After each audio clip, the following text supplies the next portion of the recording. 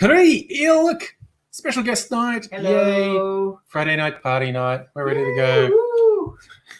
We've already decided we're kicking things off with whiskey tasting.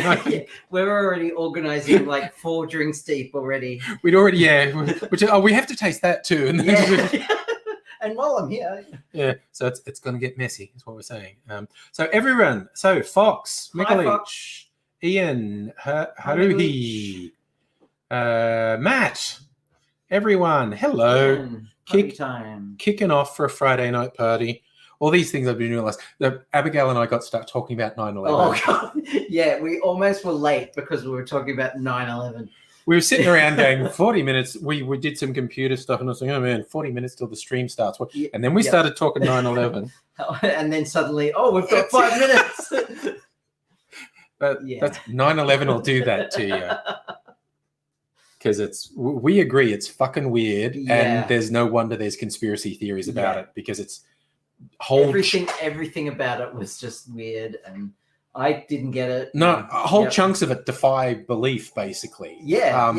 I think that's the building fell. The way Building 7 fell. The Pentagon hit. I think it's a really reasonable thing to say, like, just on the face of it, this kind of defies belief. Yeah, it's weird as fuck. It's no wonder people have made like movies and documentaries about conspiracy theories about it. Also, my pet theory with Americans with a belief of, ascendancy and supremacy and whatnot. Yes, Pax Americana. They have a huge chunk of America has enormous trouble believing they're that vulnerable. Yes. And this is what when you look at it, these people would rather believe their own government plotted against them than a couple of honestly quite poorly resourced international terrorists inflicted this on them. Because the randomness of life being uncontrollable and you could get struck down, that's scary. But and secret knowledge, that's great. Well, when you're dealing with a system as large as the US government and it's many cogs and wheels it's easy to for a gear to slip here and there and the machine still runs. And to just slip in through the cracks. And I honestly also I don't really say that in a negative way of someone not being able to wrap their head around how vulnerable they are. Yeah. That's not like, oh, you dumb stupid people. That's like, no, I get it. Their whole culture and national identity is built around how strong the US is. Yeah. So it's no wonder they to get that rug pulled out from under you is like, oh, jeez. Luke is also in. Hey, Luke, how you doing? Hi, Luke. Let's stop talking about 9/11. Yeah, because that was a rabbit hole. Otherwise, it's just going to go down. Stream. And hello, Celtic King. We'll do it. Well, geez. So that's Lady Abigail. Thank you very much. Lord Angry and Lady Abigail. Celtic King. For a king, he's not really up on his regal titles, is he? I would also accept Baroness. Baroness sounds better than Baron for some reason. Yeah. Unless there's a Von. If you're Baron Von. That's a Dutch title, isn't it? Or a German title? Well, German. It's Germanic, so it's all the way through. It's Saxon. Through the Deutschlands, basically. Yes. But yes. Famously Baron von Richthofen was probably the most famous one. Victor von Doom. Yes, another famous Baron. Who was in canon a rich Baron. Yeah. Which, again, the early Marvel is so funny because I don't know if you've read the really early stuff, the Stan Lee stuff. Not the hugely early stuff.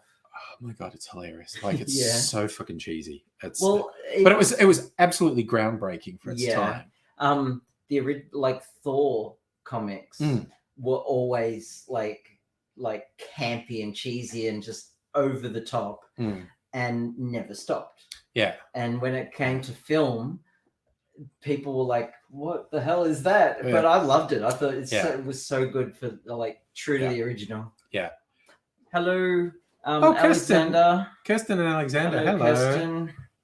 Oh, I didn't. I said I promise. I will go and change into my kilt at some point. I did promise to wear my kilt. I'm wearing a dress. A very nice celestial but I'm dress. also wearing jeans underneath it, covering all because bases, it's cold. basically. Harui wants to be a Viscount, I think, which is cool. Viscount.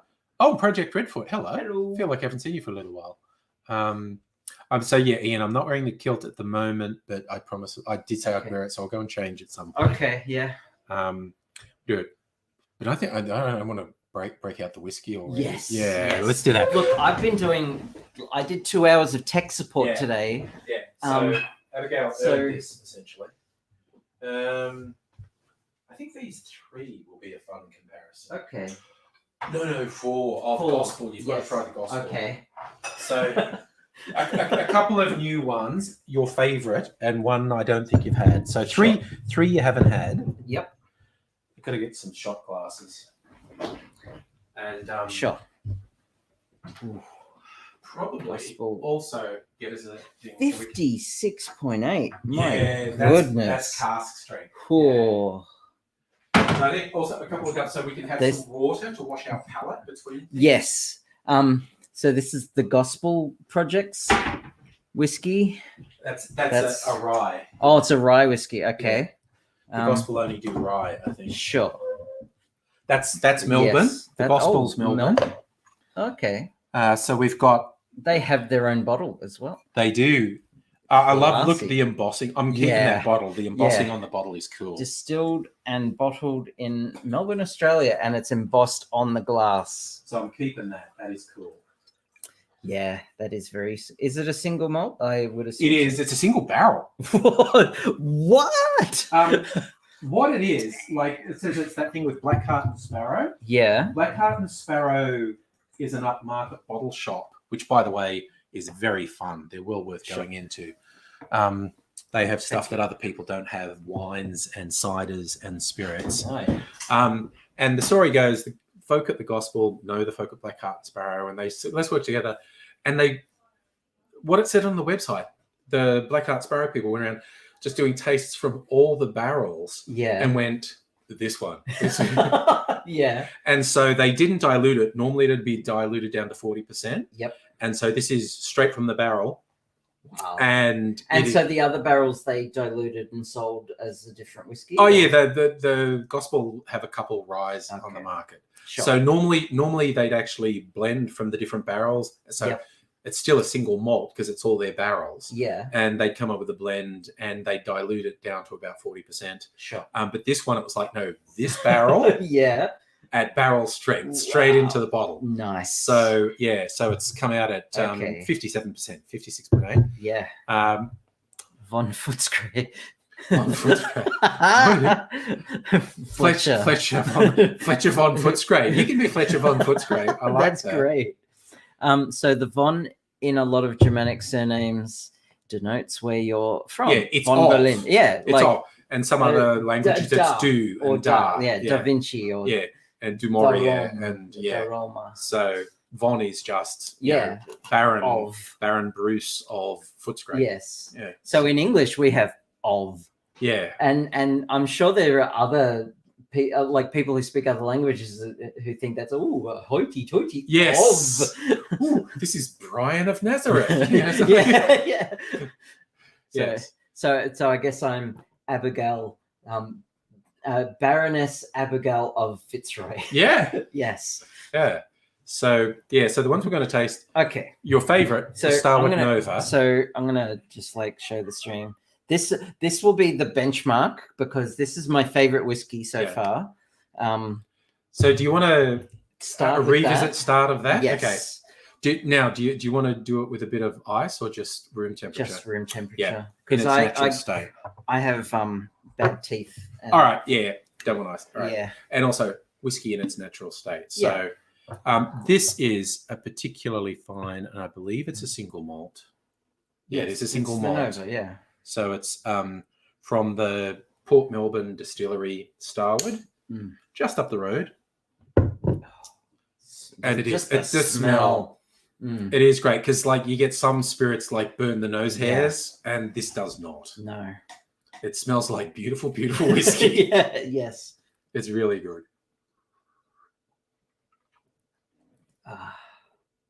Oh, look, the way it just coats your mouth and it just goes down. Yeah, it doesn't, like, it burns a little bit, but it doesn't like make you go, it's smooth and warm, and it's a little bit left.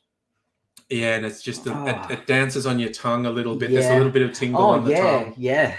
Oh my god, it's so good. And just all those sweet flavors. From the wine barrels that they use. My god, that is so great. good. Because unlike like American bourbon, one of the rules in bourbon is it has to be in new oak barrels. Okay. They do char them so they get the color. Yep. But the only flavor they really get is the wood. Yeah, the tannins from the wood. Yeah. And whereas almost all Australian distillers reuse barrels. They either get from wineries. Some people do have imported bourbon barrels and whatnot. Yep. Cleanse the palate, bit of water. Oh, it's just so good that. It really is. Maybe we should do a direct comparison with Lark because those two are both. Actually, no. The Archie Rose is there's only one rye. Yeah. Okay. So funny story about Lark. This is a Tasmanian whiskey. Yes. This is the whiskey. This is Bill Lark, as Kirsten has told us many times before. He reinvented distilling in Australia. So Bill Lark's a bit of a legend. So for some reason, and this is, I mean, it's not uncommon for this to happen to me, but I found an empty bottle of Lark in my apartment. I have no idea where it came from. I don't know if I bought it or drunk it or someone else brought it in, but I have an empty bottle of Lark in my... I just found it in my bookcase one day because it's a thin bottle. It's a different sort of bottle. Yeah, it just slid right in there. So... Now this, I don't think this is a single malt. This is a blend. Okay. But... sweeter. Yeah. Yeah. Yeah, it's very light on the nose.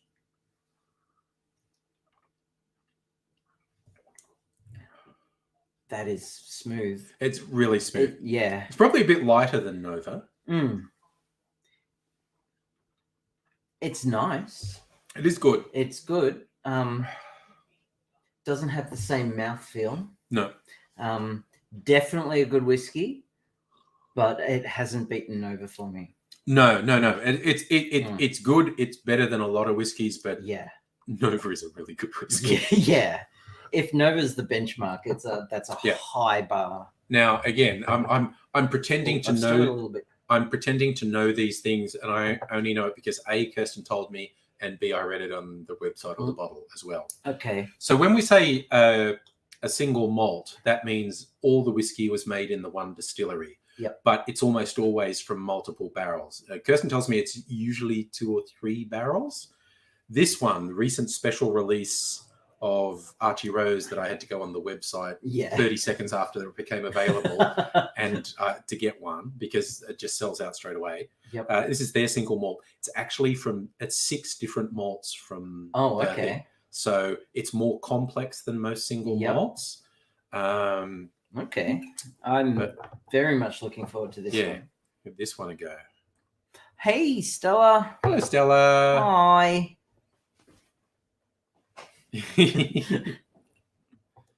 So, yes. Okay. I've been looking forward to this. Yeah. What do you think of the nose on this one? It's different again, isn't it? Yeah, it's like I'm walking through a whiskey orchard. Yeah. You know, like I can it smells like flowery notes. But also that I can smell the ethanol too. Yes. What is the percent on this one actually? 45. 45, so that's higher than average. Yeah. Wow. Okay. Yeah. Ooh, that it's almost a scotch. One of the malts is smoked. Yeah, so I can taste that. Yes, and the smoke comes through incredibly. Yeah, like I've used this in a cocktail that had a lot of other ingredients. Like it wasn't just an old fashioned, and the smoke still comes through. That is good. If you like what's the Islay Scotch whiskies, which are the smoky ones. It's Kirsten could probably tell us it's not peat. I'm not sure exactly how they got the smoke in there, and I don't know if that's a trade secret. Yeah. It's good. Oh, if you like the smoky scotches. Oh, look, as it's going down, there's just it feels like this awesome smoke coming straight out of you, and it just goes up. That mouthfeel is great. And If you like a smoky whiskey, that one is good. Oh my god, that's good. Yeah. Celtic King, I've got a fuss-eyed tie on tonight. Pretty sure it's a bootleg. I don't think it was legit. Okay. So Stella, this was the Archie Rose. It was a special edition. Yeah, single malt. Again, this is. I feel like throwing a bunch of things to Kirsten. I think that sold out just after it was available. Smoked and chocolate malts are my favorite parts of the single malt. Okay. Oh, there you go. Chocolate malt, yeah. Okay. Yeah. Oh my god, there's a bunch of stuff. So I'm gonna cleanse the palate. Yeah, cleanse the palate, definitely. Stella, I have no idea how to grow a whiskey orchard either. But this is this house is the closest thing I've ever come to a spirit orchard. Yeah, this is kind of like that over there, yeah.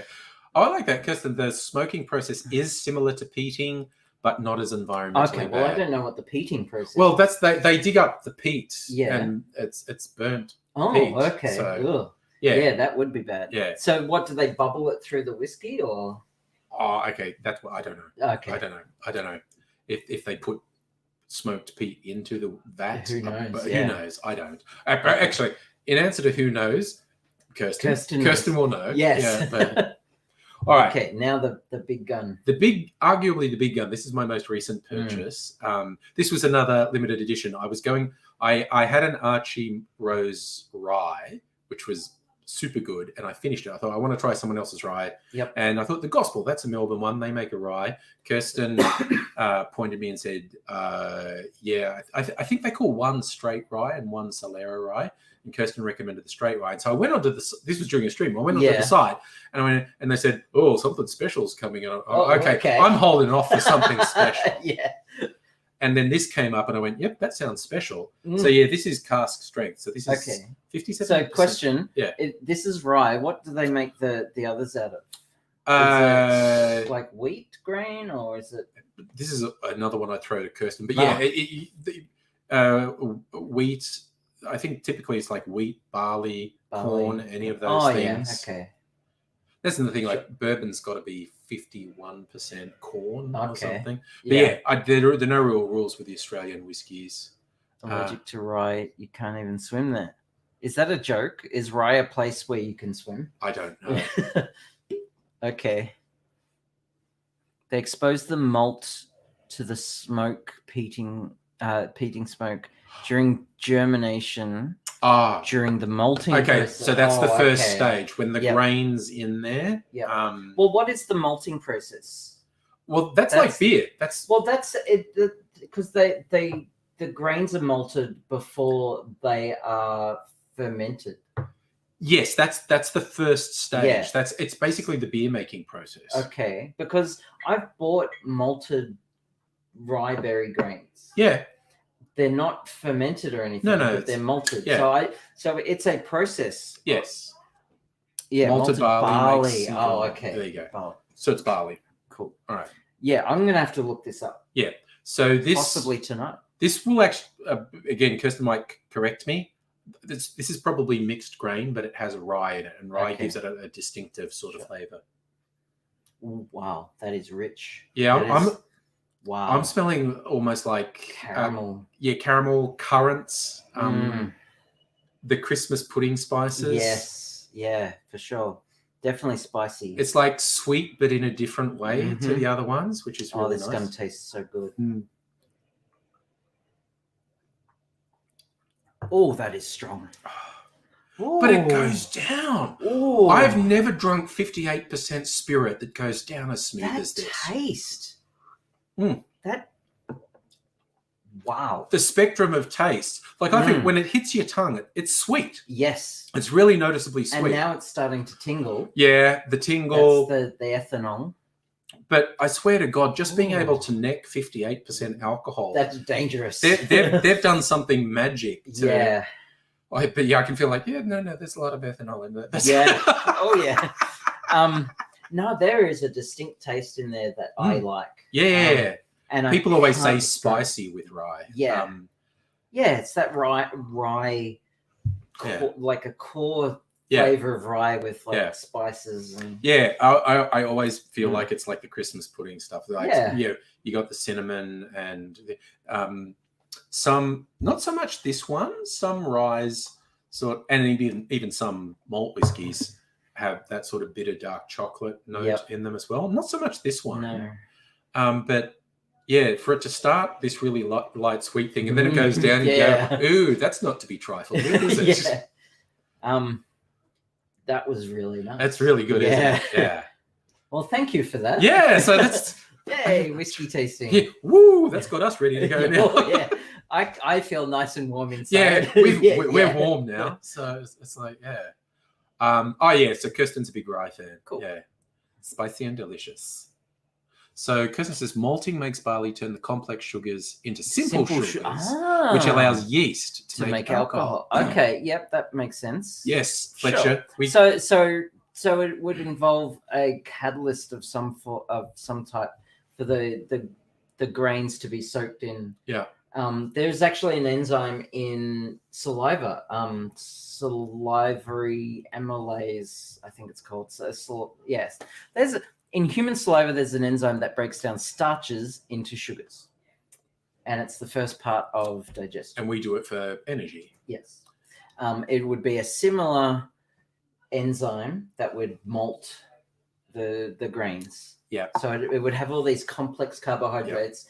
Break it down into simple sugars like glucose and sucrose. And there's a real medical condition called autobrewery syndrome where you get the wrong gut flora and it breaks sugars down into alcohol and literally brews alcohol in your stomach and gets you drunk. In your stomach or your intestines? I think it's your stomach. I'm not 100% sure. So your stomach contains a really highly acidic acid, hydrochloric acid. And kills 99% of bacteria. That's a good point. But your gut bacteria live mainly in the intestines. In your lower intestine. You're like your. I'm sure you are correct. Intestine. I'm sure you're correct. That all made perfect sense. Yeah. But you get the wrong gut flora. Yes. And instead of turning it into the right sugar for energy, it actually turns it into alcohol, which your body absorbs. So you wouldn't be able to you'd have to be really careful about what you eat. Yeah, you have to. I think you can get. It's probably a particular sort of antibiotic or something that'll kill it. Oh, okay. But or a gut bacteria transfusion, which is poo basically transplant. a poop enema. Yes, poo transplant. Those are a thing. Yeah, no, and apparently an incredibly powerful therapeutic tool. Yes. It was hilarious. They only came about a few years ago. Yeah. But I read up about it when I heard about it, and I thought, oh, what the hell's this? And then I read up about it. Oh, that's actually a thing. Yeah, it's a real thing. Yeah. Poo transplants. Xtastic is lurking while playing a game. Cool. What game are you playing? That'd be Test Check. Yeah. Yeah, yes. That's nice. The duodenum is the first part of the small intestine, straight after your stomach, isn't it? It's something. Medieval dynasty.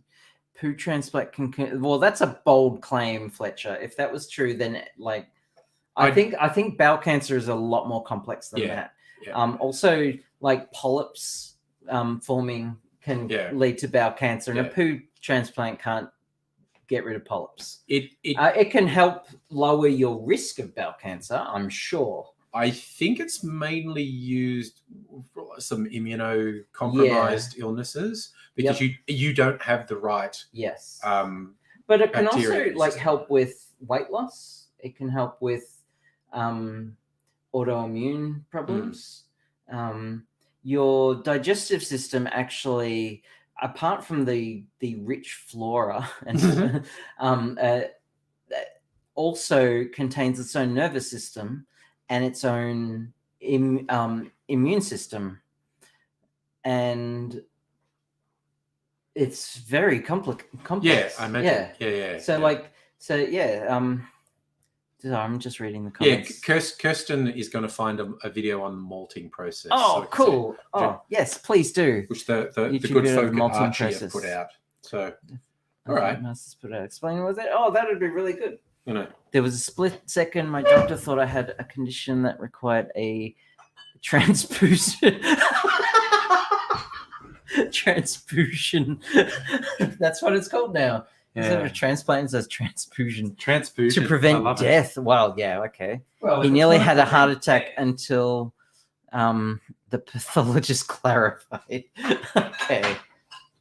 Duodenum is past the stomach, past the appendix. Okay. I need to look up my anatomy. Yeah, obviously. Because I always thought it was just like this. The first section of the lower intestine, just past the stomach, where a lot of the oils break down. But I'm probably thinking of something else, because the appendix is way further down than that. They actually found what the appendix is for. I mean, you can live without it. Obviously, but it's a storage area for your gut bacteria. Okay. And so if you just say get food poisoning and your body's reaction is to poop everything out and throw everything up. Yeah. Your appendix serves as a place to repopulates. Should explain why it gets inflamed sometime if it's goes into overdrive when it shouldn't. Yeah. And some species rely on it. Yeah. Like koalas, for example. Okay. They have a very a much larger appendix, and it their gut bacteria has to work overdrive. Yeah, because eucalyptus leaves are indigestible. Yeah. And yet somehow. I know. Whose anatomy are you looking at? Well, Stella, I'm still waiting for some sort of a picture, or maybe we could do a video call one day. That'd be nice. Internal examinations. There's Western Australia and Melbourne are no longer red spots. We're talking to each other now, so, I think. Yeah, you could fly over, or I could sell some of those magic cards and get a few dollars from the magic cards. And maybe we can discuss anatomy together. Yeah. All right, we're doing another. I haven't tasted this one yet. This is from the Great Ocean Road Gin Distillery. Their grapefruit cello. I rinsed our shot glasses to get the whiskey out. And I've been cleansing the palate. So I have not tried this. So this is a grapefruit gin, basically. Okay. Ooh. Oh, there's a new Oh yeah. Oh, yes. There were reasons for not remembering New Year's Eve. Yeah. I mean, I remember it quite fondly. Yes. But I was also very drunk. Yeah. This smells really nice. That's nice. So, Matt, it's your 30th tomorrow. Happy early birthday, Matt. You get to actually have it with some people. Yeah. Nice. So, I'm going to taste the grapefruit cello.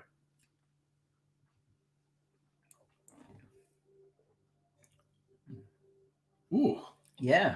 Oh yeah, that's got some grapefruit action. Yeah. It's very grapefruity. It is very grapefruity. I think that would probably go well with a soda, actually. Yeah. This with a soda. Most gins do, I found. Yeah, it is an easy cheat with gin. Yeah. Gin and soda. Oh, Tazix tried to post a link, but it got asterisked out. Unless you just posted some asterisks. Oh, yeah. It's like, that's one part of your body, and that's another part, and the bit in the middle is your... I don't know what's going on. Your birthday was yesterday. It was yesterday. Okay, happy birthday for yesterday, Matt. Sorry, but you ain't going to have a party tomorrow. Speaking of birthdays, it's my birthday next week. Yes. So, plan currently, I'm going to go over to Abigail's place, stream from Abigail's place. The big birthday bukkake bash. It's not going to be. It's not going to. Yeah. I just like calling it that. When we were saying there was like, and he's like, no, my children.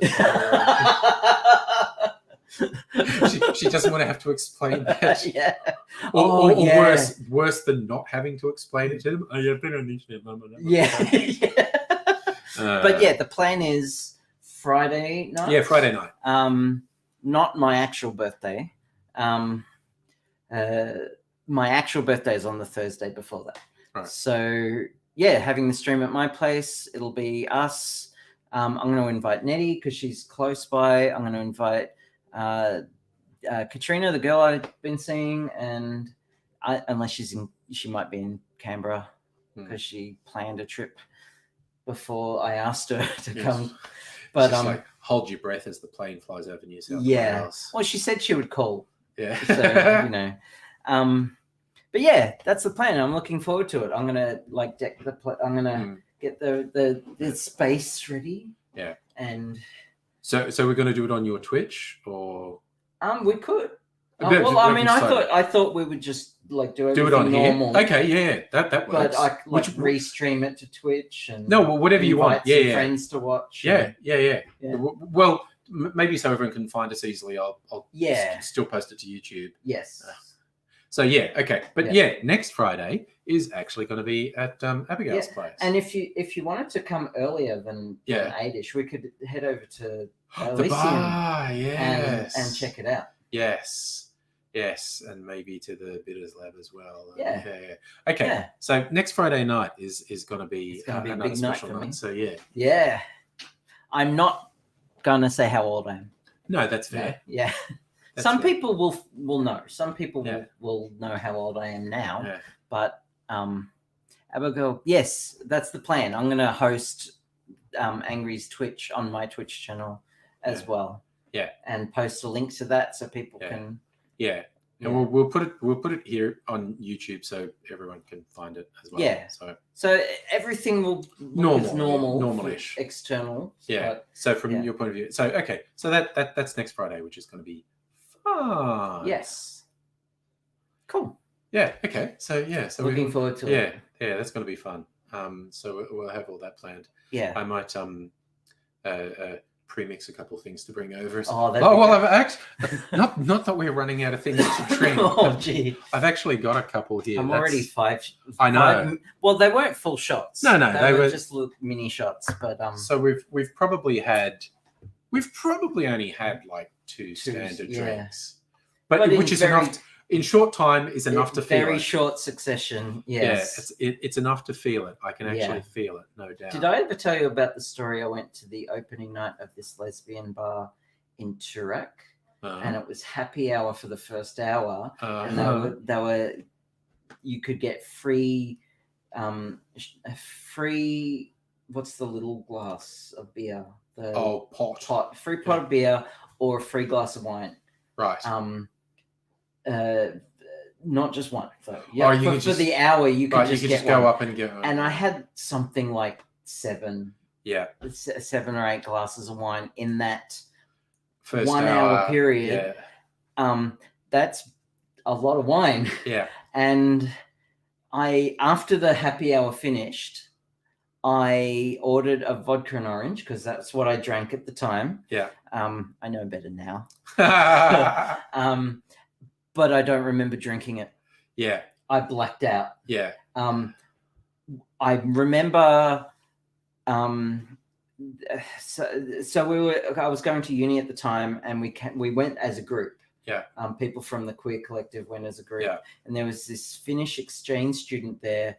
And at one point our tongues were intersecting and she was pretty hot, but then she left. And then I remember a large red blur who ended up being a friend of mine who I bumped into in the bathroom. Yeah. And then I remember getting home. Yeah. I have no idea how I got home. Yeah. To this day. It was a hell of a night. But don't drink 7 or 8 bottles of glasses of wine in 1 hour. No. Yeah. Because you feel it in the second hour. Oh, that's when it catches up with you. Yes. Yeah. And Fox of Fate, 35. Yeah, that sounds good. 35. Yeah, I'll turn 35. Yeah, I agree. Yeah, that's yeah. I'm 30. Oh, I'm turning 35. 35th birthday party Yes. next week. We were just laughing at because we'd read the same story about a guy who got scammed. I went, did you notice? They said he was like 52 and he looked like shit. Yeah. Like he looked 10 years older than me. I was just like, I'm going to try and find a photo because I've read that article. Which is harsh because, like the guy got scammed and everything. So on top of it, we're sitting here going, he got most of his money back. He got most of his money. Dude, you were saying it's country life because country, I grew up smoking. Yeah, I grew up in the country. And I never used to go out in the sun, and then I left the country. And I remember visiting town 10, 15 years after I'd moved away. What's Clive doing? Wow. I mean, to him, that's a drop in the ocean, but it's precedent. You're going to feel it. Yeah. Court orders Clive Palmer's company to pay $102 million to liquidators over Queensland nickel collapse. He's going to feel it. Yeah. He's going to feel it. Like, Schadenfreude. Yeah, absolutely. Absolutely, yeah.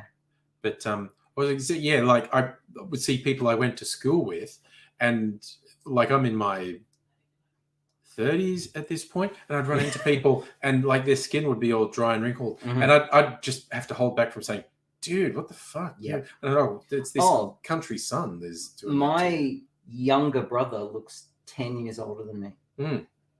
Yeah. It's a thing. Yeah, no, it's that harsh country sun and the habit people have of being out in the sun all the time. Yes. There was a widely circulated photo of an American truck driver, and it's that thing when they drive, the sun's coming from the and this guy he's in his 50s or possibly 60s, and his face was like divided down the middle. One side of his face looked 20 years older than the other side of his face because for 30 years driving a truck, the sun had always been hitting once, and it was so weird. Yeah. I remember when I used to drive to work every day. Yeah. And this arm was just tanned. Yeah. And this one was just brilliant white. Yeah. Yeah. Yes. But I never got the... this guy's face, it was absolutely surreal how... Yeah. It was like, especially if he'd been doing it for decades. Yeah. It was just over a period of decades. Half his face got withered by the sun. It was really quite full on. I'm still trying to find this picture. Oh, yeah. I'll find it. It's like it was only yesterday or like this morning. Yeah. It was a day or two ago that I saw it. Yeah.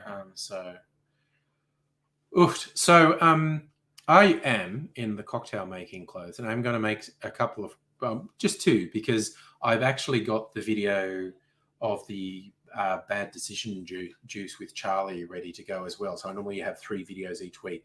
That one's edited and a nice music track under it. We did it in one take. I thought I'd have to edit it, and I watched it back and I went, no, we actually just kept the flow up for about 8 minutes. Did you read about Christian Porter?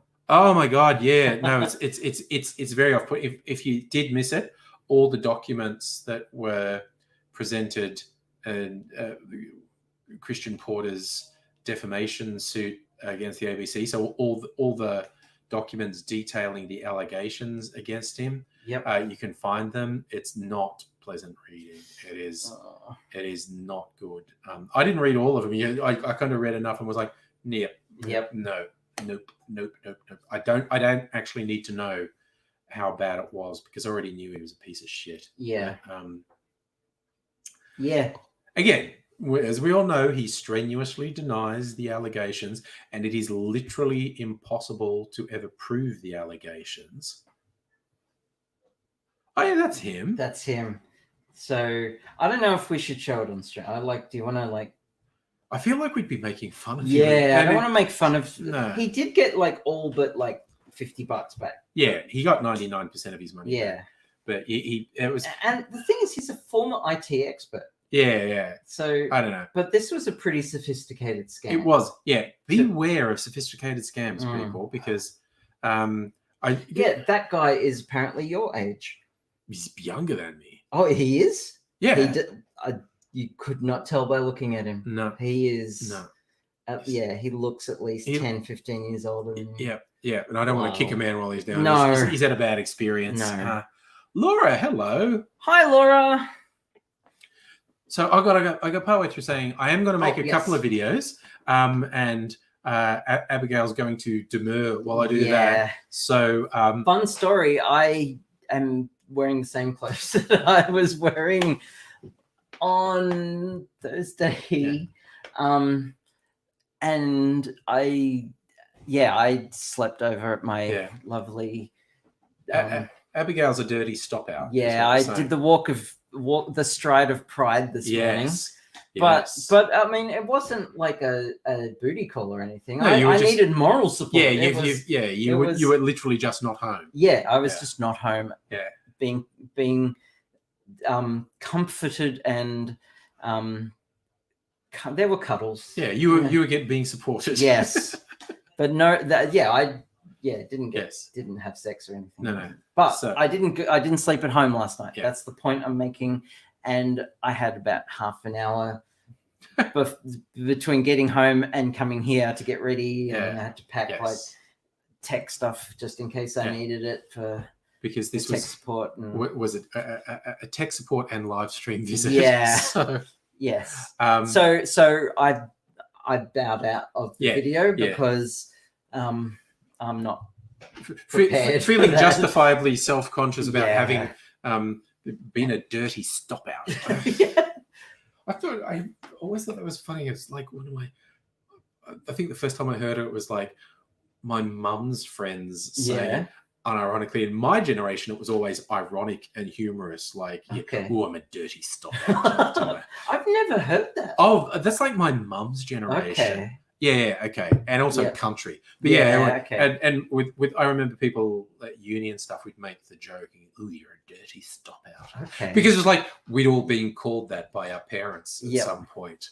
Or we'd heard them saying that about someone because then again, country town, all the shit that people get up to. Yes. Well, there's barely any entertainment. Yeah, and everyone knows your shit. No, there's not. There's and this is, hey kids, this is pre-internet. Pre-cable TV. Apparently, it's what an ex of mine grew up in the country, and she told me that pretty much the only entertainment was drinking. Big time. Lots of drinking. Big calendar events was the Bachelors and Spinsters Ball. Yep. And it was a messy event. Oh yeah, heaps of alcohol abuse, violence.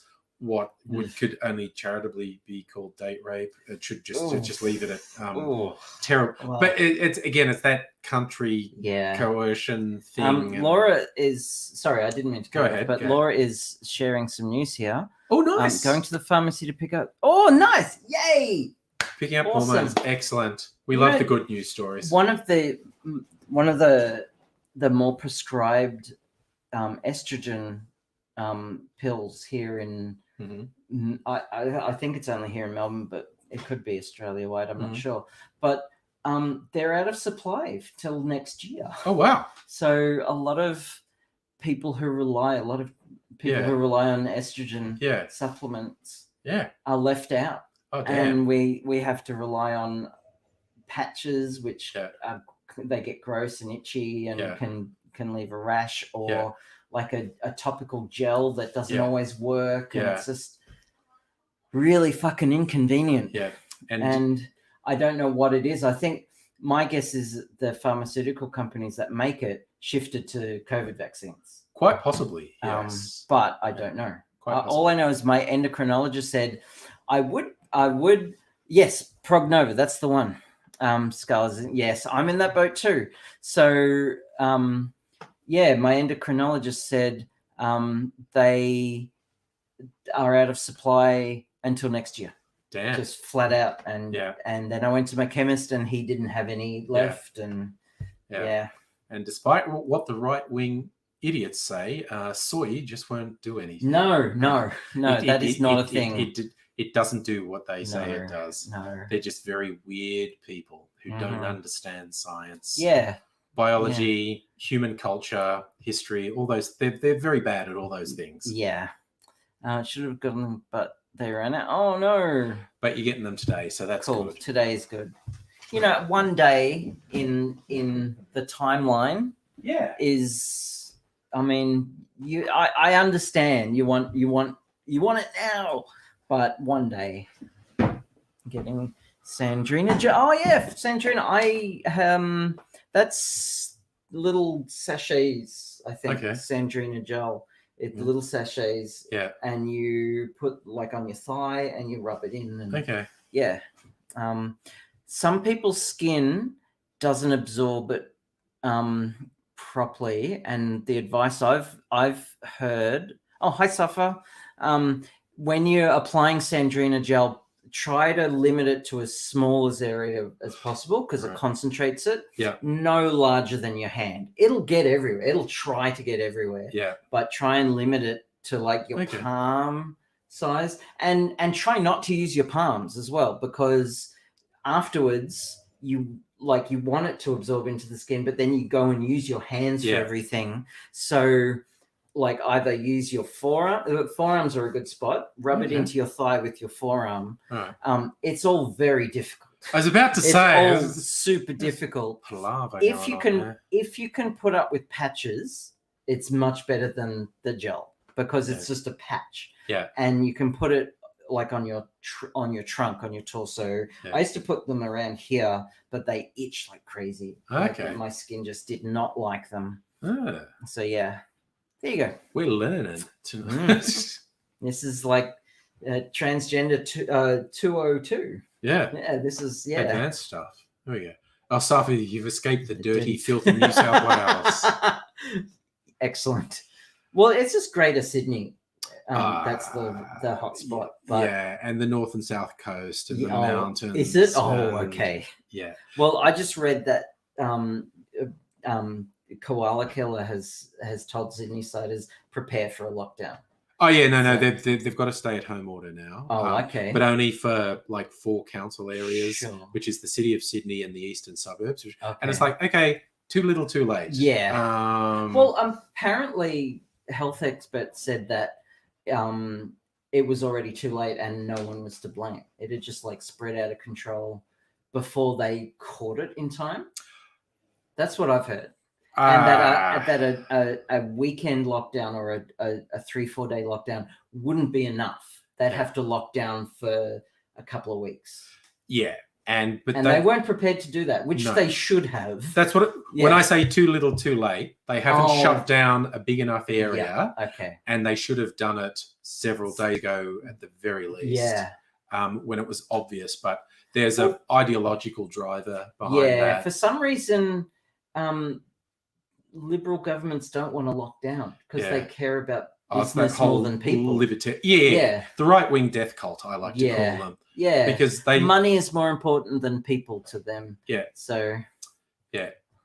Oh, Kirsten, you're 500 meters from the boundary of the lockdown. Kirsten's free. Talk about like just moving a bit to the left. Yeah. There's the Wow. Yeah, Stella says the AMA says it should lock down the whole Sydney basin. Absolutely. Which would include north and south coast. Yep. It's like from the big circle, encompassing Newcastle, Wollongong, Blue Mountains. Yeah, for sure. But they won't, Lock down them, including you. Yeah, Kirsten, honestly, I don't want to bring you down, but I think you've got a couple days breathing space. Yeah. I think you've got a couple Same days. with Grasshopper. He's in that region as well. Yeah. Yes, Ian, I missed you. Hi, Ian. So I just want to cheer you. So I'm going to make a Mai Tai. Do you want a Mai Tai? I'll make 2. Sure. I'll make 2 Mai Tais. Because next Wednesday is Mai Tai day. All these drinks have days, and it's next Wednesday. So I'm going to make. Is this going to be a video? Yeah, I'm going to do it as a video. Sure. And I'll just make 2. Okay. And we're I can't be in the video. No. You'll be off to the side. I'll from the point of view of the video, I'll just go like making one for my friends. So when I say I'm doing 1 ounce, you go. Yeah. Actually, no, they won't even see that. I'll just go. Okay. Yeah. So Yeah. I'm gonna make us Mai Tais. I'm extremely self-conscious about how unshowered I am at the moment. Ian's got a nice rum. You got the the Beanley White, I assume, that we were talking about. Safa, it rained for lots of today, not raining currently. Wollongong Lake Safa. Is that an Aboriginal name, or did the settlers say, no, I'm not going to use your Wollongong I think it is is an Aboriginal native name. Yeah. We- Wollongong, Narrandera. We have what, these what else can I think? weird mix of place Yeah. names. Places named after sort of wealthy English people, like Sydney and Melbourne Yep. and Brisbane are all named after And- wealthy people. not to And mention Adelaide Victoria. and named after Queen Victoria, or Queensland. Queensland. And then you get a lot of places that are Indigenous names. And then you just get, they've come up with weird, like there's a place called Nevertire. And yeah. it's just like someone's gone, oh, I get to name this place, do I? Okay. I'm not tired.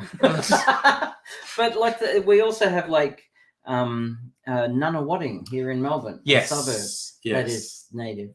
Which Next looks like to none Croydon. Yeah. Yeah. And we also have the city of Townsville, which I Oh yes. fucking love. There's like a proper reason why it's called that. There Like, is. it's named after someone named Towns. Yeah, it's Mr. Towns. It's named after Mr. Towns. Yeah. And so it was called Townsville, and Yes. now it's officially a city. Because Ville means town. Village. Village. Yeah.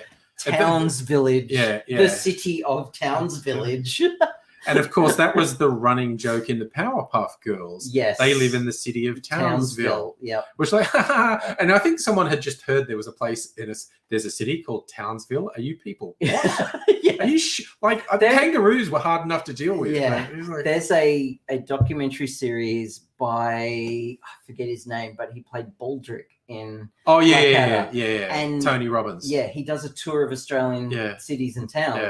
This is like 3 or 4 seasons of it. Yes. And he goes to Townsville. Yeah. And none of the people, they all understand the joke. Yeah. But they all know what it means. Yes. Like they all know it's it's named not after actually Mr. Towns. Yeah. So yeah.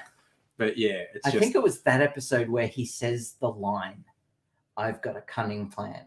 Yeah. And he posted it on YouTube. There's a YouTube video of the whole series. Yeah. And I'm like, I posted a comment, he said the line. It's had the most likes on YouTube than any other comment I've ever posted on YouTube. And I'm like, yes. Yes. It's kind of like when they say the name of the movie during a movie. Oh, he said it. He said it. Yes. You all know some kind of Star Trek. Yes. Yeah. Yes. And sometimes it's like really cool. I love it. Good rule of thumb: if it isn't a replica of a place in the UK or Ireland, it's probably Indigenous. Okay. Yeah. Or just the weird Western ones. Europe. Yeah. Because there is a place called Zeeland. Yes. It's a province of Belgium. Oh God, Ian's been kicked in the ghoulies by a kangaroo. That sounds absolutely horrible. Do you still have them? Yeah. Because Ruse will take them off. Yeah. If it did the raking thing, you'd be in trouble. Yeah. Hey, it's Laura, Friday. Can I come in and join you? You can in a bit. I'm going to shoot the first video, and then we'll do Angry Bunch. Okay. And then because I will be shooting a second video, then I'll let the Angry Bunch run for the second one. And please don't rely on me for. I'm gonna get my crochet. No, because when I shoot the video, you'll be crocheting. Yeah. Not least because I've got to turn on these off bright lights. Yeah, I might sit over there, or you go just. Yeah, you can either go in the lounge room or you behind the corner there. And crochet. Yep. Yeah. Yeah. Behind the fridge. Yeah. Because there's hiding. Fuck off bright lights I got to turn on, and so I won't be cruel to Abigail and leave them on. I'll just have them on. You can see all the kitchen. Oh yeah, it reflects off the background. Yeah, that's why I put the lights there, because they distract from it. They don't hide it. They distract from it. Yeah, they distract from it. That's why I used to have the vertical blinds there, but it's these stupid old vertical blinds with all these pieces missing. Yeah, and the landlord won't replace it. Oh, so it looks ugly. You get a big green screen and just like put the Death Star or something behind. Oh, it's such a hassle. Okay. And chroma keying sucks, the proverbial. Do you have cats, Stella? Because that sounds like cats. cats. Yeah, I haven't been eating in 6 hours. Yeah, I've never eaten ever in an hour. Oh, our cat, yeah. Mimsy, just gets very demanding of Mrs. Angry because I never feed her because it's like, fuck you, I've seen what you do to food lady. You just regard her as food lady and harass her to feed you. Because we're working from home. I'm in here and I heard this horrible yowling. Yep. And because Mrs. Angry's working, she's in the office, like she's a counselor. She's talking to people on webcam. Oh, and there's this, and I walked out and she's just at the door. Mimsy's just at the door. Yep. And I'm chasing her off going, fuck off, don't do that. 6 times in one day I had to chase her off. I have had my cat for 5 years, 6 years now, maybe even 7. I think it's about 7. Yeah. And I seriously have not awoken peacefully ever since. Because as soon as I open my eyes, meow, meow, she's figured out that she's figured out now that if I'm lying down but I'm on my phone, don't bug me. Well, that's but good. as soon as I unplug my phone, it's on. It's on. That's the detail she's figured out. 2 cats, 2 dogs. They also gaslight me into thinking, dogs will eat until they puke. Yeah. Yeah, so will cats occasionally. Cats, dry food expands in their stomachs, and they have to throw up because they get fur balls otherwise.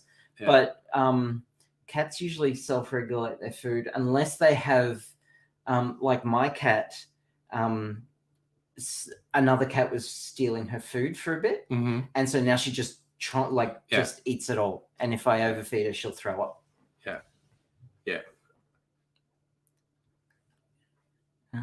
Oh no, Ian, that one, a neighbour's cat scratched you when you were 5. Your dad threw it out the window. He should have opened the window. I bet he felt really bad when he did that. Yeah, I hope so. That's not the worst cat story. That comes courtesy of my awful father. Oh dear. Who hated cats, and he was a cunt. Of a person. Yeah. And cats were getting into our garbage bins. Yeah. So he set fucking rabbit traps. Oh, that's not good. And that's also illegal, but yeah. He did it knowing full well what would happen. Yeah. And when it happened, he kept doing it. Ugh. And he's freakishly sadistic. Yeah, I know. That's not all he did to animals. There was this amazingly gorgeous Labrador that lived a couple of houses up from us, and it would occasionally walk down the road. And now at the time, the road was blocked off at the end, so we didn't get through traffic. So the dog was fine, but he just didn't like it. Yeah, it wasn't hurting him. Just decided he didn't. So he got a high-powered slingshot, with the armrest and ball bearings, metal ball bearings. Oh. One shot, you could tell he's done it before. Yeah, got it. Oh, and no. Yelp and my dad is a cunt. Oh, goddamn. Yeah. Goddamn. Also, hi Shieldsy, joining us from the wet Sunshine Coast. Oh, hi Shieldsy. Hope you're not flooding again, mate. Oh dear. Found out that the Jack Russell might have a problem with his Oh no. Relentless and eats it. Yeah, adrenal problems are hardcore. Yeah, it's a problem in humans. Dogs, but... Yeah. Right. I'm going to quickly look at a Mai Tai recipe to decide how I'm going to do it. We can't see chat at the moment. So it's like rum, curacao, lime juice, orgeat. Okay. This version's rum, triple sec, falernum. What's falernum? I've got it over there. It's basically a rum liqueur. Okay. It's favoured in Barbados. Sure. It's very syrupy, comparatively low alcohol, like 10 to 15%. Yep. But it's got like island spices in it, and it's really quite good. I'm going to make it with falernum. Okay. And this recipe is rum, orange curacao. Okay, so I'm going to make it with rum, orange curacao, falernum, lime juice, and orgeat. Cool. Because people do whatever the fuck they want with Mai Tais, basically. Mai Tai fighter. Yeah, no, Mai Tai fighter was for Star Wars Day. Yes. And I'm a Trekkie. Yeah. Although, if I could make a Mai Tai with all Australian ingredients, Ooh. and because it's down under, if we'd flip it and it'd be a Thai Mai, and then it could be a Thai Mai kangaroo down sport. Hey, that's brilliant. if Rolf Harris wasn't a sex offender, What did he write that song? No, he did not write the song. He doesn't own it. So but it's also got a big racist verse. Yeah. Does it? Oh, yes, it does. Ugh. Let me abos go loose, Lou. Let me abos go loose. They're of no further use, Lou. So let me abos go loose. Oh God. Which suggests the farmer who is dying. The whole thing of the song, a stockman lying, dying, crying, and then it's all these funny nonsense. Slaves, basically. He had slaves, which was really common. Thing. Yes.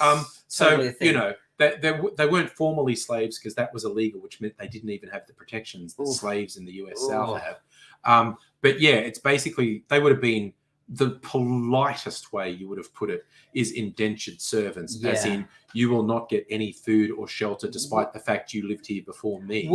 I was about to say this is why we can't have nice things, but we don't deserve nice things. No. Well, we can't have them because we don't really deserve them because of the brutality of colonialism. Yeah, and I'm purposefully trying to avoid the comments because I remember Fox saying up above that he wants everyone to compliment me, and I don't like compliments. Okay, so I'm just gonna Ian. You heard I was mildly tempted to do a Thai Mai kangaroo down sport, but do you think I should do it? It's a bit iffy. It's a bit. I mean, if you just use the name. Yeah. 99% of people don't actually know how bad Thai Mai kangaroo. Yeah, well, I didn't until now. No, so. I because I mentioned it. This is on YouTube. You could put a content warning in the description. I'll just say it's like. If you go to listen to the song Thai Mai Kangaroo Dance Sport, don't blame me because it's from a very different time. Yes, but the name is brilliant. Yeah, okay, we should do it. Okay. Yeah. I'll change the plan somewhat to use Australian rums. Cool. And it'll be a Thai Mai Kangaroo Down Sport. I'm gonna read the comments. Oh, Fox. Oh, Laura, would we want Gorgonzola because the joke was so cheesy? Yeah, and you're saying we're doing rum. I'm going to make Mai Tai. The dad joke has to happen, I think. I just have to, because I've got several Australian rums. Thanks, Chris. I probably should go the overproof for fun. I visited my lady friend last night and got an earful of compliments, and I'm a little sensitive to compliments right now. You're all complimented. There's only so much you can take, you know. Yeah. So, but how do I explain this? She was saying so my therapist gave her a check, describe Abigail using only 5 of these compliments, and it's meant to be hard so that you get the best compliments. Yeah. And there's resourceful or creative. Yeah. And she looked at humble and she said, "You are humble, but you're too humble to be humble." So I can't choose that. And I just said, hell yeah, I'm humble as fuck. I'm so fucking humble. That's a good t-shirt, humble as fuck. Yeah. Oh dear. Take our Kirsten, take our love. We want to give it no. I'm just. We bring you love. He brings love. Kill him. Oh, orange curacao. I've got Australian orange curacao. I can't see the comments now. I know. I'm concerned. Oh, you're getting on the ingredients. ingredients. I'm just making a final decision on ingredients. Sure. Half shot of orange curacao, maybe 1.5 of white and half of overproof. 1.5, one shot. Grab some water. Yeah, go for it. You can just press on the magic thing, dispenses water. It's magic. Penis, but for water. Yes, it very much a urinating sound effect. Quite honestly. Okay, I know how I'm going to make my Mai Tai now. So, okay, so Abigail's going to go hide because I'm going to turn the bright lights on. Yes. What, you crochet? Really? Yes, it's in my crochet bag. Alrighty. I'm just... Please don't insult me. I'm very sensitive to those as well. But... Oh, fuck, stop. Okay, no, I'm hiding now. So Abigail's going to hide, and I'm just going to switch so on I'm a just few gonna things. sit here. I'll see how this goes.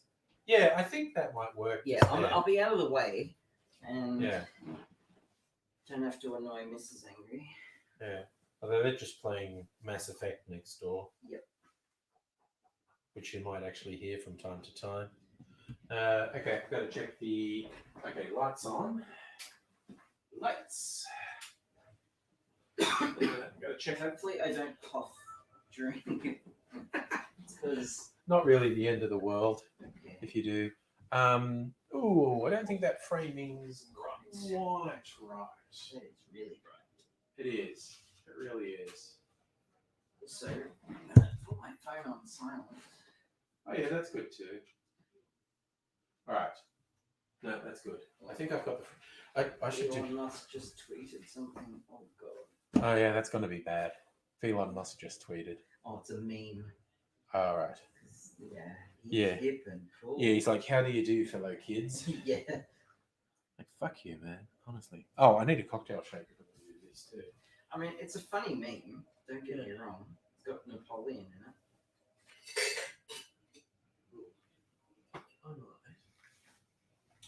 I'll be back in a sec.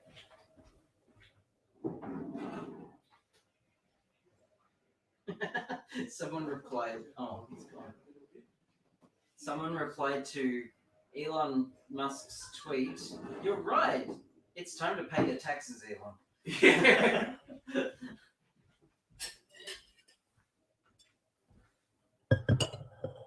What is 4,000 converted into Roman numerals? Well done. Oh God, I saw one picture and it was like a line of there were 6 Vikings walking along and it just said Vikings, and then the same picture was photoshopped so one of them was gone and then it was just Vikings and then they cut out one more and then it was IV Kings. It took me a second to get it. Roman numeral humor. It's pretty good. That's hilarious. Where's my You have a lot of energy drinks down here. Yeah, they were on special, so I wanted different flavors. Okay. That's going to last me for a couple of months because I only have them maybe once or twice a week. Is that for bad decision juice? Yeah. And I had one this afternoon, and I would never drink them in the afternoon if I wasn't about to drink alcohol. So, we even got some mint for a garnish that I picked out of the garden. So, right. Almost ready to do this. These people normally do it. Strain of crushed ice. I'm not doing crushed ice. What's the chat saying? Let us love you. Highlight. So Kirsten's saying, my beloved father was the greatest of dads. When someone accused him of being a bit cocky, which he may have been, he would clutch his pearls and gasp. Oh, not me. I'm humble, debonair, and handsome to boot. Oh, yeah. Fox has got his own Roman numeral joke. A Roman soldier walks into a beer, holds up 2 fingers and said, 5 beers, please. Yeah. It's like that beer ad from like a few years ago now. Yeah. With the Germans in it. And they said, a beer, please. 9 red instead. And they get 9 red instead. 9 reds and an Aussie on the bar says, gee, the Germans love their beer. So, Laura, you once saw a religious lunatic nobody with delusions of grandeur say, I'm the best of the best of the best Christian theologians in the UK ever. Oh. 5 sentences later, I'm a humble man. Okay. Okay. As in, eat your humble pie. Like, Yes. I'm a humble man. I prefer apple pie. I'm a humble. I'm an apple girl. Yeah. He's a humble man. Yeah. And for those who don't know, the origin of was humble pie. That was when you had your genitals cut off as a punishment and have it put in a pie and fed to you. That's as the line that tipped me off. There was a Shakespearean line where they said, "Serve him a pie made of his humbles." So that was actually that was a reference to having your junk cut off and put into a pie. You certainly want to become humble after that. Learning. Wow. It's a harsh time back then. Times were rough. Yeah. Times were rough. Okay. Can they still hear me from here? Probably. Okay. They just can't see me. Rocks glasses. So you probably don't want additional ice in your glass. I'm going to shake it with ice so it'll be cold. Part of the drink. Well, I'm going to shake it with ice so it'll be cold. Okay. Just presentation wise, normally you chuck ice in the glass. But okay. I clearly prefer without. Yeah. So just cheating and making us both drink. Drinks. I know. Really am not going to complain. But I like to, so very hospitable. Yeah, I try to be. Yeah. Fox says yes, he can hear you. So, All right. So I'm actually going to pre-chill my glass with some ice. Easily crocheting often colder. Yeah, so that's my glass. Now I've got the cocaine sniffles and I haven't even done any cocaine. What's that about? Bummer! What, forgot to bring the cocaine. What a ripoff. What a ripoff. All right, I'm going to start making a video. Record, damn you. All right.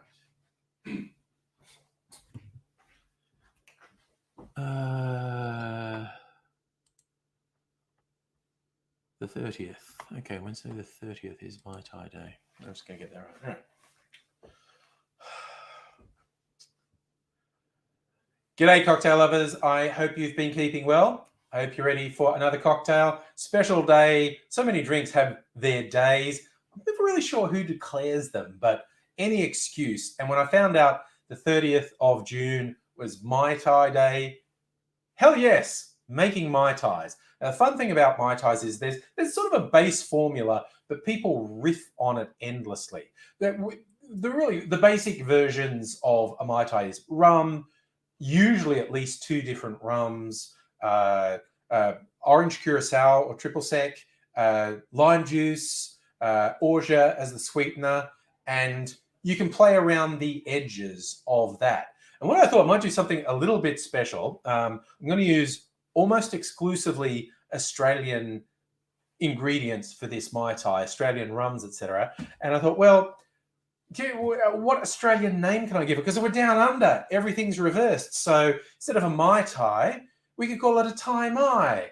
And then my dad joke brain just couldn't be stopped and went straight to Tie My Kangaroo Down Sport. So I went there. So for Mai Tai Day, I'm doing an Aussie Tie My Kangaroo Down Sport. Let's go. Even as a dad, I feel shame. Don't feel shame. Feel the dad joke pride flow through you. Oh dear. Okay. So I am going to mix the rums with this, starting with some Beanley white rum. This is going to be the base rum. It's a very nice light rum, like most white rums are. I'm going to do 1.5 ounces or 45 mils of white rum.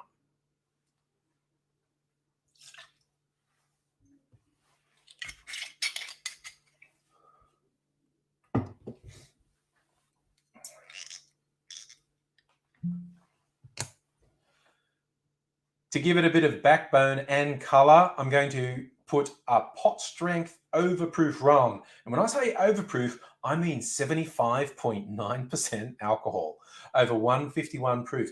Inner Circle actually comes from the same distillery, the Beanley Distillery in Queensland.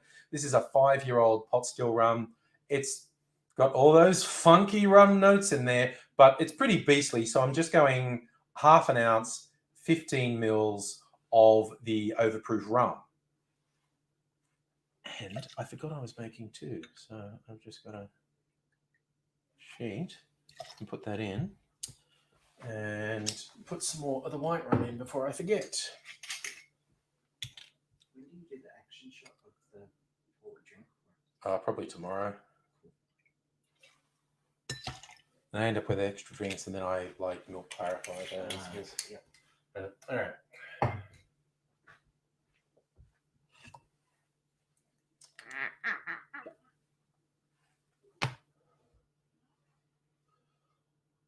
Orange Curacao or triple sec is usually in a Mai Tai as well. And as I said, with the Thai My Kangaroo Down Sport, as Aussie as possible, this is a local Orange Curacao from Marionette. Of course, you use whatever you want if you're making your own Mai Tai. But just, again, half an ounce, 15 mils of the Orange Curacao going in.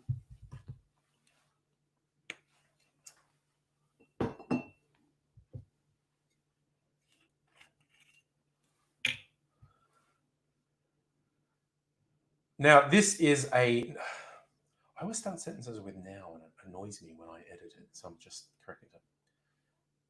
This is admittedly a non-Aussie ingredient. Your classic falernum, Velvet Falernum, the original falernum from Barbados.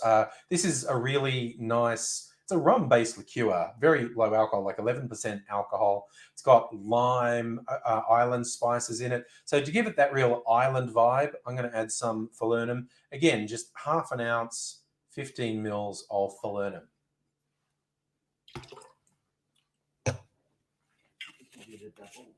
I did, yes. Thank you for the reminder, though.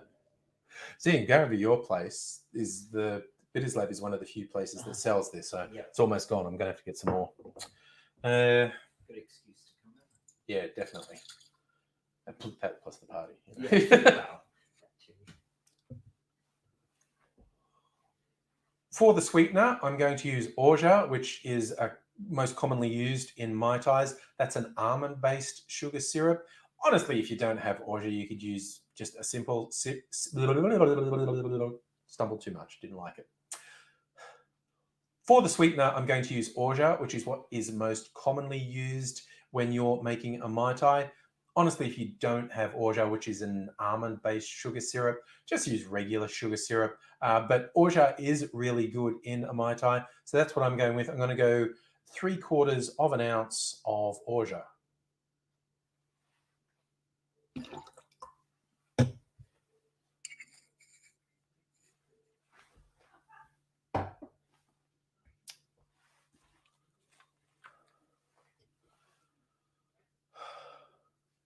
The final touch is some lime juice. I squeezed some earlier. You'll get different recommendations on how much lime juice, and you should adjust it for how tart you like the drink. I actually like a little bit less than a lot of people. The recommendations are usually between half an ounce and an ounce of lime juice going in. I'm just going to do half an ounce, 15 mils. You can scale that up a bit if you like the lime juice a bit more. But for me, 15 mils, half an ounce of lime juice.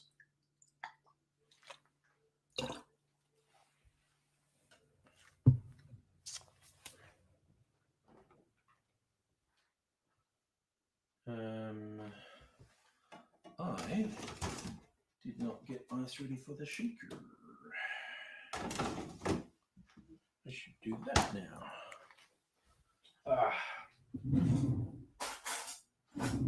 Gotta do the old ice breaking thing like the cool kids do that I always mess up, but let's go.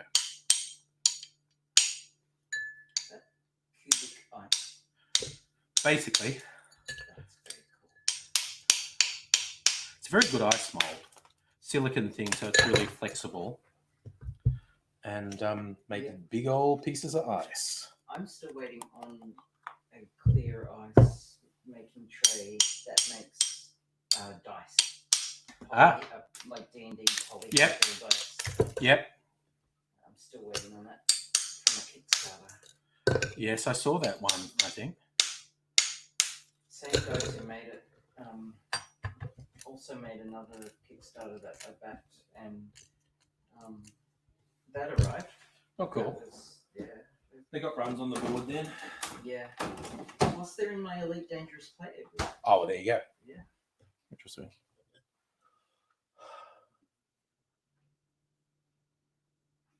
This is a shaking cocktail. So we fill our shaker glass with ice, put it together, bang it in hard, give that a solid shake for 5 or 10 seconds.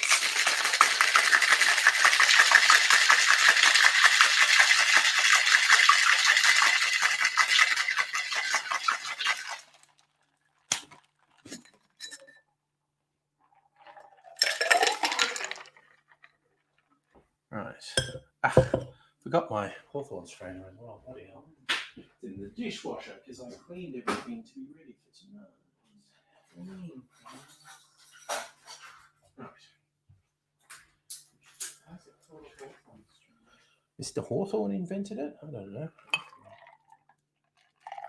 Straighten it off. Right.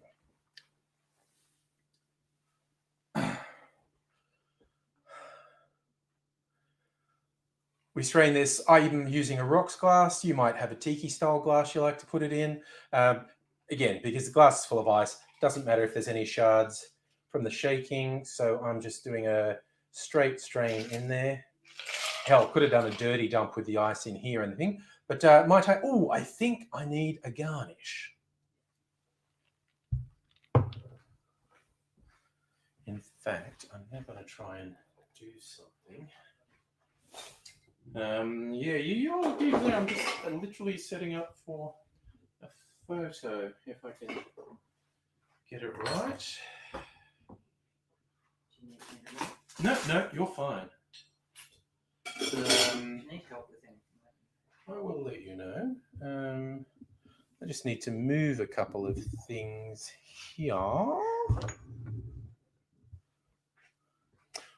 That's your Mai Tai, by the way. Oh. Well, save here. You've got your hands full with your crochet. Your Mai. Yes. Your tie. It's a your tie. It's not my tie. It's their tie. I got the freaking thing of mint out of the fridge. What did I do? I always do that. It's here. Okay. I was going to accuse some immigrants of stealing it, but oh Jesus. Well, really? Maybe it could have been immigrants. Why immigrants? I don't know. Just seemed appropriate. You're showing your age a bit there. I know, and showing my sort of Dubbo upbringing as well.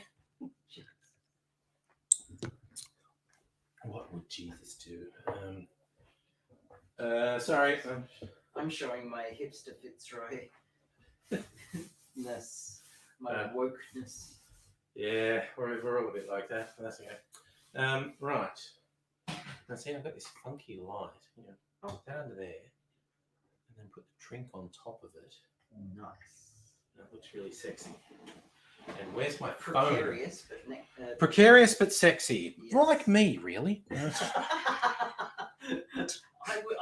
You're talking to the wrong person. Yeah, I know. Mrs. Angry will back me. Yeah. All right, I'm going to do this in portrait mode so I get the sexy focus. Oh God, it looks blue. It's wild. I'll have to do a color correction. It doesn't look blue to the naked eye. No. But it looks blue. Looks blue on the iPhone. Really? I'll do a bit of color correction.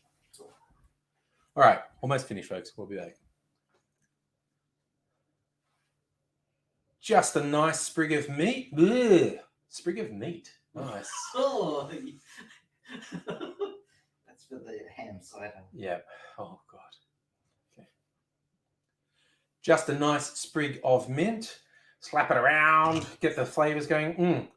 And we have a tie. No, I did decide it was a tie my kangaroo down sport, didn't I? I thought I was tongue-tied again, but I actually meant to say that, and I forgot I meant to say that. Oh my God, what a night I'm having. Anyway, cheers. It's time for a Mai Tai. Oh yeah. Mint on the nose, rum on the palate, those nice fruit elements as well. No wonder Mai Tais have been popular for the best part of a century. It's a comparatively simple drink to make. A couple of rums, lime juice, orange curacao, orgeat, anything else you want to add around the edges. It's great. What can I say? Everyone knows Mai Tais are great. There's such a palette to play with. When you say rum, there are thousands of rums you could choose from. And yeah, I chose local. So it could be a Thai kangaroo down sport. But yeah, you can use the big names. Do something with a bit of character. There's so much room to play with. So I'm going to finish my tie. It's not your tie, it's my tie. I did just steal that line from somebody who's with me, but I'm going to finish it up because I've been tasting a few drinks so far tonight. Now I'm going to taste this one. Look, honestly, if you're enjoying a Mai Tai on Mai Tai Day or any day, good on you. And look, I hope you enjoyed the video. I hope you come back. If you're not already subscribed to the channel, it'd be great if you subscribe, hit the notification bell, like, comment, tell your friends, take out a mortgage on your house and send me the money. I don't know. People online are always begging. I might as well go the whole way. So I'm going to finish my Mai Tai. I'm going. I clearly should have left a few minutes ago, but I'm going now. I hope you stay well. Look after yourself. Look after people around you. Until I see you again. Cheers. All right. I had to restrain my laugh. I know. I was rambling at that point. You can always tell when you've done one of these videos and have had a few beforehand. Oh, yeah. Versus not. Yeah. It's all our tasting from earlier. Yes. It's the whiskey talking. Pretty much. I'm going to finish this stitch. All right. That out of the way. I'm using the not overly complex, but more than your standard half double crochet stitch. It's called the herringbone half double crochet. Oh, nice. Yes. Oh, now they're talking about making hot buttered rum. Oh, nice. So this is my drink.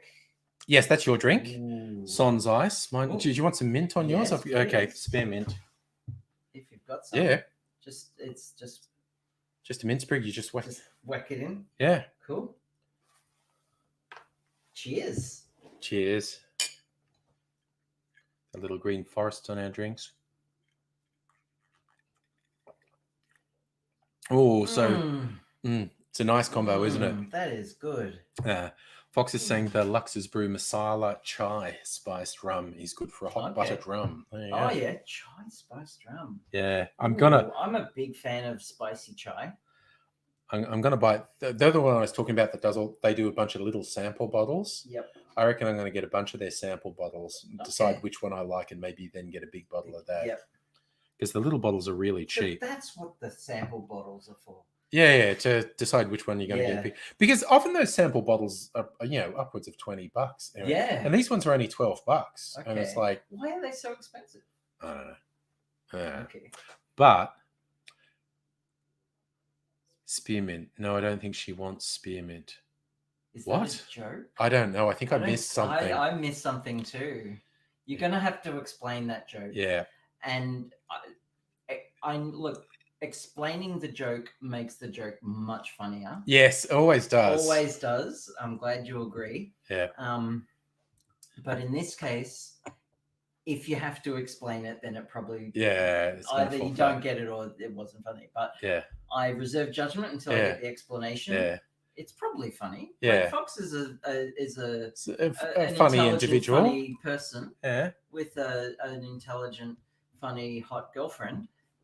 So, I don't know if anyone's watched BoJack Horseman, the animation. I've seen a few of the episodes. There's running jokes about how bad a stand-up comedian he was because he was always desperate for people. And he'd say the joke and then explain it straight after because, he was Jewish. You get it? Yeah, that was why that happened because... Yeah. And... that's the sign of a good comedian. Yeah. So, hey, I'm going to finish this. Yeah, go for it. And then I'm going to... turn that light off. Oh shit! Sorry. Oh, I'll do it. Okay. Sure. No, I said I would. And I forgot. Thank you. So bloody absent-minded. Switch off the bright. Angry Aussie needs to make an angry cocktail ASMR channel. From Celtic King. Yeah, no, because I always joke about that. You make clinking ice noises, the glug glug glug from a thing, sipping noises, sipping and just a little stir occasionally. Just really, yeah, definitely not the shaking. The shaking's a bit harsh. Shaking's a bit harsh. Shaking's a bit harsh, but a little bit of stirring. Yeah. Laura, make a Trump cocktail, orange and bitter, but the bottles have to have gold labeling because Trump confuses gold with prestige. And make sure it leaves a bad taste in your mouth.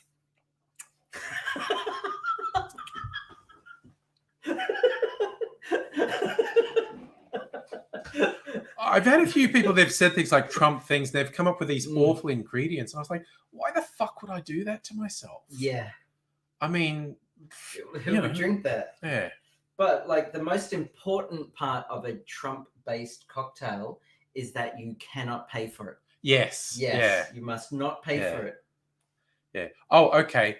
Fox just said when I said I had spare mint, it sounded like I was saying spearmint. So he was thinking spearmint in the drink would be bad. Okay. No, it's just your average garden mint to make the drink look pretty and get a little bit of mint aroma when you're drinking. I don't normally like mint, but fresh mint, I enjoy. It's the same with peas. I don't like frozen peas. Can't stand them. Fresh peas, especially if I've shelled them myself. Yeah. Could eat heaps of them. Yeah. I also like the Japanese way of serving peas in the pod. What's that called?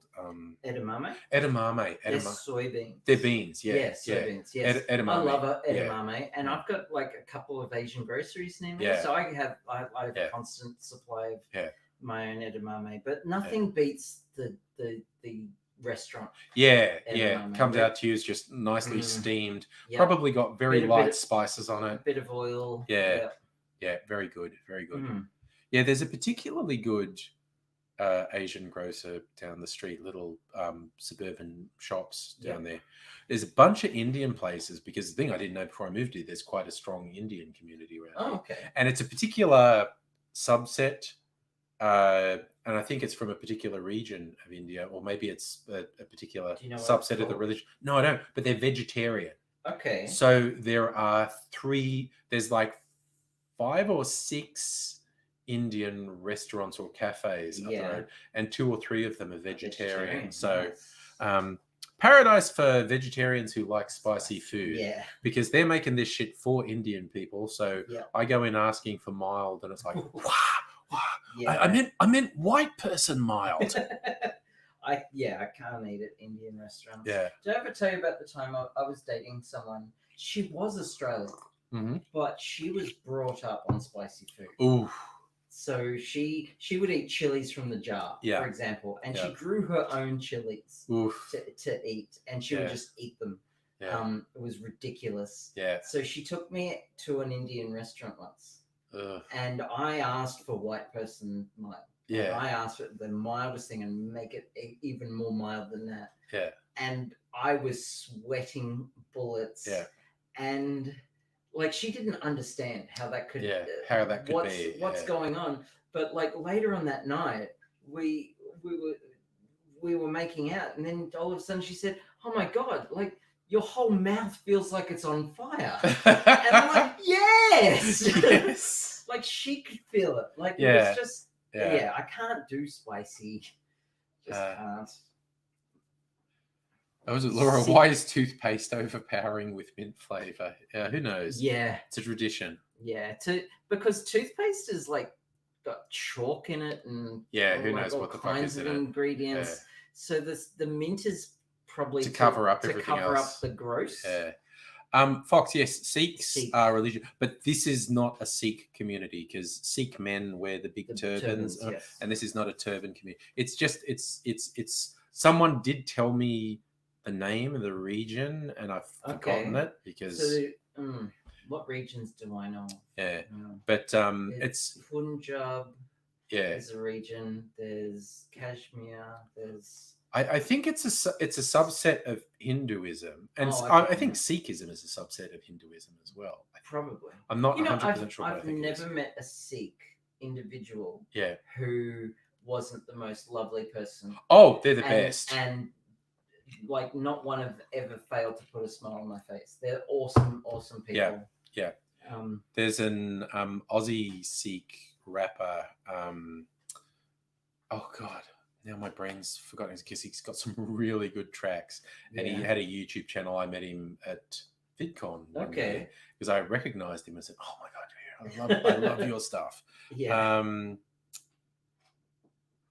Okay, now I remember the song name and I can't remember his name. Celtic King, was it Jainism? Good guess, man. And it actually might be. Okay. It might be. I haven't heard of that one. I have, and that might be it. If I quickly open sorry, you keep saying stuff over in your head and you eventually get it. His rap name is L Fresh the Lion. Oh, cool.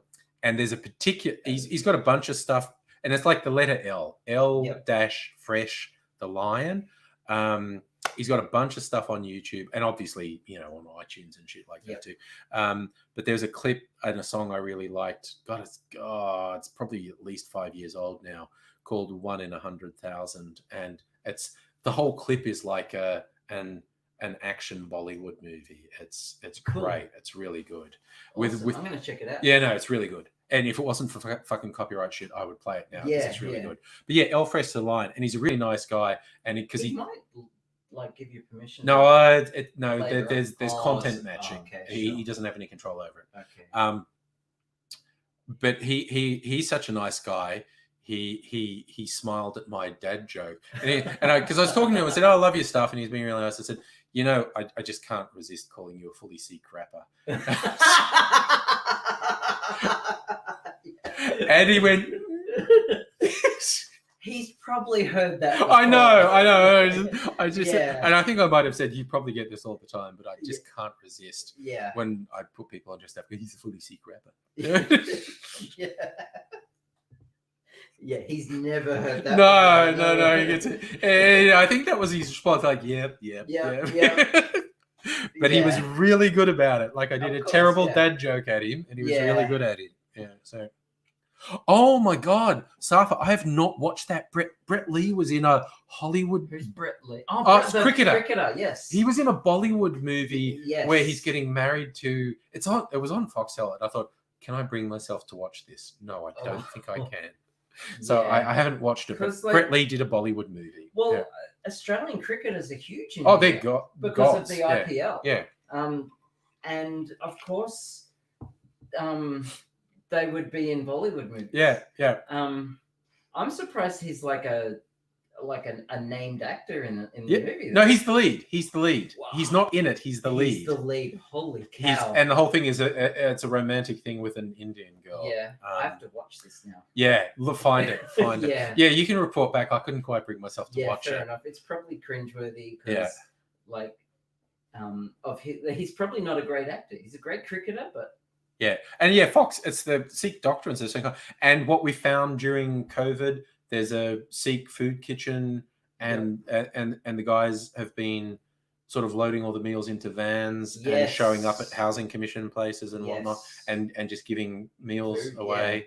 When those housing just before our big lockdown, when those individual towers got locked down, they set up their van outside and were just delivering meals in all the time. But generous people. They are wonderful, and it's funny because when you get particularly anti-Muslim bigots, and they see the turban. They see a Sikh and they go, oh. And I accosted someone in the street because the guy was just being really nice, and I just said, "Okay, shut the fuck up, you ignorant piece of shit." I said, "Not only is your racism horrible, it's also dumb and wrong in this case because." He's a Sikh, and if Sikhs weren't so nice, they would be the most anti-Muslim people in the world just because of history. Yeah. For a real history that you are too ignorant to know about. But the only reason this guy's just taking your shit is because Sikhs are generally incredibly nice. Yeah. And again, from a history point of view, huge amounts of antagonism between Muslims and Hindus, of course, the partition of India and all that. But they have a fucking reason, and you don't, you ignorant fucking bigot. Yeah.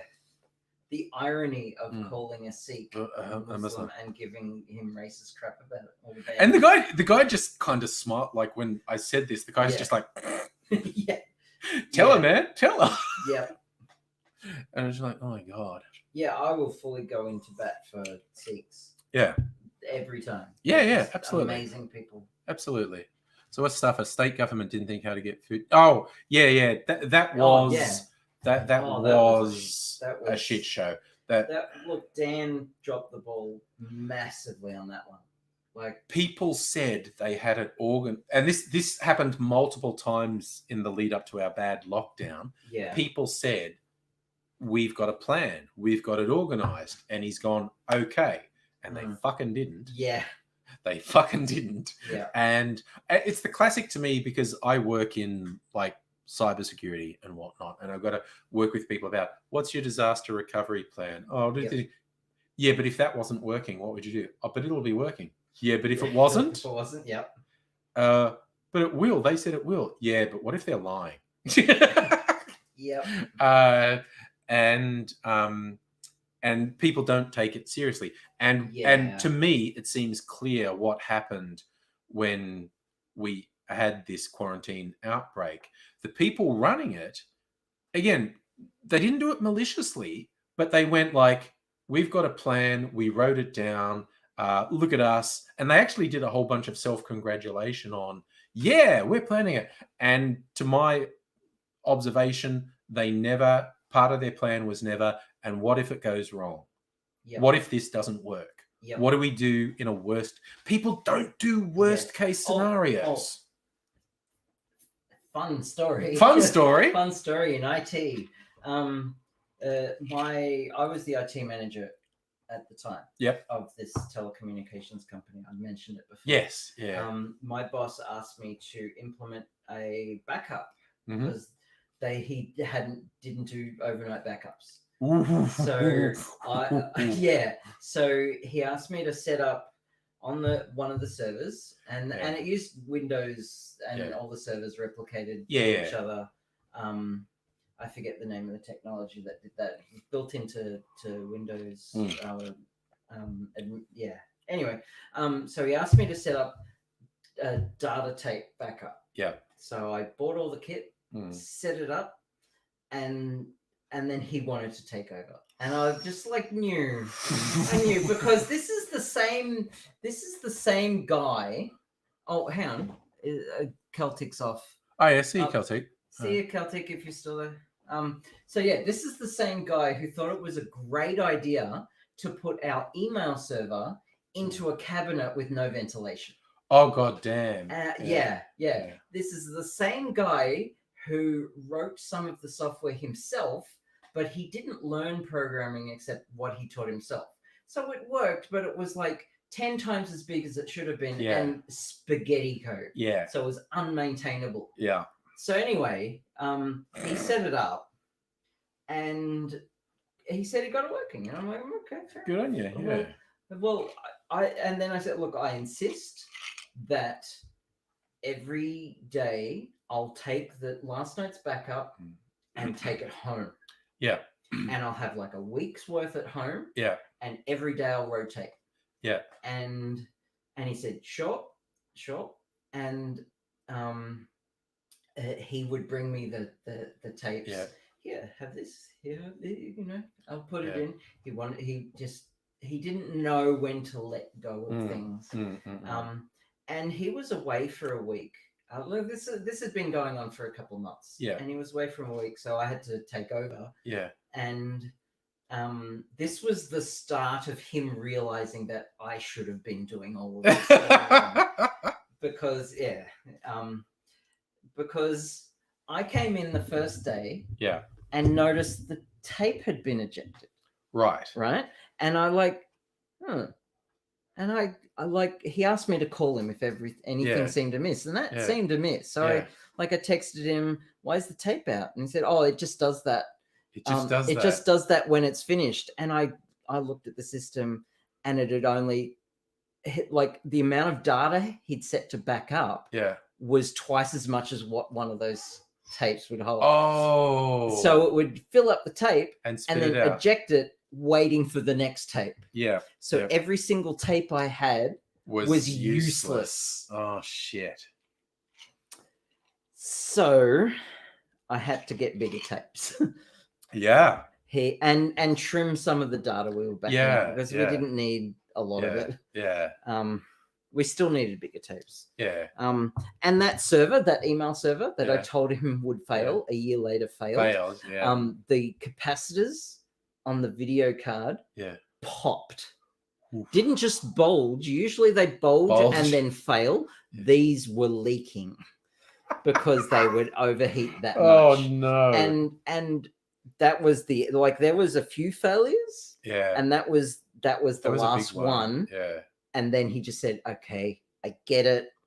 You can do that. Yeah. You just do it." Yeah. And all the servers came up onto the bench because they were just desktops. He didn't have a rack or anything. Yeah. He eventually got a proper rack and put rack servers and all that. But I was on my way out by then. So Oh my God. Yeah. Look, he was a great boss. Yeah. Don't get me wrong. And he wasn't dumb by any means. He was quite smart. Yeah. He just was a little bit stubborn and he didn't micromanage, but he just wanted to do things himself. Yeah. And he once told me he wanted a feature implemented in the in-house software that we produced. It was a CRM package, a CRM software that handled our call center and all our tech support would use it. And he wrote it from scratch, and I rewrote half of it. Right. Anyway, he wanted a feature implemented, and I gave him an estimate about how much time it would take, and he just looked at me like, "Why don't you just write it in spaghetti code?" And I just yes, I want to do it properly. Yes, it might take half the time, but no one will ever be able to touch it again. And if you want any bugs fixed or new features added, it's going to take twice as long again. Yeah. So Oh God. I still, as soon as you said about overheating, the biggest nightmare story I ever heard, and it's from a while ago, and I read it online. You never know if it's real or if it's just someone's time. But the story was someone an assist admin came back to work on Monday, and there was a sticky note on the server room door. Someone from marketing had come in on the weekend working, and there was a note saying "Hey, I was in on the weekend and we need to be a bit more sound. Air conditioning was on and no one was here.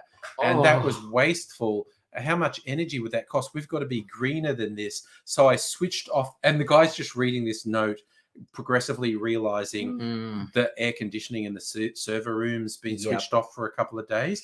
And his face is just falling as he reads it. He's like, "Oh no!" And yes, more than half of the servers had melted.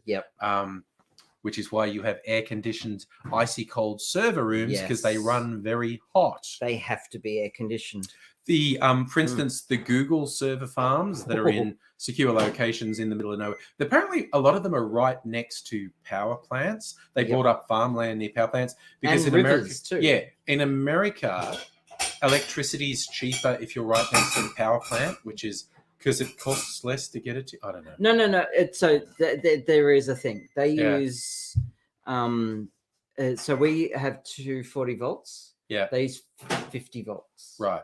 And what that does is, the higher the voltage, the less energy you lose over a distance. Right. So distance really matters at lower voltages. Right. Okay, that makes sense. So so the Google server farms these cover a massive area because they bought up all this farmland.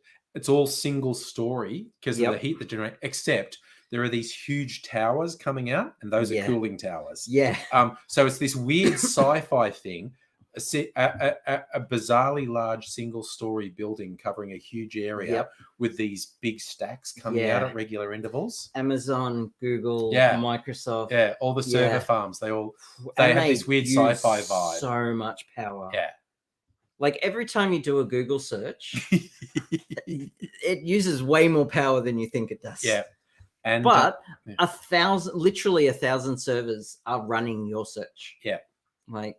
That's why it's so fast. And I don't know what they do now. It's probably still the same thing, but I remember the stories from the early days.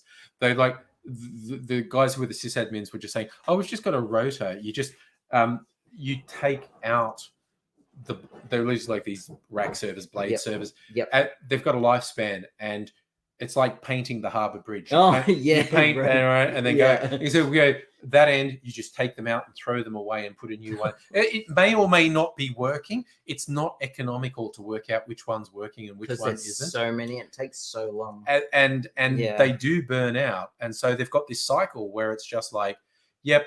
There's no diagnostic. There's no nothing. You just pull the old one out and chuck a new one and in. They can live hot swap them and everything. Yeah, because there are thousands of these freaking servers in a farm. Yeah. And I just thought, and it was Google invented it. They're like, no one had ever done this bizarre shit before Google. True, Google go, we want to run 1 trillion operations a minute. And everyone's gone, you can't do that. You'd have to have thousands of servers running in parallel. Google went, fair enough.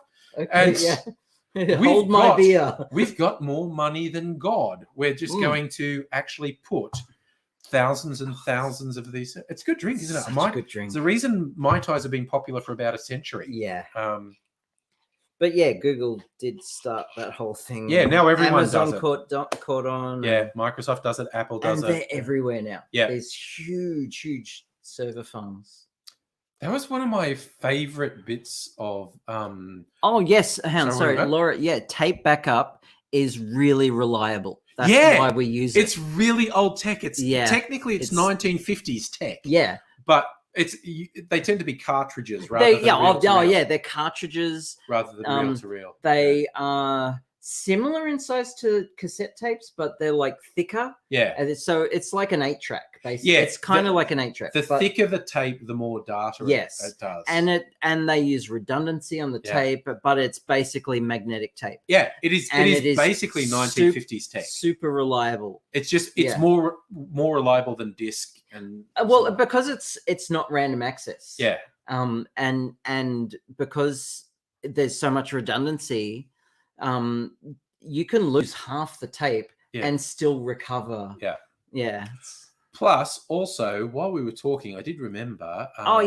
Was going to do Angry Bunch. Cool, Angry Bunch. So this is such a nice drink. I know, Mai Tais are great. I was watching. What was I watching?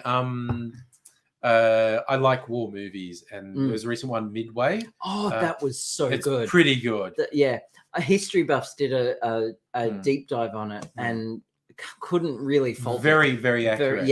And but I loved the movie. Yeah, what was funny is Pearl Harbor was a little bit at the start of the movie. Yes. And you just gone like Michael Bay's Pearl Harbor movie was an abomination. Yeah. And it's like, okay, this movie, only the first bit is about Pearl Harbor, and it's still a better Pearl Harbor movie than Michael Bay's. Yeah. But Midway was just freaking intense. Yeah. It was a great movie. It was a turning point in the Pacific War. But anyway. And the movie Midway is actually quite good. Yeah, it was literally like the Japanese were winning. Yeah. And that was the pivotal battle that turned the tide. And it could have been different. It could have been so much different. Here's Laura. Hello, Laura. Hello, how are you? G'day. Yes. It's going to be a better day when I get my hormones today, which is yes. And a few moments ago, I phoned up the pharmacy to make sure they've got it this time. And it's waiting for me. So cool. I am going to be getting ready while I chat to you. Nice. Why was that so funny? Just the way you said it with the good day, with the Ocker accent. Yeah, it was funny. Because I speak with the most like Melbourne accent. Yeah. It's almost British. Like I've been overseas and like I got mistaken for British so often. Americans will mistake me for British sometimes, but I remember calling up for a taxi once. And the guy answering the phone was Irish. I was in Las Vegas, and I was staying with my partner at the time. She had family in Las Vegas. So I wasn't staying anywhere touristy. I was staying in a suburb. And I was like at a convenience store, and I wanted a taxi to take me somewhere. Yep. And there was a payphone, so I just called up, and there's a taxi number. I want a taxi around. And I said, pick me up from here.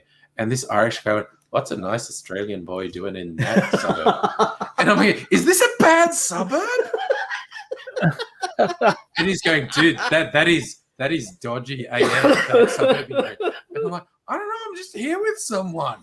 I didn't know I was in a bad suburb. Oh, that's classic. It was really funny. It was like, because this Irish guy had clearly lived in Vegas for a while, and he immediately picked I was Australian. And when I said where to pick me up from, he's going, "What's a nice Australian boy doing in a suburb like that?" And I went, "Is this bad? Am I in danger? I don't like America, man. Is this bad?" America is dangerous at the best of times. I was in Bangkok, and I was at a Macca's at Bangkok. Yeah. This is before I became a vegetarian. Okay. Obviously. Just throwing that out there. Yeah.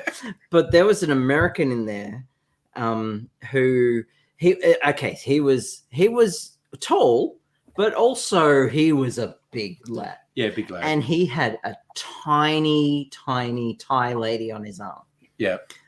Which is a thing. Yeah, of course. It's a thing. Yeah. And then I ordered, and it was like, "Oh, you're from Britain." Yeah. And I was like, no, no, I'm not. I'm from Australia. And then as he left, I said, "Catch you later." And you should have led with that. Because then he could tell. You know, it's funny. At least 3 times I've been mistaken for Australian. Oh, there you go. Yeah.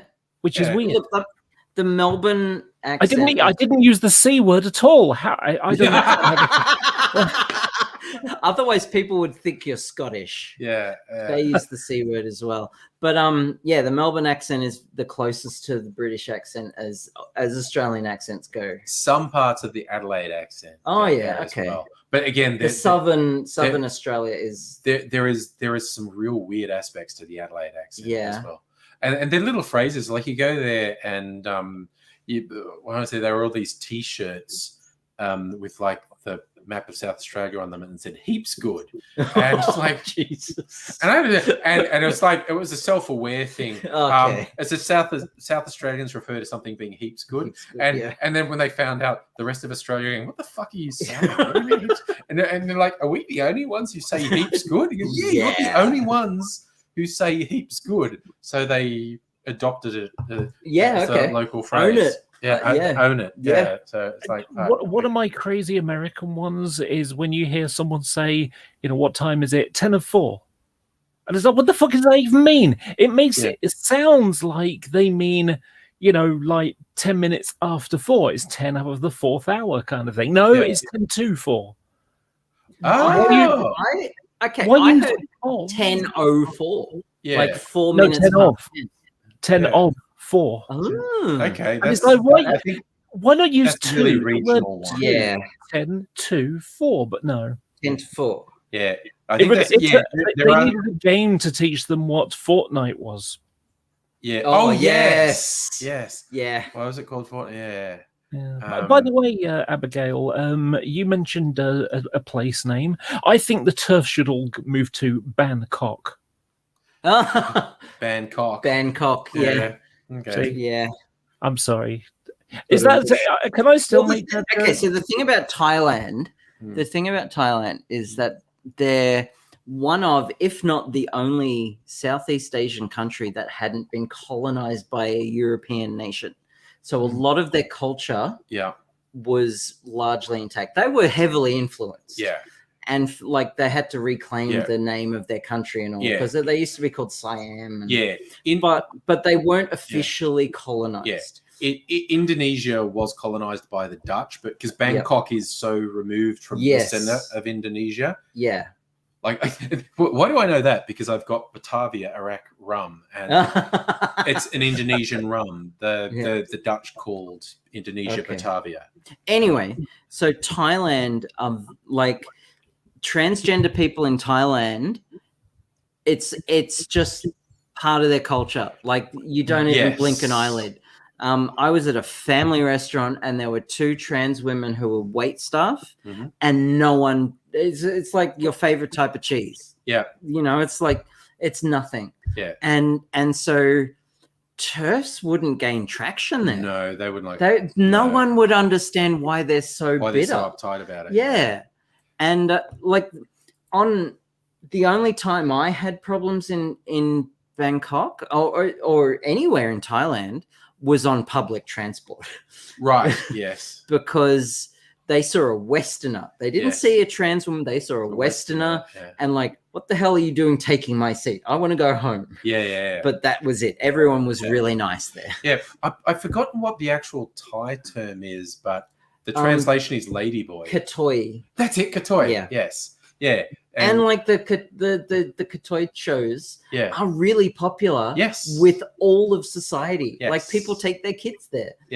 Yeah. I mean, some of it in Western eyes, having seen one of the shows, was a bit on the nose, but not to them. I was about to say, as Westerners, you're like trying to impose culture. Yes. And I mean, I've even tried to push that. I remember this, sort of hip lefty YouTube channel from years ago, the Young Turks. They were criticizing this Australian KFC ad, and because KFC was sponsoring the one-day cricket that year, and the West Indies were touring, and of course, Australians love the West Indies cricket team. They always have. And the joke was this Australian guy got a big bucket of KFC, and he went to the wrong end of the ground, and he was in the middle of the West Indians, and he went, "Oh no!" And there's all like, "Oh," and because he's wearing the green and gold, and they're all the West Indies, and he just went like, "Friends," and and they all said, "Yeah, you know," and the Americans, because there's an American racial slur about black people eating fried chicken. Of course. And they were going how horrible and racist this ad was. And I was like, okay, I get called overly PC all the time. But what you're doing at the moment is cultural imperialism. Yeah. Because we have a bunch of slurs about black people. Trust me. Trust me. Fried chicken's not one of them. Australia could give America a run for their money on racism. Exactly. Yeah, I remember that ad because it was the West Indies versus Australia in the cricket. And what you ended up with, the white guy wearing the Australian kit with all these singing happy black people around him, because obviously their team is doing well, and his hands in his head. And then next thing you know, he holds up a bucket of KFC, and all these black hands go into the bucket, and he just looks at the camera and goes, "Too easy." And and it's like America's like, "Oh, this is so racist." Like, just because you've got a weird stereotype about black people and fried chicken and watermelon, doesn't mean to say that the rest of the world has. Yeah. And it was the same thing with this show in it was in Phuket. It was in Phuket. And like, it would not fly here. But it's culturally different. And that's what I was trying to explain to Americans. You're not being woke. That's actual cultural imperialism, what you're doing. I felt it. Yeah, but I bit my tongue, and I was like, "No, I can't do that. That's them, It's them." And I was like, "We don't have that stereotype. We love the West Indian cricket team, and KFC were the fucking sponsor of the cricket. How are you going to do an ad with West Indians in it without bringing the fucking chicken? Yeah, what the fuck? Yeah, honestly." And I was just like, "Forget it." Heaven forbid he had a watermelon helmet. Oh yeah, that would be. Because that's the thing they do at the games too. Yes. Oh my god, they do that at the cricket. They make the watermelon helmets with actual watermelon. With real watermelons. Yeah. But I was just trying to imagine these, and it was the lineup was actually on the Young Turks was multi-ethnic and was including a black American guy who was just looking at it going, "The fuck is wrong with you people? Why would you do this?" And I was like, dude. The world's not America. Okay? Yeah. The world's not, and I think if you actually got West Indian people in and got them in, and you tried to tell them this was racist, they would just be looking at you like "Fuck is wrong with you?" What? One of the probably one of the only good thing that happened out of 9/11 was it woke Americans. Say what you will about 9/11, but what about all the good things Hitler did? But no, the only good thing that came out of 9/11 is that it woke Americans up to the idea that there is the rest of the world out there. Did it though? It did, honestly. They're still ignorant as fuck. Yeah. But, just to give you an idea, the first time I went out to America in November 1999, my English friend who was traveling with, said, pick up a newspaper and watch your country disappear. because the only literally would talk about American news and that was it. That was it. Whereas here in the UK, we get news about what's going on in Europe and America and all over the world. Whereas Americans don't know anything about anything, and they're lovely people, but they their education system is shit.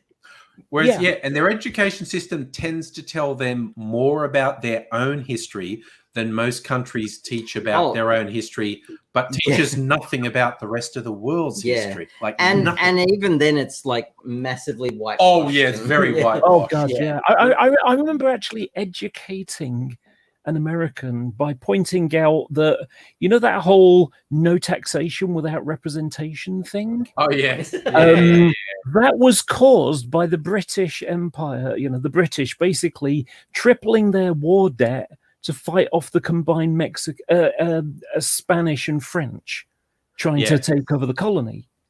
And effectively they were being charged, some extra money because, we'd help fight the war to keep it, the colony. In other words, there's a reason why they're not talking French or Spanish or whatever. And it's how dare my friend had never heard that stuff before because they'd only heard those odorous English with those terrible taxes. And basically the big European colonial powers all saw the value of the new colonies and one. No, Safa's line, Assassin's Creed games do better at teaching history. Yeah, but what's Stella's saying? I don't get the thing about black people loving fried chicken. Who doesn't love fried chicken? Like I don't eat. I actually think fried chicken looks disgusting, and I can't eat it because of that. But it tastes so delicious, and I will freely admit that.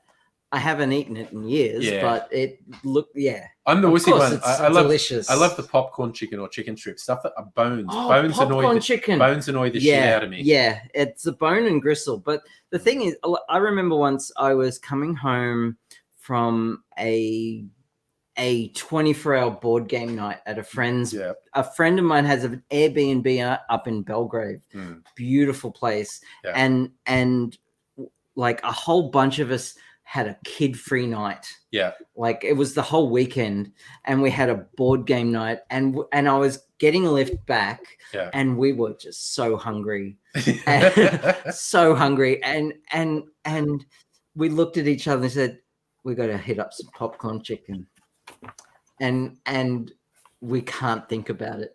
No. We just have to eat it. Yeah. And we bought it and we were saying things like, oh, wow, this might have been a chicken once. And reconstituted and just like pig's lips. Yeah. Chicken anuses. And, I remember. Just don't think about it. Just enjoy the taste.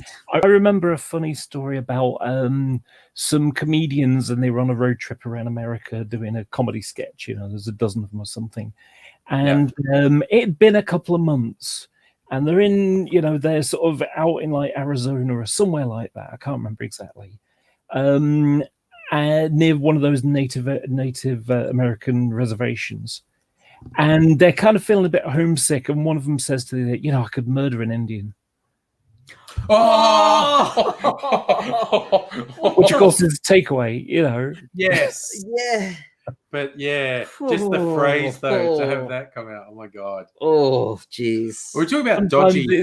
It's not what. Yes, it's just the wording. It's the wording. Yeah. I see. Okay, so Stella's saying she likes gnawing on bones, but not big bones like like not wings. She likes big bones. But like gnawing on bones. Hey, I mean, there's a line there. There is a line there. Look. I'm into women, right? I don't mind the odd bone here and there, but she has to look. I mean, I'm making a joke about lady penis, lady boners. But so you're talking about dodgy popcorn chicken, though. Like, I was saying, there's a couple of really good Asian places up there, like the. Japanese called chicken karaage, and it's not reconstituted. It's actually bits of chicken. Okay. There's a couple of Asian places up there that do like basically you could argue it's Asian. One of them actually calls it Vietnamese popcorn chicken. Okay, but that's it's like a chicken fillet cut up into little balls of chicken fillet. Sure. With really nice spices in the breading. Yep. And it's like, oh, it's so good. Big bones.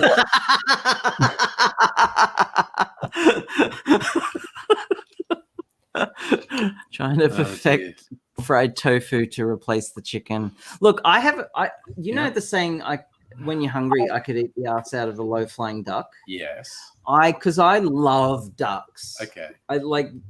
You've been to my place. Did you Yes. see all the ducks? Yes. I have lots of little figurine ducks, and I really like ducks. Are by far my favorite animal. So I refuse to say that saying. I say, I'm so hungry I could eat the ass out of a low-flying block of tofu because I'm vegetarian. I actually had a tofu version of butter chicken the other day. Yeah, it's pretty good. Yeah, see, tofu is tasteless, but it absorbs the taste of. And pro tip: crumb some firm tofu and put it in a bolognese sauce. Ooh, version of meatballs. Nice. Yes, so it replaces the meat. Yeah, and it soaks up all that flavor, and it is so delicious. I saw this weird. To me, it was like, what's the point in this? I don't understand this. This is, it's contrary to the thing in the first place. So, I was at the supermarket yesterday, and they have like the stuff that needs to sell quick, otherwise they'd knock it down in price. You always go to the knockoff stuff because if they can't sell it today, then they've got to chuck it in the bin. So you get it for like £1.20 instead of £3.20, that kind of thing. Anyways, I was there and I saw vegetarian bacon. Oh yeah, veggie bacon. Yeah. It looks like I call it bacon, and it's like, what's the point of that? It's this is like candy cigarettes or lung-shaped. Candy teeth or lung-shaped cigarettes. Yeah. Bacon's great. Put it in your scrambled eggs if you eat eggs. I was just thinking, do you feel like a Snosberry Fizz? A Snosberry Fizz would be great. Yeah. Yes. Oh, okay. I've got some special sodas. If you're in the mood to add. I've got lemon and basil, or blood orange and sage. Blood orange and sage. All right. Blood orange and sage. I'm a sucker for orange or citrus in general. I got another thing I wanted to mention. Which later. Whiskey are you willing to use? Oh, any of them. Because I'm gonna. Okay, so I don't have I don't have Slowberry gin at home. Yeah. So I would really like to try the Nova with the Nova. Yes. Okay. Excellent. All right. This is an excellent choice. Oh, hello, Fish Lives Matter. I used to chew the bones and cartilage. I don't know. I don't touch meat now, as you probably. Oh, by your name, Fish Lives Matter. Okay. Yes. They've been changing the screen name to various vegan. Catchphrase for a while. See, I'll grab that. Oh, yeah, I was going to use the same. You can leave it in there. I was actually going to put it up here. Why not? This little sprig of mint in your hair. Mint. Weirdest druid ever. So I'll just build it in the glass, basically. Okay. Lamb marrow is my favorite. I'm hoping the lab-grown meat is going to perfect that. Probably will. They seem to be making inroads on that. Yeah. So for those who are unaware, the official drink of the stream is the Snosberry Fizz, which is 1.5 shots of slow gin or a fruit-flavored gin liqueur, 1.5 ounces of whiskey, and then top with soda. So this is a very Aussie Snosberry Fizz with Starward whiskey, Patient Wolf gin, and Cappy soda. Cappy soda is really nice. Yeah, and these ones, there's like no sweetener in these at all. They're just really lightly flavored. They're very nice. Safa put Fury Road on in the background. Oh, nice. Good choice. That is a good choice for entertainment, Safa. Thanking you, sir. There we go. Snosberry Fizz, our boy. Cheers. The other thing, besides being a great tasting drink, it's a nice color of Yeah. Snozzberry Fizz. Yeah.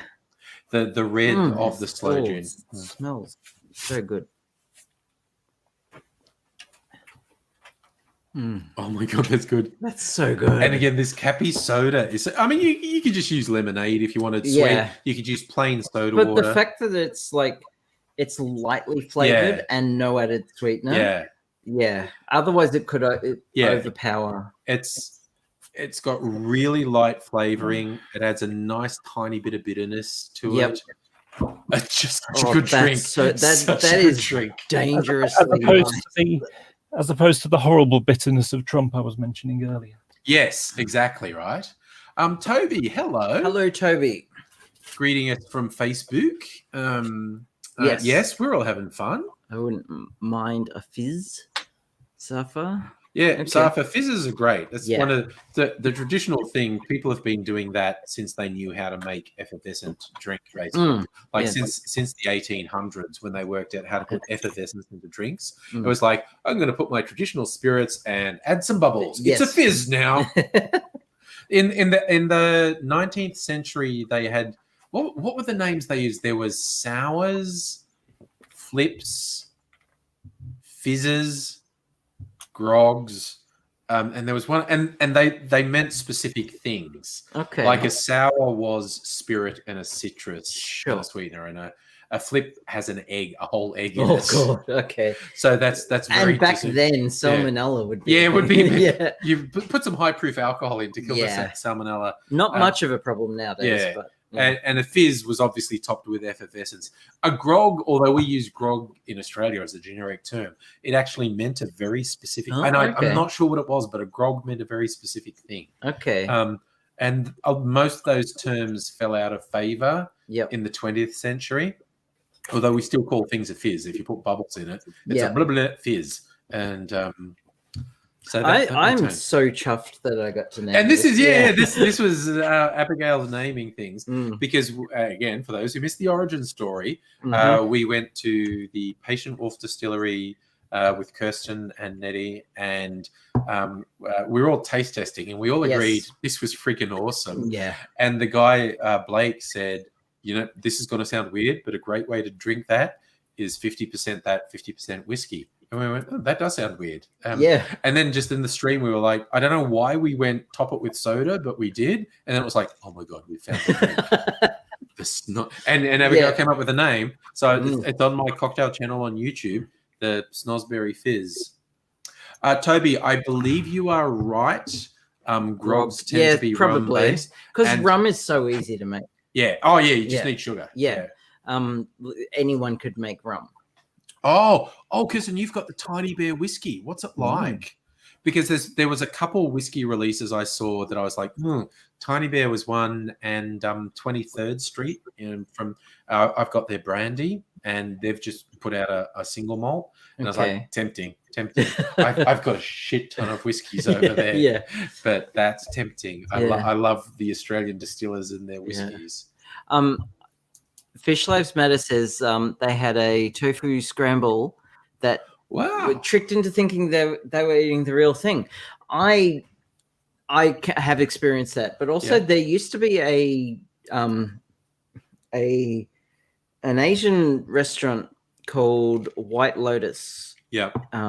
It was near Vic Markets. They're not there anymore, unfortunately, but they were a great place. Yeah. And it was like a religious. I think it was Buddhist. Yeah. And it was all vegan and everything. But they had a selection of fake animal products that they used to make themselves. And hands down, half the time, I would think I was eating the real thing. Yeah. Like they would make a beef and black bean sauce. Yeah. And it was vegan. Yeah. But you think you're eating beef. Yeah. And they had these tuna patty things that I couldn't tell the difference. Yeah. It was incredible.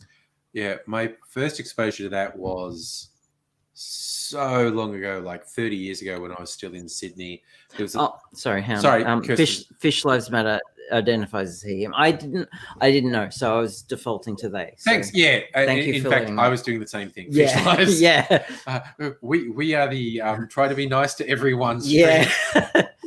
But thank you. Tiny for Bear. him. Yes. Okay. And Tiny Bear's delicious. Thank Cool. you, Kirsten. But yeah, like 30 years ago when I was in Sydney, right on the edge of Chinatown, Haymarket in Sydney, and it was like Mother Chew's vegetarian kitchen or something, and they were all the textured vegetable protein. Oh yeah, TVP. And they were telling you like they would call it chicken, like this is made, and they were making it look like chicken. Yep. And this is looking like beef, and this is looking like lamb, and it was mind blowing. Yeah, like you'd swear it's meat. There's a place in Melbourne. It's on Swanston Street called Gong De Ling. Oh yeah, and you have to know where it is. Yeah, it's up a few floors. Yeah, in one of the, you know how everything on the ground floor is visible, but everything above that is above the what are they called, the visual threshold, line of sight, rain falling on you. Awnings above the awnings. So they're on the first and second floor. Anyway, so you have to go up an elevator to go to this vegan Asian restaurant called Gong De Lin, and they have fake meats too, and it's all TVP. And it's the same. They have a honey chicken that is indistinguishable from real chicken, but they don't hit. It's like the uncanny valley with some of their meals. Yes. So the beef they didn't quite get right. Their chicken and corn soup is to die for. Ooh, nice. So good. I have it every time I go there. Nice. They haven't changed the menu in years though. Yeah. So if you go a few times, you've done it. You've done it. You've done it. Yeah. And you find what you like and then you eat it. And same reason I can't go to Veggie Bar anymore. Yeah. Because they haven't changed the same menu. Stuff. And also the owners are stuck up arsehole. Stella's in with. There's a vegan restaurant in Perth. They made some incredible replicas, so tasty. The only thing they stuffed up was pork belly, but everything else made just had to live in the bush. Oh no! Look, you got to come here. Yeah. I am so spoilt for choice living in Fitzroy as a vegetarian. Yeah. Even when I moved in 10 years ago, when it was just a few places, I felt like I was spoiled. Now they're everywhere. Yeah. I've got a vegan ramen place. Yeah, I've got Veggie Bar is still there. I've got like so many vegan places. There's a vegan Asian place. Oh, ramen is Asian as well. There's Trippy Taco, which is vegan Mexican. Okay, sure. It's so good. I'm spoiled for choice. Yeah. But Veggie Bar has been there the longest. Okay. And people used to come from suburbs around to experience Veggie Bar. But they haven't changed the menu in years. And they were always so busy that you had to wait like an hour and a half to get a table. Yeah. And they had a bar at the back where you'd wait. The reason I found out the owner was an asshole. They refused to change their menu item. So if you go there and you say, I want this pizza, but can you take the olives off? And they'll say no. They can't do it. Okay. They say it's because they're so busy, but really they're just a dick. Secondly, they refuse to let you take away. They refuse to let you get doggy bags. If you're eating in and you can't finish, they refuse to let you leave with the food, even though it is perfectly within your rights to. Yeah. And I did this. Yeah. I ordered too much. Yeah. I was with my partner at the time. Yeah.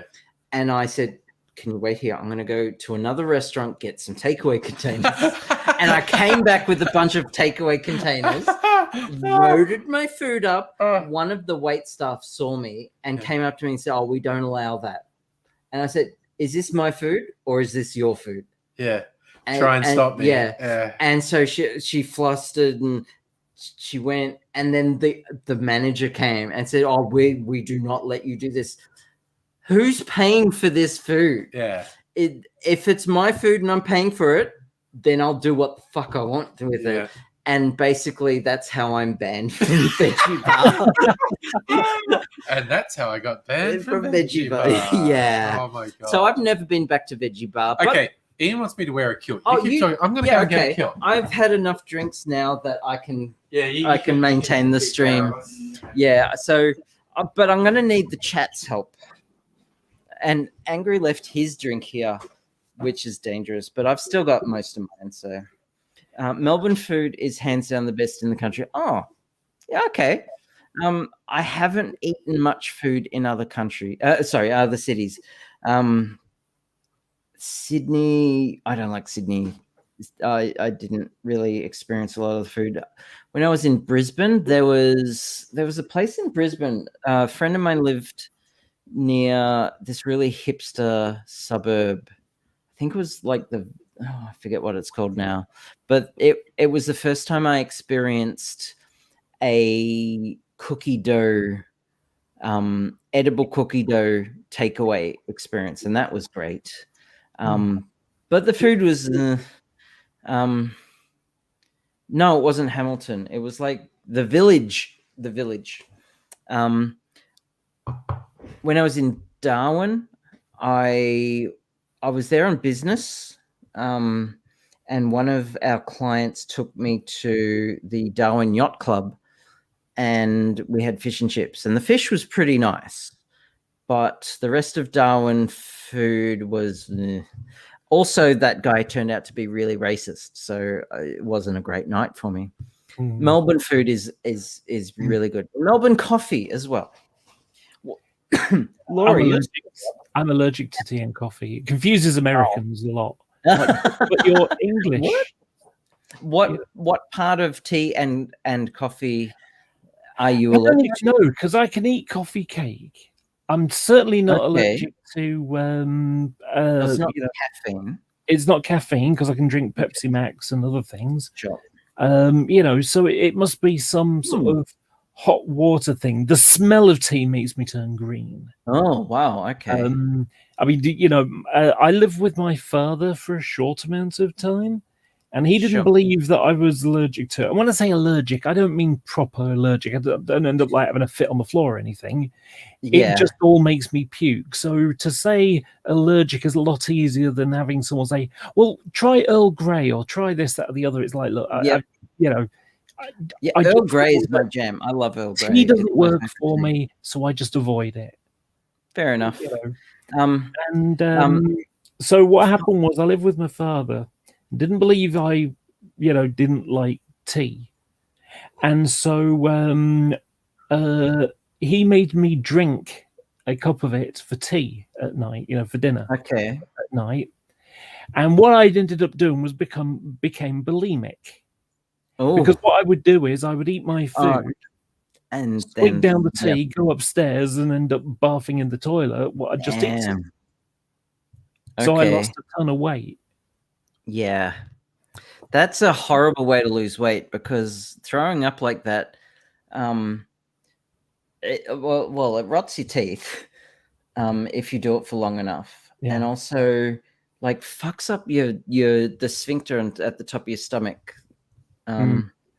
So funny enough, I've got hiatus hernia now.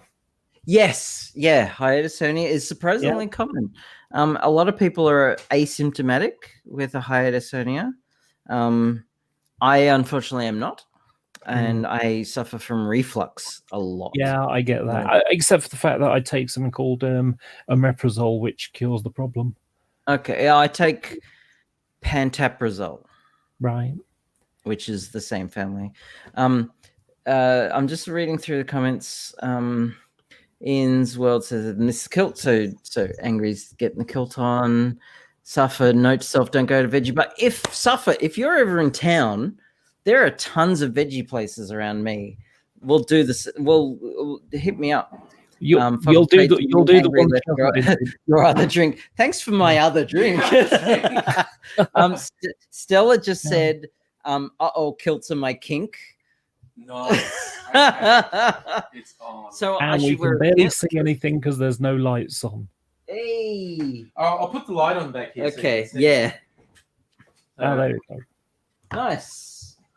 Look at those legs. Oh my god. Okay. How white are the beacons are lit. The beacons of Gondor are lit. Nice. So, okay, but for real, it is absurd how big this kilt is on me now. Because somewhere in the second half of last year, when I was putting on all the COVID weight, I went to put it on and it wouldn't fit, and I was mortified. Yeah. And now my waist measurement, because I got this years ago when it was just the right size for me. Yeah. It's absurdly large now. I can see where you've folded it to fit. It's freaking. I haven't been doing my tummy measurements, and wow. But anyway, so proof, yes, you can see with the slippers. I had to take my shoes off to get my jeans off, and I was just like, fuck putting the shoes back on. Yeah, so I'm just wearing slippers now. So slippers and I hope underwear under there. Yes, there is actually underwear under there. So I don't know, like traditionally, if the sexy Scotsman, I don't know if traditionally women don't wear kilts, but women from Scotland, they have a whole dress. Yeah, but you do get women's tartan. Okay, yes. And I went to a number of Scottish websites that make traditional kilts, and my family has a tartan as well. So I wanted to get my tartan. Yeah. But the cost was so much. It would have been like $500-600 just for the dress. Yeah. Let alone the waistcoat I wanted to buy. Yeah. Plus shipping. Yeah. So I'm just waiting to maybe I'll sell some magic cards. That's like the solution to everything at the moment. So recently I've been trying to declutter, and I've been sorting through all my magic cards, and I've found some cards. I found some Magic the Gathering cards which have risen over $1,000 per card, and these are just cardboard rectangles. Yeah, I know, right? It's just like, but like I found thousands of cards worth 20 cents, so they're worthless basically. Yeah. And then I found dozens of cards worth like $15-20, and I found a few cards worth $300-400, and I found 2 cards worth $1,300. Wow. Yeah. Wow. Yeah. So Abigail's now a Magic the Gathering card magnate. Well, the thing is that that doesn't even scratch the surface of some of the money cards. Like, I've got money cards, but there are cash money cards out there. If like, the most famous, of course, being the Black Lotus card from Alpha, of the first set, which tens of thousands of dollars. Like, wow, in good condition. Yeah. I saw this YouTube video. This guy had a pack of Alpha, and he had the gloves on and everything, and he just had it. Like he had it, and he decided to open it on a YouTube video. And it had a fucking Black Lotus in it. And he didn't know. And that thing would have been worth $50,000-60,000. And the day that video he put it on YouTube, the Magic community was fucking on fire. Everyone was talking about it. This was about 3-4 years ago. Yeah. It's the old packs, Alpha, Beta, Revised, unopened. Just unopened are worth thousands. Yep. I'm going to look up a news story. And that's just one card, by the way. There are plenty of other tens of thousands of dollars worth of cards. I just wanted to mention something about kilts, and they're actually quite modern.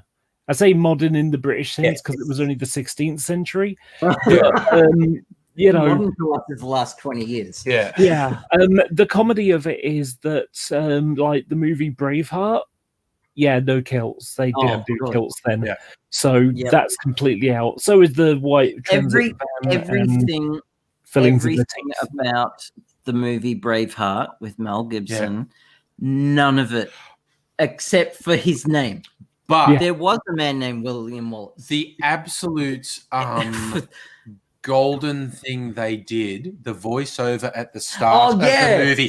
Historians will call me a liar, but men who write history murder heroes. That is the best thing you could do. Yeah. That is so good. Because none of it is historically accurate by any means. Because the French princess was like 12 years old or something.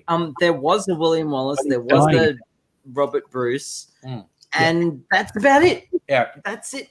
So the thing that opening of the Magic Gathering reminded me of it, and I knew I'd find it by looking up, this was a real thing, Australian TV. Some struggling battler won $50,000 on a scratch lottery ticket or something, changed his life. And the local news went, we want to do a story on you. And we're going to can you do a reenactment? And so he goes into the newsagent for the reenactment and just buys a scratch lottery ticket.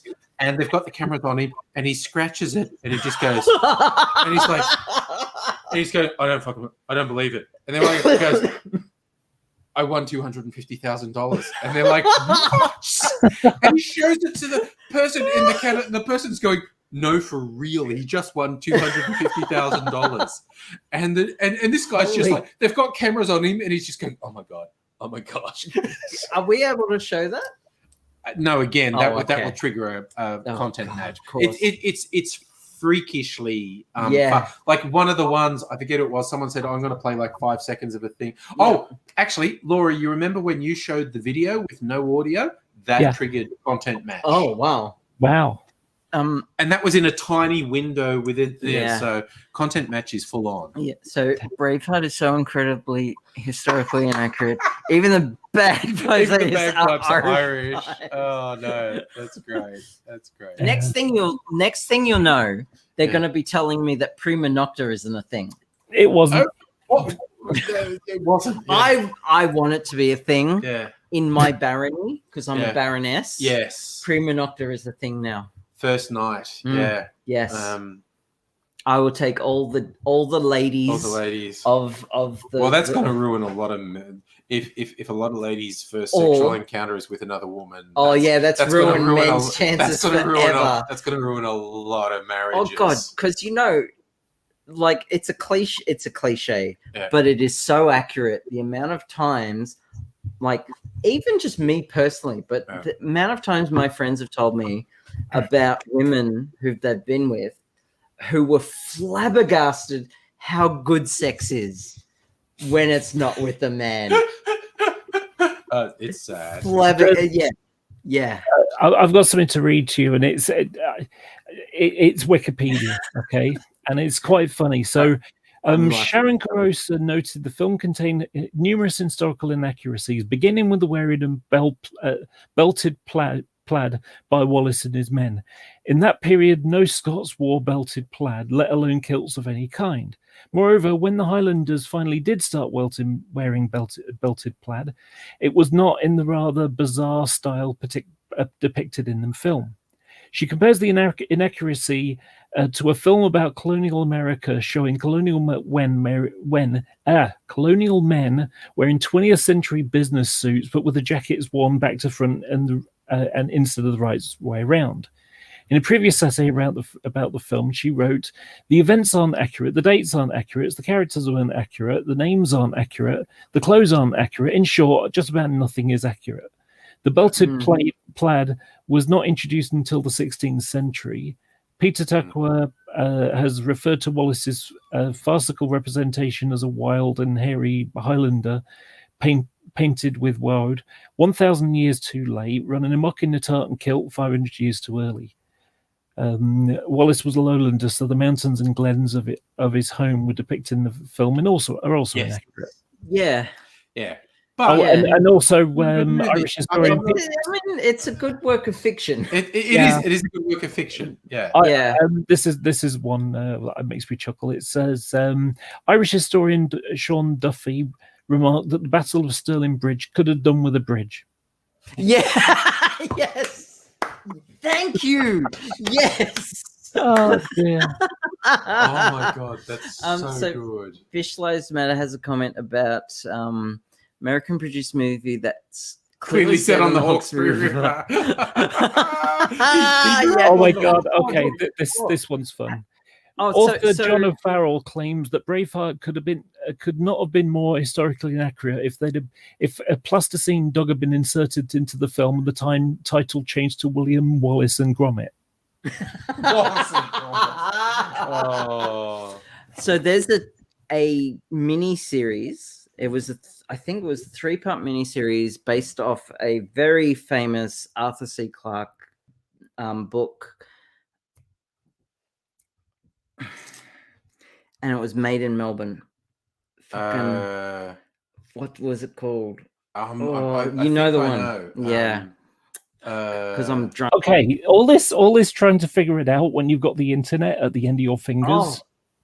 Yeah, but what do I look up? Arthur C. Clarke made in Melbourne. So my point is, yes, one of the main sequences in this TV miniseries is they filmed it. Childhood's End. Yes. Yeah. It's a great book, by the way. Okay. The film, the miniseries is good, but doesn't do it justice. Read the book. It's filmed in the Melbourne Museum.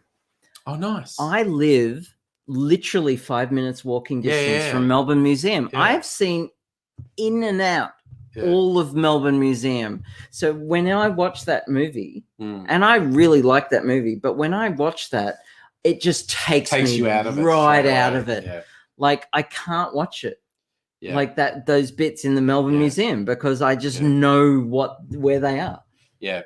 I made a joke about the Nicolas Cage movie Ghost Rider was shot in Melbourne, and there's one bit where the Ghost Rider's on his bike on one of the footbridges on the Yarra, and he drives into the Yarra and whatnot. It's like, and good.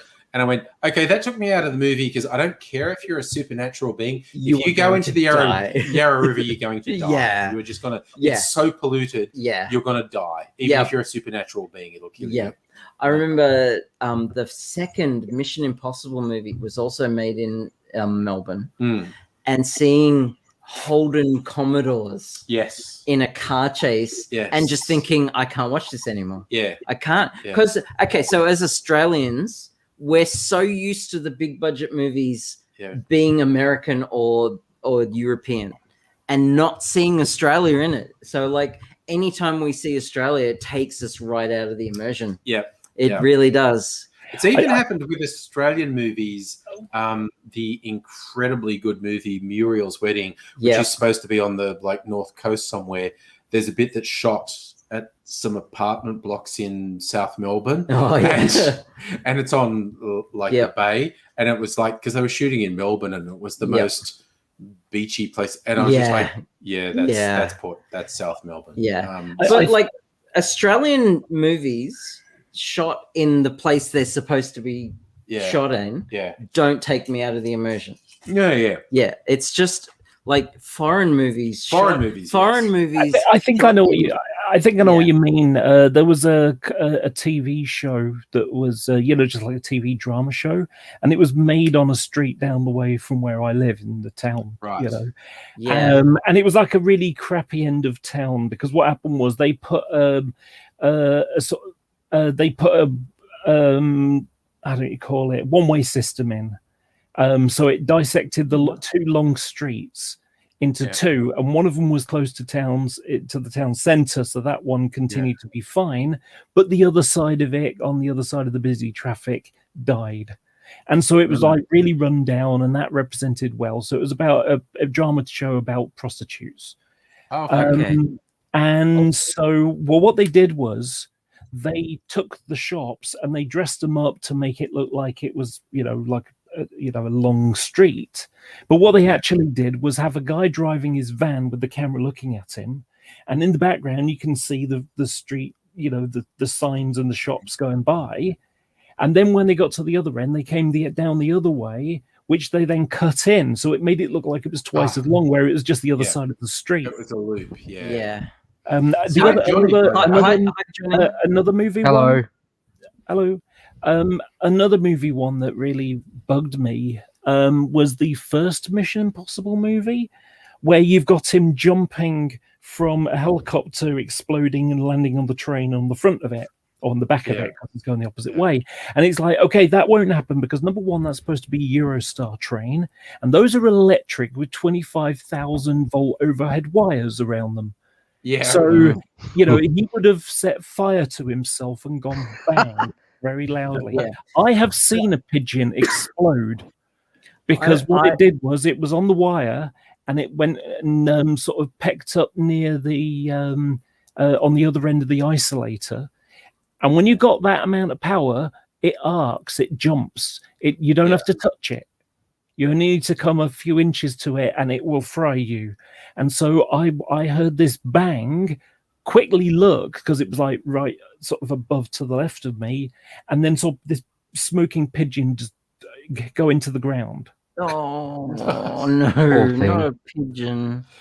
So, Johnny, I feel like I haven't seen you for ages. What have you been up to? I'll talk about this in a bit, but I got a little thing about mistakes in movies, whatever.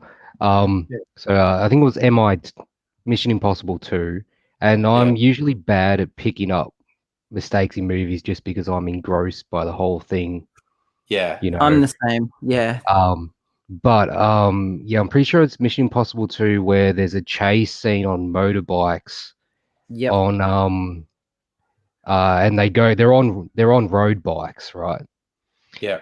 And then they go onto a beach, and there's a big, so they're on the road. They've got normal road tires on. They're on the beach, and there's a close up of a skidding brake. I think it's Tom Cruise's character. And then all of a sudden, the motorbike has this road bike has knobbly off-road tires. Magic. Yeah, movie magic. My one of similar one is the second, I think it was second of the Transformer movies, where they've got this jet fire. So they're at the museum, the Air and Space Museum in Washington. Yes, and so in like Washington DC, is this SR-71 Blackbird, and he transforms and he sort of pushes open these doors, and then you're in Arizona. Yeah, in the desert boneyard. Yep. Okay. Tucson. Tucson. It's like what? No. Yeah. No. Ewan McGregor film called a city. Son of a Gun. It was filmed in Kalgoorlie and supposed to be based in Kalgoorlie, but as a local, it makes you laugh when the car chase turns the corner. Yeah, I've seen that. That's Ewan McGregor. It's a like a crime film, and he's set in Australia. I think there's a young Indigenous actor is the support role. But yeah, I'm not a Kalgoorlie local, so I'm not going to pick that up. Is it a good film though? I want to scroll the chat up a bit. Okay. Is that a good film? It's pretty good. It's worth watching. It is actually worth watching. Ian's World mentions Outlander as a TV show being much better. Yeah. Now Outlander. Yes, I know the show. I haven't watched it. It's a great show. Yeah. It's basically a TV version of a romance novel. I thought it was like a Mills and Boone bottle stripper. It is.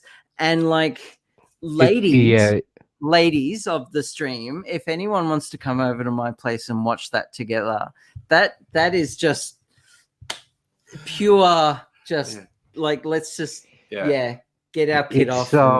It's definitely Mills and Boone level, because my mum, she reads way too many Mills and Boone. It's like, come on. Yeah. No, even I and she She absolutely loves nice to Outlander. watch. Yeah, It's an She's outlet. obsessed with it. yeah. It's great show. I always think of Stella should come over to my place Yeah. and watch Outlander with me and see where the night. I ends up. always think of the episodes of Simpsons where Marge is reading a bottle tripper Yeah. and she's imagining the big Yes. Fabio pirate carrying it.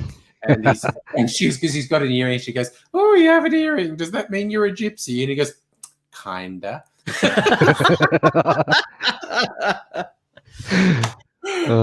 So good. Oh, dear. Yeah. No, Outlander is. No, because there's like 5 seasons of Outlander or something. It's very popular. It's been going a long time. But I was gonna. Do I want to mix another drink, or do you just want to try like one of these? What are they? What is one of these?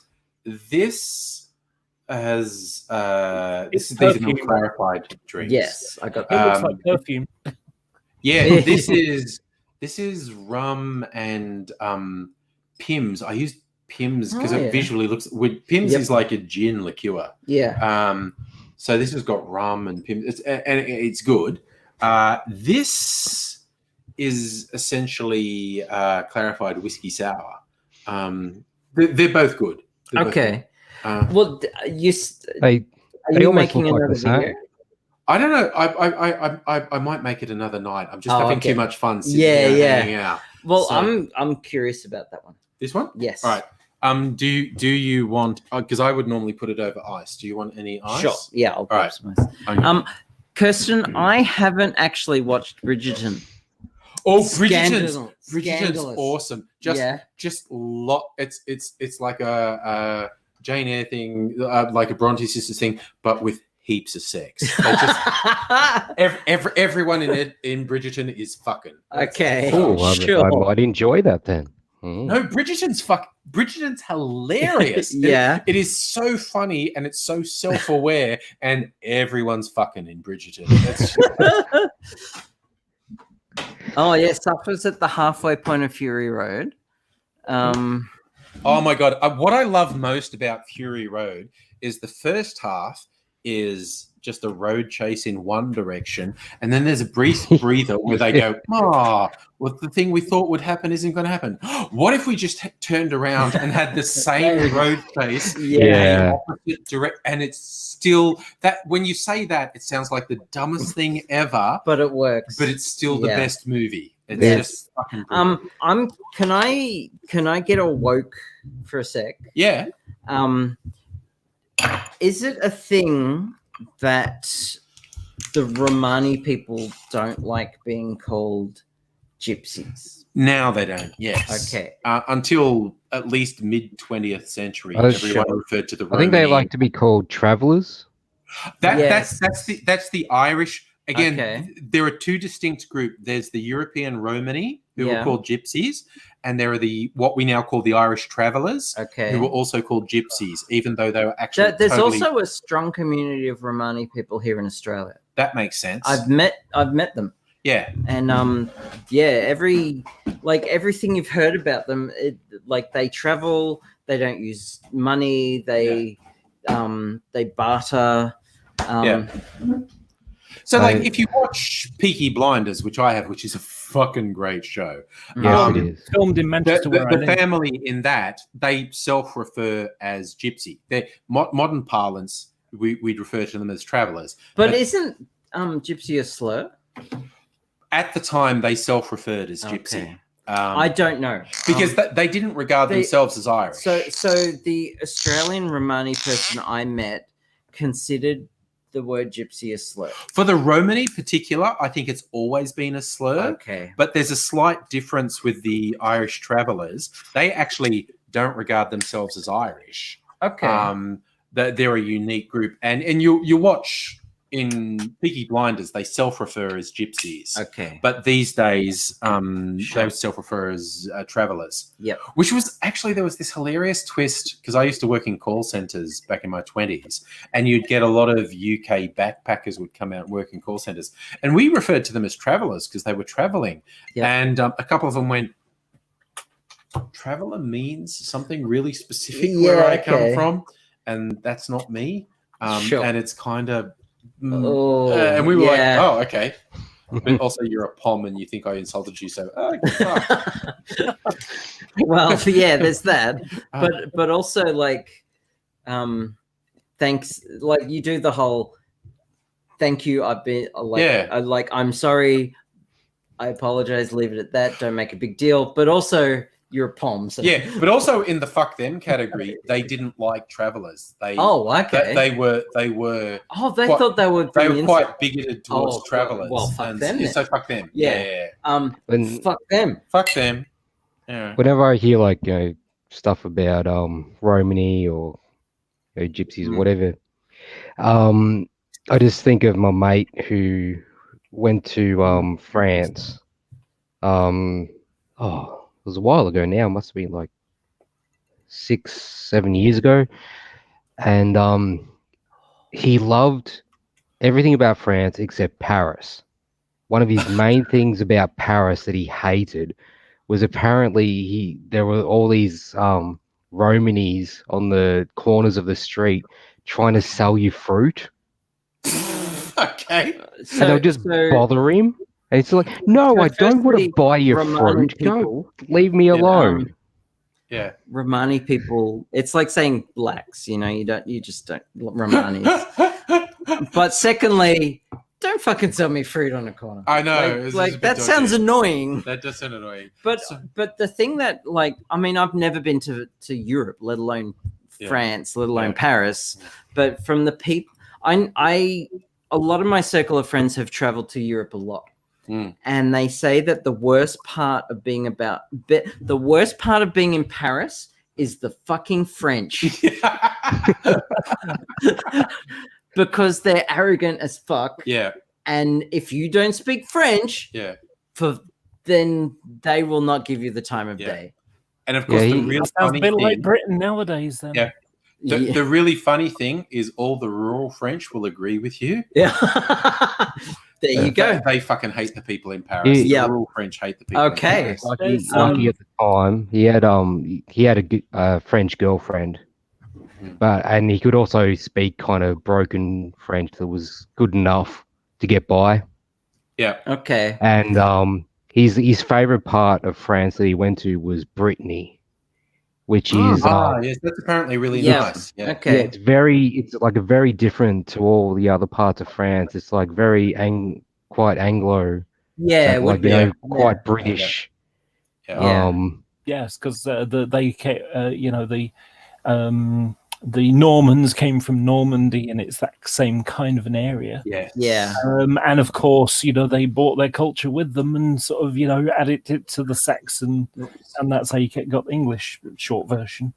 One of the things that really annoys me when I hear, sort of Romany or whatever, was in the months before the Brexit referendum, Nigel Farage, that guy, he went to, I think it was Bulgaria, or was Latvia, or one of those ones, but it was like that part of the world, that Romania was like next door. Yeah. And so he went there on a fact-finding mission. By fact finds it. Facts, he means the facts he wants to represent. But you're going to I was about to say selective facts. Yeah, let me guess. He just wanted to find the facts that he just wanted to find. Well, you see, that was the thing. So Channel 4 News went with him. And so he ended up, he met three groups of people. He met the sort of rich, well-to-do people. And it's like, would you want to go to Britain? The answer is no, we're doing quite well here, actually. And they went to this shitty part, where people are living in like, barely brick buildings with like, holes in them and stuff. To the like poor Romany, kind of parts of town. And it's like, oh, would you like to come to Britain? And they're like, no, we heard the weather is awful, and they don't like people like us there. And the only people who wanted to come to the UK were the sort of the high school students who were, college level students who were, we'll go to Britain, we'll learn how to do things, and then bring that back and make our own country better, kind of thing, which makes sense. Yeah. And he comes back and he stands on a UKIP, podium and says, "I went to Bulgaria, and most of the people I met wanted to come to England." Oh my Yeah. god! Yeah, Oh, of course. He's full of shit. He's just a liar. Yeah. Oh, And by the way, hi Safa, how's it going? Hey, Safa. No, Laura, continue. I'll finish it. I'll go in after Laura finishes. Hello, I've done that. Was it? Safa. My experience, because I grew up in Ukraine. In 2013, I was in a train station. I was waiting for a connection train. This was 11:30 at night, and there was a about 5 years old Romani kid with their parents nearby. I knew exactly what they were doing, and he tried to come up next to me, and he touched my knees or something, and I didn't say anything. I was thinking to him, I know what you're doing, kid. Piss off. And he was trying to pickpocket me. Because he usually do. Yeah. And I was shocked, like a 5 years old kid, and there was cops around the place, but Ukrainian cops don't give a damn. But he tried to pickpocket me, and I was like 21 at the time. And I know because I used to live there for like 5 years. I'm like, yeah. And again, and the people have had lives. You get the stories on trans-European trains, and this is the one that does my head. And apparently, it's a real thing. People actually will get a sleeping gas cylinder. Oh god! And you're in a little private carriage, and they stick the hose in and put sleeping gas in and knock you out and come in and steal all your shit. Damn, that's hardcore. And that's never happened to me on a Siberian train. Oh my god! Yeah, I want to give a shout out to Kirsten, who fucking had a picnic and wine in front of the Louvre at night. Yeah, like just that you could have just said that, and I would be like, oh my god, that's amazing. Yeah. But then next level shit, because she had a bottle opener, made people ask for the bottle opener in English. Like that's just expert. That's a power move. That's expert English right there. That is a power move. That's so great, Kirsten. Cheers to you. Having a picnic in front of the Louvre, not exactly your most conventional place to have a picnic, but why not? That's pretty cool. That's the fucking most romantic thing I've ever heard of. That is pretty amazing. Yeah, actually. like picnic in front of the Louvre. Holy cow, that is like checklist off the bucket list, you know. Abigail, the next if I'm in Melbourne, I'll definitely take up your offer on the veggie burger. Sure. Yeah. Do it. Sorry, I just thought I was going to show these to Abigail. I showed them on the stream before. These were with I haven't seen these. No, these were in the with the gospel rye. Okay. They look like tarot cards, and it's a Sazerac cocktail, a Boulevardier, and a Manhattan. And there's a little story on the back of them. Oh, nice. They're so cute. I really like them. That is so great. And I have to No, I don't have my reading glasses on. So which drinks did they come with? This came you might have missed Safa earlier, very early in the stream. Abigail and I got sort of up to speed by just doing a whiskey taste. we were doing a whiskey tasting earlier, and the final one was a Melbourne rye whiskey, a special limited edition from a distiller called The Gospel. And when I bought that, and also because I noticed on their site they had a little tiny, you can see there's a tiny metal pin here. It's The Gospel, and that was $5. And I said, I want one of them. Yeah. So I ordered the bottle of rye and a $5 thing. They actually put 2 of the badges in. Oh, nice. So Kirsten has promised to swap me for an Archie Rose, so I can have another. I'm going to have lots of flair on this at some point. But also these neat little cards that look like tarot cards. They're great. Or just postcards. Yeah, whiskey things, and there's a story on the back about the cocktail. So does it give you the recipe as well? Cool. They don't, but they're extremely well-known cocktails. Yeah. Okay. Like the Manhattan, for example. The Manhattan. It's a great story. The Manhattan is whiskey and sweet vermouth. The Boulevardier is like it's whiskey and Campari, I think. Okay. and the Sazerac is like an old-fashioned but with an absinthe rinse. Or if you're feeling creative, you can do a split base, which I do sometimes. Sazerac is a New Orleans. I'm being a hipster saying New Orleans instead of New Orleans. New Orleans. Say New Orleans. New Orleans. What do you Speaking call of drinks, I need to go and make myself another. Question about rye whiskey. Does it taste What are like you rye? doing in my car hole? That was one of the best Simpsons jokes because it's a classic joke where it flips what you. And again, if you don't get the reference, at one point Moe's at home, a bunch of people are at Homer's place. Poker. They're playing poker, Yes. and the guy from the army surplus store is selling Yes. rip-off jeans. But anyway, Counterfeit jeans. counterfeit jeans. But Moe's talking to Homer, and Homer says, "Where did he go? He went into my garage." And because most Americans say garage, and Homer does like the European garage. Yes, and he says he's gone into my garage. You call it a garage. What do you call it? You expect Mo to say garage, and he what do gets you call hold. a car hold? But then later in the episode, like a minute later, Homer Simpson goes into his garage and sees all these people selling counterfeit jeans and says, "What are you doing in my car hole?" Just like classic Simpson. The funniest Classic Simpsons. When the The Simpsons was funniest- good.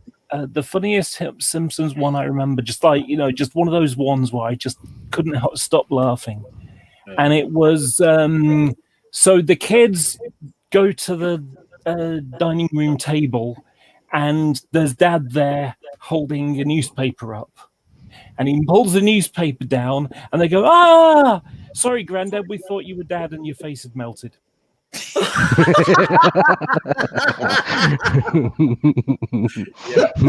Yeah. I laughed for a good Your initial shock. Yeah. Early like Simpsons. back- First 8 seasons. Yeah, Yeah. like every Australian of that age. They were gold, absolute gold. Absolutely. And like Sorry, I was going to say Kirsten summed up. What do you get when you get 3 Aussies, a Kiwi, and American versus Parisian teens? Just say to them, "I know you can speak English. Ask for it in English. I'm not giving it to you." Those snobby French. Think it as an opportunity to practice and get better. Or get Back- good. Get good. back when I scrub. was Get good. back when I was a little kid, Get good. like my mum, she's quite very conservative Christian, basically. She's gotten a bit a bit looser, older age or whatever. But when I was growing up, when I was quite little, Yes. I wasn't allowed to watch The Simpsons. Oh, wow. Okay. Oh, as in And- less strict, you mean? Yeah. Loose. Not what Sorry? looser, what I thought looser meant. Oh, yes, sorry. Yeah, that was a bad Look, choice if of you words, drink sin, wasn't I'm it? pretty loose. That was, yeah. No, she just, she's not as Not as conservative as what Not she as was. strict. Yeah. Yes. Yes, I'll blame that on the alcohol, that slip of words, shall I? Yeah. I had Yeah. a fun ones. 20 years ago now. But Got a game. so Sorry, just let Um, Johnny finish his one first. Oh, sorry. yeah, I wasn't allowed to watch The Simpsons, and like it really bummed me out. Like I'm just like, oh, it's such a good show. I really want to watch it. Yeah. And then I realized, hang on, wait, back then The Simpsons was on the same time as the news that Mum would always watch. Yeah. I would Yeah. go into her room. She had a TV in there, and I'll just watch The Simpsons on there. No. Nicely Yep. done, that man. That's basically how I watched the first season of Star Trek Next Generation. Nice. Yeah. Not that my parents didn't want me to watch it, just that They were there was watching something something on else, that they yeah. wanted to watch. Probably the The Bill news. or something shit like that. But yeah, the Bill is strangely popular here in Australia. Oh man, yeah, my mum loved the Bill. Yeah, Is that We the used to cop watch show? it religiously. Are we talking the it's a Show. British cop Police thing. procedural. Yeah. That got shut down like a decade ago at least. That ran pretty long. Ooh. Yeah, that. Anyway, It's I had an amusing one independent. time when It's really So- sweet. Yeah. I've got a Yeah. game that I play. What is it It's again? like a tabletop wargaming thing called Warhammer. Yeah. Warhammer 40,000. I've Yeah. heard of it. Yeah, so I was playing. I had a table. Nerd. Well, just checking. Anyway, so a friend that I met at Manchester Games Workshop lived in my area, so we basically came over and we'd play games. And so we're playing a game, and next thing you know, there's a knock at the door, and it's Jehovah's Witnesses. And I said, "Oh, I'm sorry, I'm doing something right now, but thanks anyway." And my friend was cowering behind the wall because that was his mum, and he wasn't allowed to play wargaming because it had too much evil stuff in it, chaos. Because it's like Dungeons and Dragons. It's evil. Yeah, back in the old Satanic Panic days. Satanic Panic. Satanic During the Be Satanic back Panic, in a sec. this wasn't me personally because I was too young.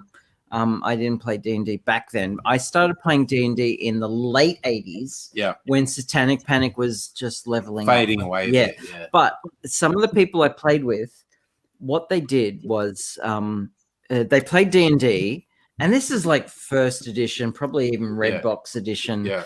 But the only place they could find to play together as a group was a church. And it was a Protestant church, so they didn't mind. Yeah. They were getting a community together, and this group of nerds were playing D&D in a church during Satanic Panic. And like they told me this one time they were playing this adventure, and the DM was saying, "Okay, so you're going around a corner and you encounter," and then he looks around, "Oh, a demon." And he just had to whisper, "A demon."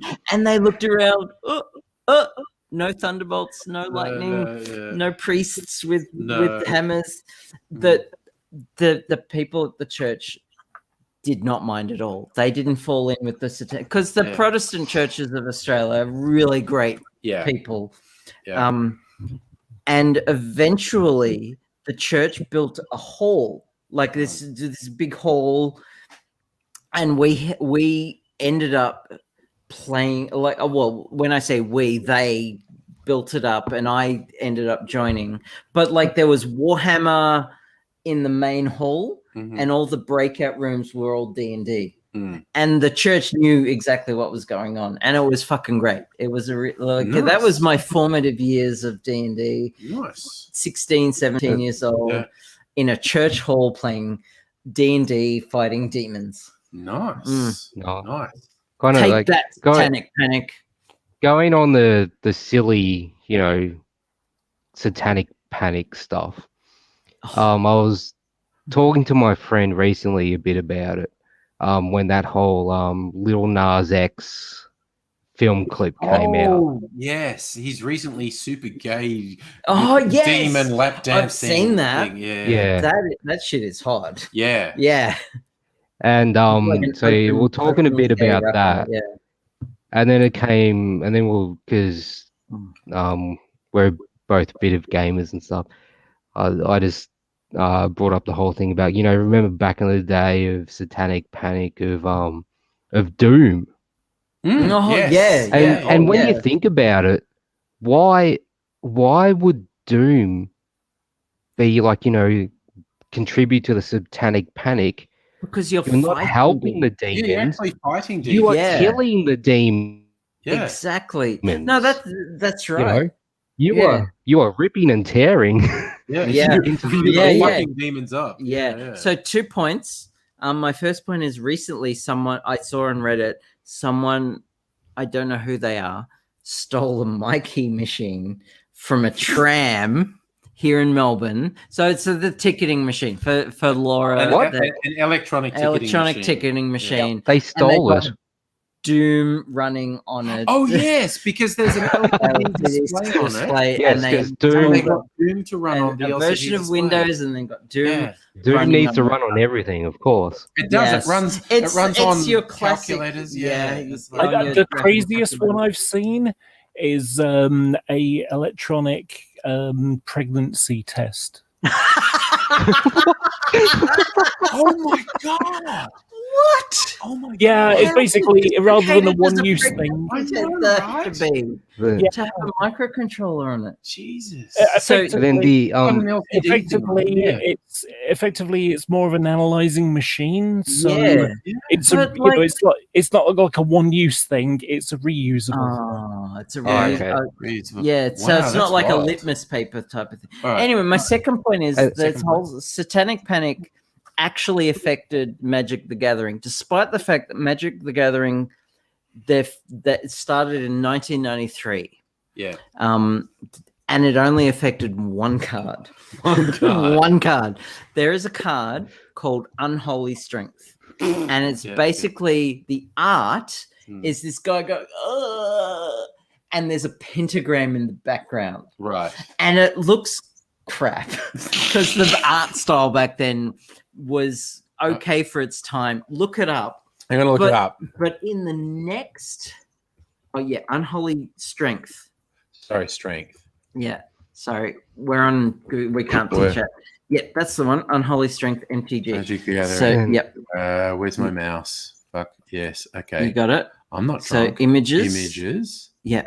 So the first edition had that, and look at that. Like, Sorry. Oh, what the fuck? Honestly. Yeah, no, that's fine. fine. And I have a copy of this card. That's Okay, the I'm gonna obvious- I'm gonna share the screen so you know what we're talking Would, Yeah. about. would that be worth a bit because they didn't keep printing it? No, it's not worth it. No, it's Okay. not. It's not on the reserve list. So Unholy Strength. I don't know anything about yeah. No, that's not Magic it. stuff. Shit. Oh no. Okay. Because we're both drunk. We're I have both no drunk. idea Right. what's going Did on they right now. did they change it because of the pentagram in the background? Yes. So in the next edition of Magic the Gathering, all they did was remove the pentagram, Right. and it's exactly the same card. So we're sharing the screen. Do you want me to do this? No, I'm fine. Okay. Okay, so if you see Angry, this, aren't you involved with computers? I'm involved with fucking alcohol at the moment. So, Ah. Yeah. So- My tech support days are hours course. behind me. so that's the original one with the guy looking like, I don't know, he's got a Yep. butt plug he's quite enjoying. Yeah. Yeah, With the he's looking like he's pentagram. actually having a And good time there. upside down flaming pentagram in the background. Yeah. But because of satanic panic, they actually got a little bit of backlash. So And they you know removed how- the pentagram. Well, you know how the vocal minority can be. oh yeah, Like yeah. they're just annoying as fuck. So if you go back, All right, sorry. um, Give me a sec. Give me yep. a sec. We'll stop Stop that that. screen. and the next edition of Unholy Strength is that one. That's that one. Okay. Oh, it's really small. Yeah. Uh, Yeah. Okay, fuck that. Why didn't you just go to? Oh, it's Google Image. Oh, okay. It's Google Images. I see. I use DuckDuckGo, and it's so much It's more user friendly. Um, Open. There Did we I go. miss much? bit bigger. That's a bit okay, bigger. that's a bit bigger. Okay. So all of you, calm the fuck down. Yeah. Okay, I sense unruly hysteria out there. Just calm the fuck down. Just calm your tits, people. Please. And Chrome tab. Yep. it's So that it's one. it's Well- that one. It's that Oh one? no, It's that no. one. While Oh, Angry I gets don't this know. up, You've got two It's that tabs one. hang on. open. There we go. Okay. That's it. It's a little Okay. but it's the Magic. same It's picture. the just same with- picture. They without just a had to pentagram. remove the no pentagram, pentagram. and you ruined it. Okay, You- fuck all of you. You ruined it. Okay, it was funny for like 30 seconds, Yeah. but then it literally took both of us like a minute Yeah, to try and get that on And- screen. And all of you back the fuck off. Yeah. Okay, that's all I'm saying. Also, Abigail wanted to know. I just poured a drink, and Abigail didn't know what it was. Yes, This is essentially a milk clarified whiskey sour. It's basically it's Irish whiskey with sugar syrup and lemon juice. The sugar really comes through. And this was a combined banana sugar syrup I made and a bit of agave syrup. And agave syrup is quite It's strong. sweet, yeah. So Well, agave is commonly used by some vegans as a honey replacement. Yeah. So this, as a milk clarified drink, tastes. I mean, it tastes amazing. All your cocktails taste amazing, but it is like it has the aftertaste of like eating a caramel lolly. Yeah, I'm so jealous of amazing cocktails. I know. We're just fucking lording it over all of you with our drinks. All I have is beer. I'm stuck with beer. That's all I'm stuck with. But that's okay, man. So- I Sorry to go back a bit, That's fair. Yeah. but another bit to that story about the whole Doom, Christians being against Doom. The other thing that my mate told me was back in the day, I can't remember if it was like MySpace groups or Facebook groups, but he found all these groups of like of Christians that were just really into Doom just because they got to kill some demons. Yeah. That makes sense. Yeah. That makes sense. There was a game we used to play on MySpace, and it's not politically correct. Was it Boris Tom's your friend? It's called MySpace Find a Slut.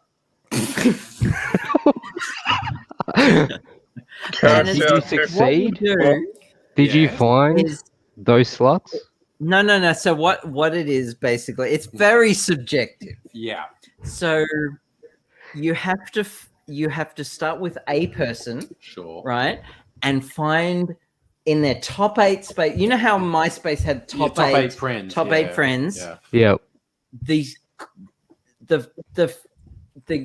Okay, so you had to go through everyone's top 8 spaces, Yeah. and the least amount of clicks until you found a slut, and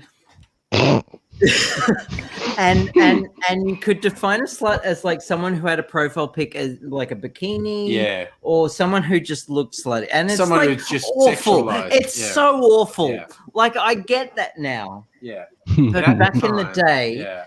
when I was in my very early 20s. Yeah. When we were all young and dumb. Yeah. Back in 2004. Thank you. So you could play it with a celebrity. Yeah. But you had personal credit if you could play Find a Slut in like 1 or 2 places of your own profile. Friends. Yeah. Okay. So yeah. Yeah. Yep. MySpace. Yeah. I miss MySpace. How many friends did you have on MySpace, Abigail? Well, way more wholesome than Facebook. Yeah. Like The main thing.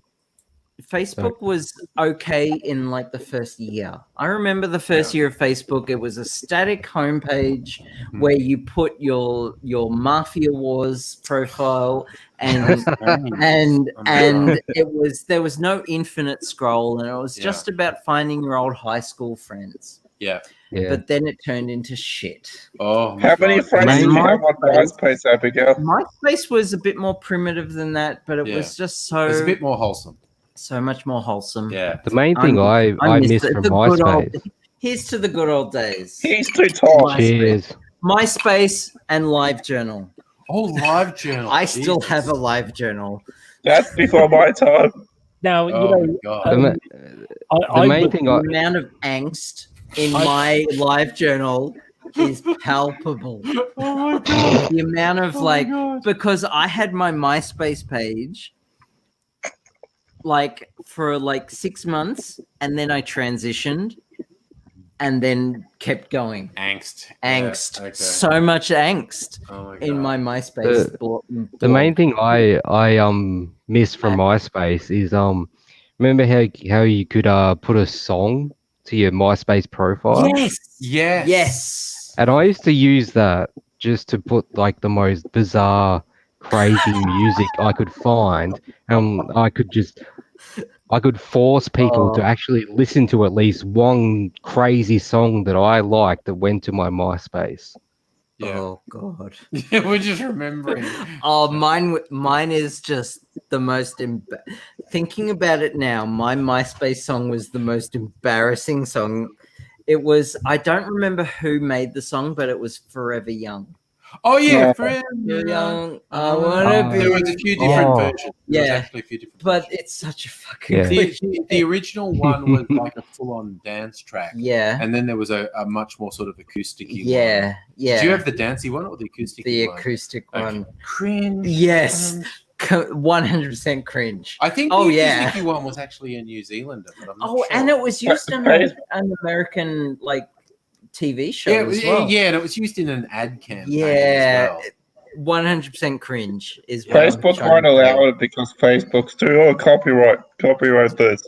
Yeah. Yeah. Look, it was an innocent time of the internet. It was. It was much Social more media was just starting to be a thing, and we had no idea what it was going to turn into. No. Before then, the idea of a website that was for free and did all this shit, we had no idea that we were the product. We had no idea what was in store for us. So we put everything out there, and that was why it was so cringy. Yeah. Everyone put all their feelings, even worse than now. Like Facebook is still full of cringe, but early Facebook and MySpace was just hardcore emo scene goth cringe, and like GeoCities web pages GeoCities as well. Oh my, web rings were amazing. I have to go use the little girl's room, so I'm gonna do that. Okay, Abigail's off to use the facilities. Those web rings is how I found. I shall return. Those web rings is how I discovered that I was trans. Close it. Yeah. Seriously. Same. Yeah. Yes. Yes. Thank you. Effectively, it was, oh, that's what transgender people are. And, that's how I found it, because you had web rings, so one leads to another, leads to another, leads to another, and suddenly you find it place, and it's like, oh my gosh. That was a hell of an awakening for me, as you can imagine. Yeah. Oh, I remember there was there's this, how would you describe it? It's like a discussion current affairs show on the ABC called The Drum in Australia, where sometimes it's good and sometimes it's awful. I watched that tonight. You like Drum? They had one, and this was a couple of years ago, and it was about porn basically, and they had some of the notorious anti-porn people on it, like porn is the devil and whatnot. And my favorite was an Australian musician, Brendan McLean, who A, does good music, and B, is super gay. But he was on it. There were a couple of people who make porn on it, and Brendan McLean was like, as a young gay teen, the only way I found out anything about myself was from illicit porn, because no one was giving me real information. So the only sort of affirmation of myself and my feelings that I was able to get was from porn. So fuck all you people saying porn is universally destructive. Like, he's willing to admit there is negative porn and there's destructive porn, but you idiots who are saying it should be banned, because you ban real sex education, the only affirmation I was getting was from porn. And it was interesting. In my high school, they stopped sex ed after 9th grade, and it was a Catholic high school back in the 90s. So yeah. Dude, I went to a Catholic high school in the fucking 80s, man. So I know where you're coming from. At my school, we had sex ed in year 6. Yeah. And then we got it later on if you took an elective of it was very funny. It was like religious studies. I'm with, sorry. I'm sorry. I'm with just chuckling sex ed because in it. I'm just thinking about Catholic priests and the problem that they've had with children, shall we say? Oh, And yeah. like, Oh, you know, yeah. an elective just sounds really, really unfortunate. No, I didn't know- go to a I Catholic know I'm school. late to the party Oh, here, right. Oh, well, that's but okay. Stella's mentioning Yahoo. Does anyone here remember Yahoo groups? Oh, yeah. I love Yahoo groups were amazing. Yeah. Oh, I my found God. out so much about myself thanks to Yahoo groups. Yeah. Let's answer the questions. I still have MSN amazing. chat back then. MSN chat, ICQ. Remember, ICQ. I had a I started with 5-digit ICQ. ICQ number. Like that shit was rare. So okay, so come with me on this journey, right? Come with me on Journey this journey, time. right? Take your memory back to when I went through that door. 5 minutes ago when Abigail Not left even us. 5 minutes, Yeah, like okay. 1 minute. Yeah. Everyone out there is asleep, Yes. and we are loud and drunk. Oh, yeah. We should quieten down. So we should quiet should- down. We should quieten down. Yeah, this was a PSA for angry. Oh, we should quieten down. Yeah, We're very, very bad. Turn up the gain on your microphone. this is It's the all quiet. ASMR live stream now. Yeah. Me and Abigail are just going to do ASMR from now on. You are Uh, now breathing manually. Are you going to do the new Twitch meta of the old farting Oh, no. farting into the Twitch- microphone thing? Twitch is having so many problems at the moment. Oh, really? Which is weird. I have this announcement to make. I just lost the game.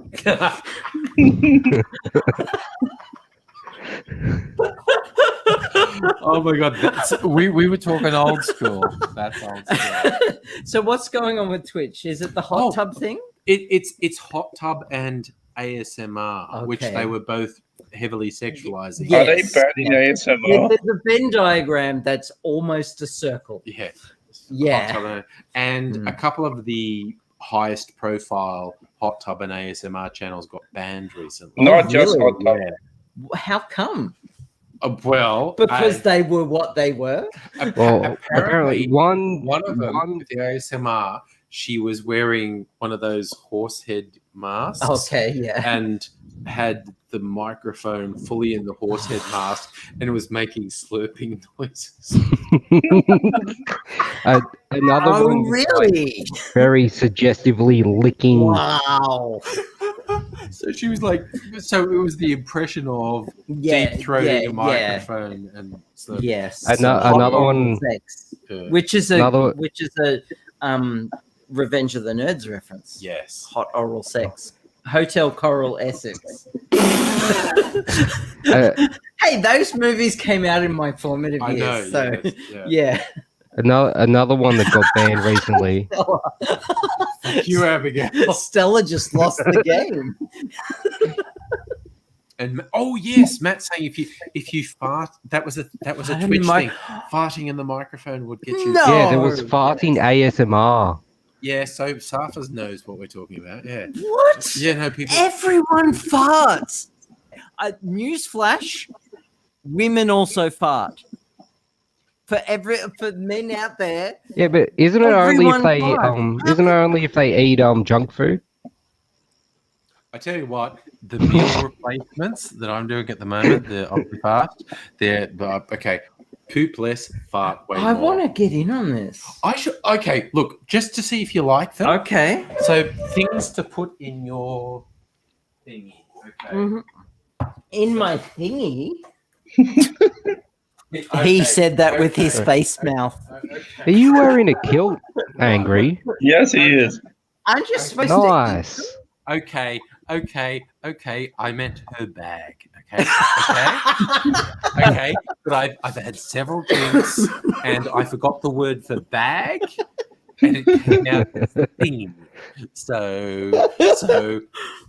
Fuck you. If you drink a cocktail, does your fart smell Oh like no! cocktail? Oh no!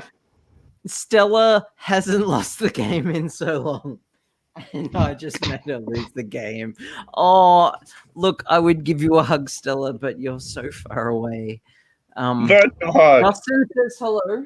Hi, Justin. Hi, Justin. Matt says people don't tend to do it into a mic. Oh, I assume you mean the farting thing. Well, it depends how you ASMR fall when farting you is the fart. weirdest thing ever. Okay, so I'm going to give you, just so you can see if you like them, a chocolate bar, Yeah. berry crunch, and Okay. a cereal one. Okay. So these are, and it seems really surreal, these are an entire meal.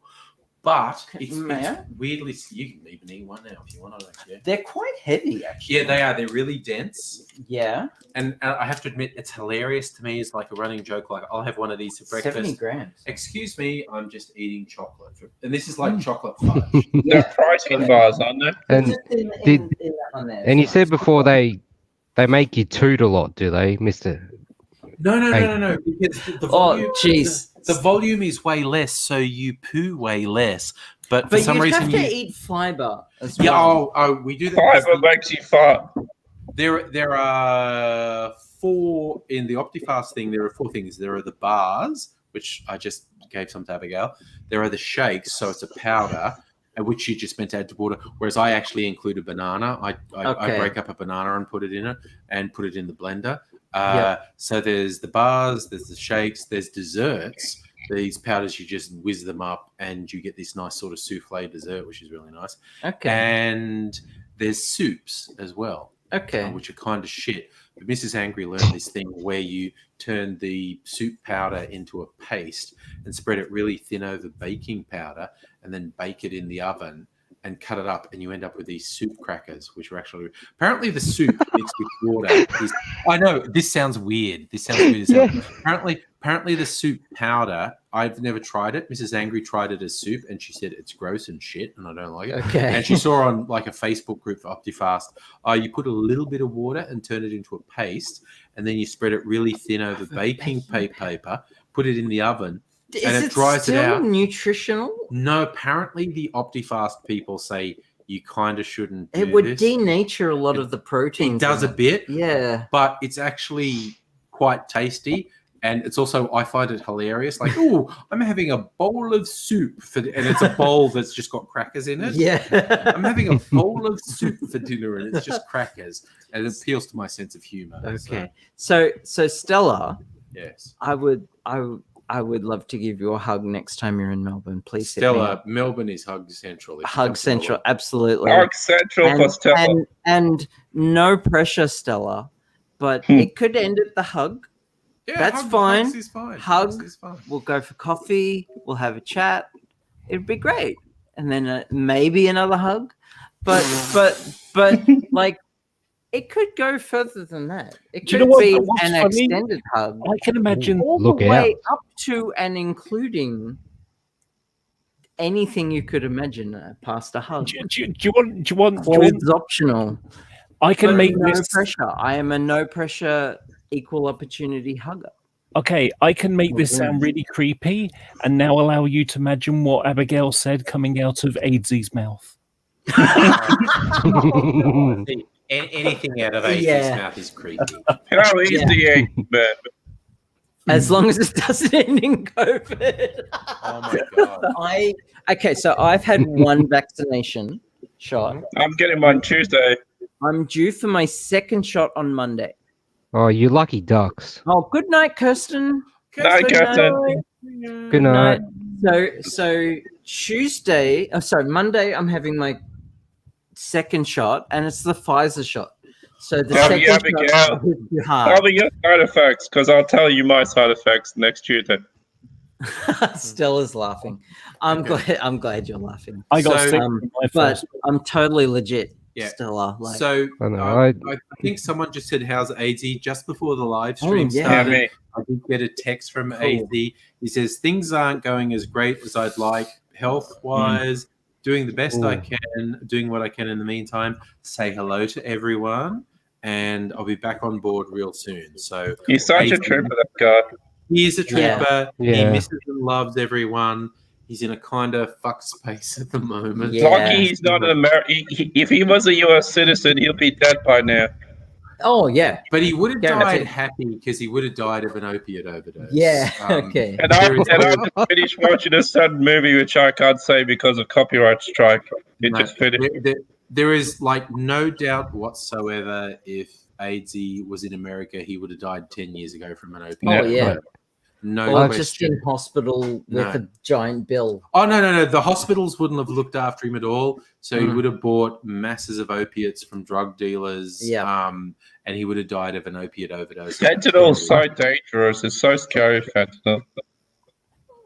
It's just, yeah, no. Well, I feel- sent AIDS a text today as well, and I hope he got it. And I hope he would have. Yeah, and like again, he doesn't have to respond. I just want him to feel the love. And I also want to say, everyone, I always pass on the love from everyone to AZ, and he really appreciates it. He really feels it.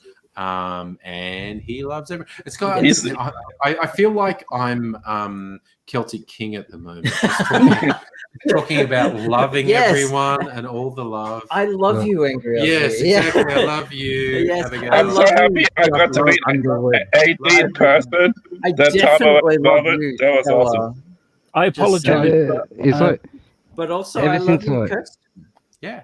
And I love ever since I first saw AD back when he used to do videos with him back in the day. Back in the day. He's still one of the funniest people I've ever come across. He is exceptionally funny. He's got a skill. Smart and funny go hand in hand, and he is very funny and very smart. Oh, Stella's laughing at Laura's joke. Okay. I don't remember what Laura's joke was. It was me saying what you said, except for imagining it coming out of AD's mouth. Right. Okay. Yeah. Actually, I've got a fun one for you, because you mentioned Yahoo groups. I still have a little, something locked in my brain that I read on a Yahoo group. So it's about model train stuff, and there's a company called Bachmann. So they had some production issues by the fact they didn't really do enough proper research. So they brought a locomotive out and the shape was all wrong. The curves were wrong and everything. And so it got slapped, for being awful. And one magazine reviewed it, and Bachmann pulled their advertising and threatened to sue them for giving a bad review, even though it was shit. I mean, like the person who did the review, it's like, you imagine going to court and saying, here's Exhibit 1, a Bachmann 37. Here's a photo of a 37. If you look here, I rest my case. It's like someone calling you shit, and then you taking them to court, and then they literally have to prove why you're shit. Yeah. And then you just like, oh, shit. Yeah. So one of the other problems is that I have a big, massive 1 millimeter panel line, and if you remember, it's 1/76 scale. You're talking about 76 millimeters, so 6.5 centimeters panel line, which is huge. So the next model they brought out had printed panel lines. So if you want to repaint it, you lose your detail. Yeah. And also they had problems with the colours of it as well. They kept changing a shade of blue, the British Rail blue. And so the next model that's coming out is the Class 20. And people looking at it and looking at the details and saying, well, the ventilators on the roofs look a bit big and the brake pistons on the bogies look a bit small. And did they get the microscope someone posted the best message I've ever seen. And the company is based in a little town in Leicestershire called Barwell. So he said, be careful what you say, or the Barwell Mafia will put a horse's head on your pillow.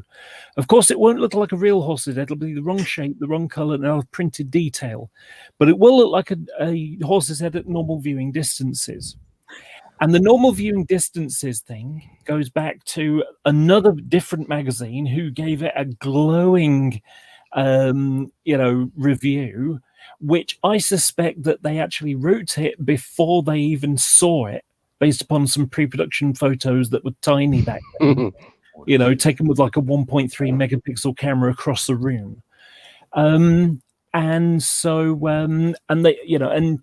he tried to excuse the bad review by saying, well, it looks like a 37 at normal viewing distances. It's like, well, it should look like it, 2 inches from your nose, but it doesn't. And then over the next year, it went from the best thing ever to being could have been better. Sorry, I apologize. I was in the background showing off that. Yes, I'm wearing a kilt. Yeah. And I got distracted completely between Laura. Like I hear what you're saying, because every time Eagle must bring out a Federation starship and the nacelles are like a degree off, and it's like I lose my shit. Yeah. And Angry in the background with his like lily white legs and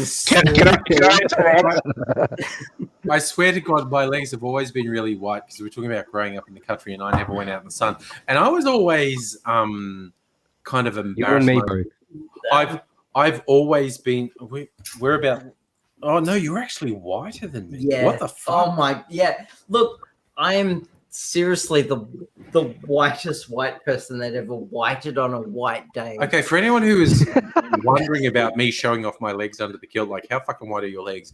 Abigail's are actually whiter, so I'm just throwing it out there. So, I'm white just to the point where when I was in Sydney and I was at Grasshopper's place, and Grasshopper was saying that his wife Eleanor was her legs were like whiter as white. Yeah. And I showed my legs, awesome. and everyone was like, "No, Abigail's the whitest. My legs are so white that they're almost translucent." Yeah, I had to be like, because I've always been self-conscious about, because I've always been chunky, and I was very self-conscious about my legs, so I never wore shorts in summer.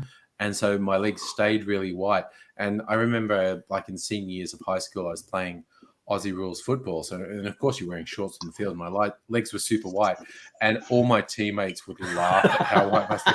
And they said, you should be our secret weapon. Like, you should go onto the field wearing tracksuit pants. And they'd be like those stripper pants that pull away. And Velcro on the side. At a critical point, we would rip the stripper pants off you, and your legs would blind the shine. So I don't know if we can capture this on the stream. Oh, we're gonna try. We're gonna try. But okay, so before I reveal the whiteness of what that's my legs, right? Okay. So which one is your shirt and which is your legs? This is exactly right. Yeah. So compare in contrast. No, it's pretty similar. It comes up on the screen. I don't know if it's showing up. Abigail's a bit whiter. And I've got I always have like leggings or jeans and so do I. I never wear shorts. I was white until I moved to regional Australia. I don't know if it counts, but I'm also half Scottish. I'm Scottish Irish. I learned that one from Stella. Worked with a guy who spent his whole life underground, had to wear a welting mask because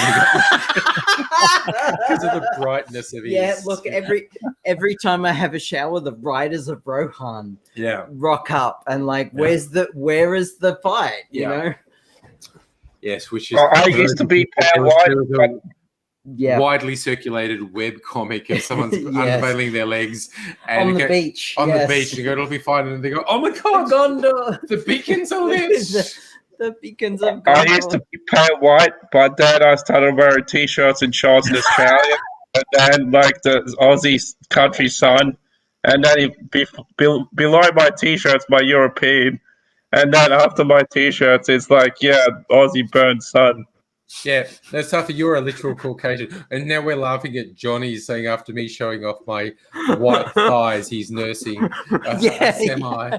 And Stella's comment, up kilt. That was a bit of up kilt. There was I caught up-kilting. a bit of up kilt shot there. Yeah, I am wearing undies. Okay? Yes, he is. Not safe for the kids. I'm not doing the full Scottish. No. I'm not.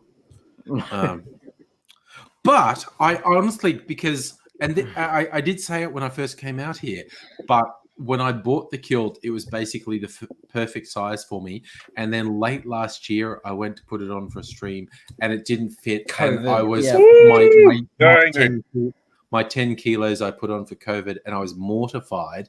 and I'd never tried since. But for Ian, who said he wanted to do it, and I promised I'd do it, I went and got it, and it was like there was so much fucking. I thought, okay, that's awesome.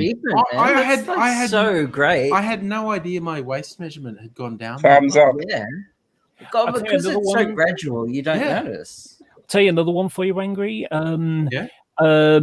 So I lost loads of weight, and I went to there's a TV show in the UK, or there used to be rather, called Last of the Summer Wine. Yes, and I know. Yes. So my friend, the American friend, is like big into it, and so I, next time you come over and visit, and and it was my other friend. So the three of us went to Holmfirth where it was filmed. Yeah. And the last thing we did was go up to there's a church in the graveyard, and one of the stars is buried there. And well, a year before, I would have struggled to get up that hill. They had to stop twice because they're overweight as well. Yeah. And whereas me, I didn't. I actually had loads of strength left because I'd like lost all the weight and I had more stamina. So find yourself a hill that previously you might have had to stop halfway up and see if you can do it. Yeah, well, Mrs. Angry and I go on walks most days, and there's a part of the walk that is quite a steep hill. And when we were first doing it, we would be sort of fucked and take it really slowly and be out of breath. Now we double time it up the hill, and you're still breathing a bit heavy, but it's like, that's a bit of extra exercise going up that hill. So we're walking much faster. I did a stupid thing. I did a hill up a country suburb when it was like 35, 38 degrees Celsius. I made it up, but it was, I'll never do that again. Yeah. So when I was talking about the fact I'm wearing undies, Stelly's going, we saw them. yeah. My boxer briefs. Hopefully no YouTube strike. Yeah. Yeah, possibly I just breached community standards. Yeah, well, I'm glad you're not monetized. Monetized, that's what it's certainly monetized. I'm monetized. It certainly puts it into the NSFW category. Yes, the NSFW. Yeah. And we got to do it. Angry only fans. Yeah. Angry only fans. Twitch is a whole thing as well.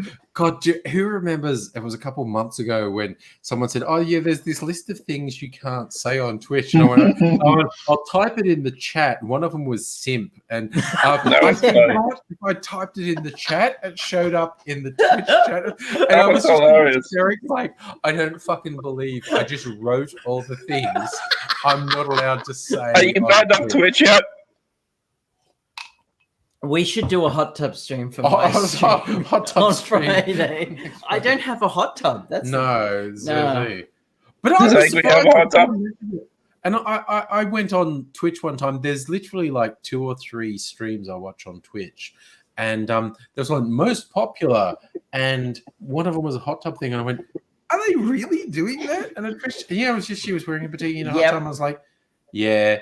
That's it's a thing. There's also porn on the internet. If I watch, it's all these things like titillation. Like if I watch this, I might get porn. There's also motherless.com. like too frequently when I listen to ADZ talking, it's almost as if his life is just Rule 34. Oh, it is. For sure. Absolutely is. But even like, because I've got like a bunch of mobile games on my phone, and they'll advertise things like, be the king and do this. Yes. And it's like, oh yes. And I might see some cartoon nudity. Or I could go on a fucking porn site. Oh, you could go to Pornhub. Yeah. And it's just like, I could download this thing that's full of ads and wants me to pay. Yeah. Or I could do it on a fucking porn site. Or Abigail's favorite intro music.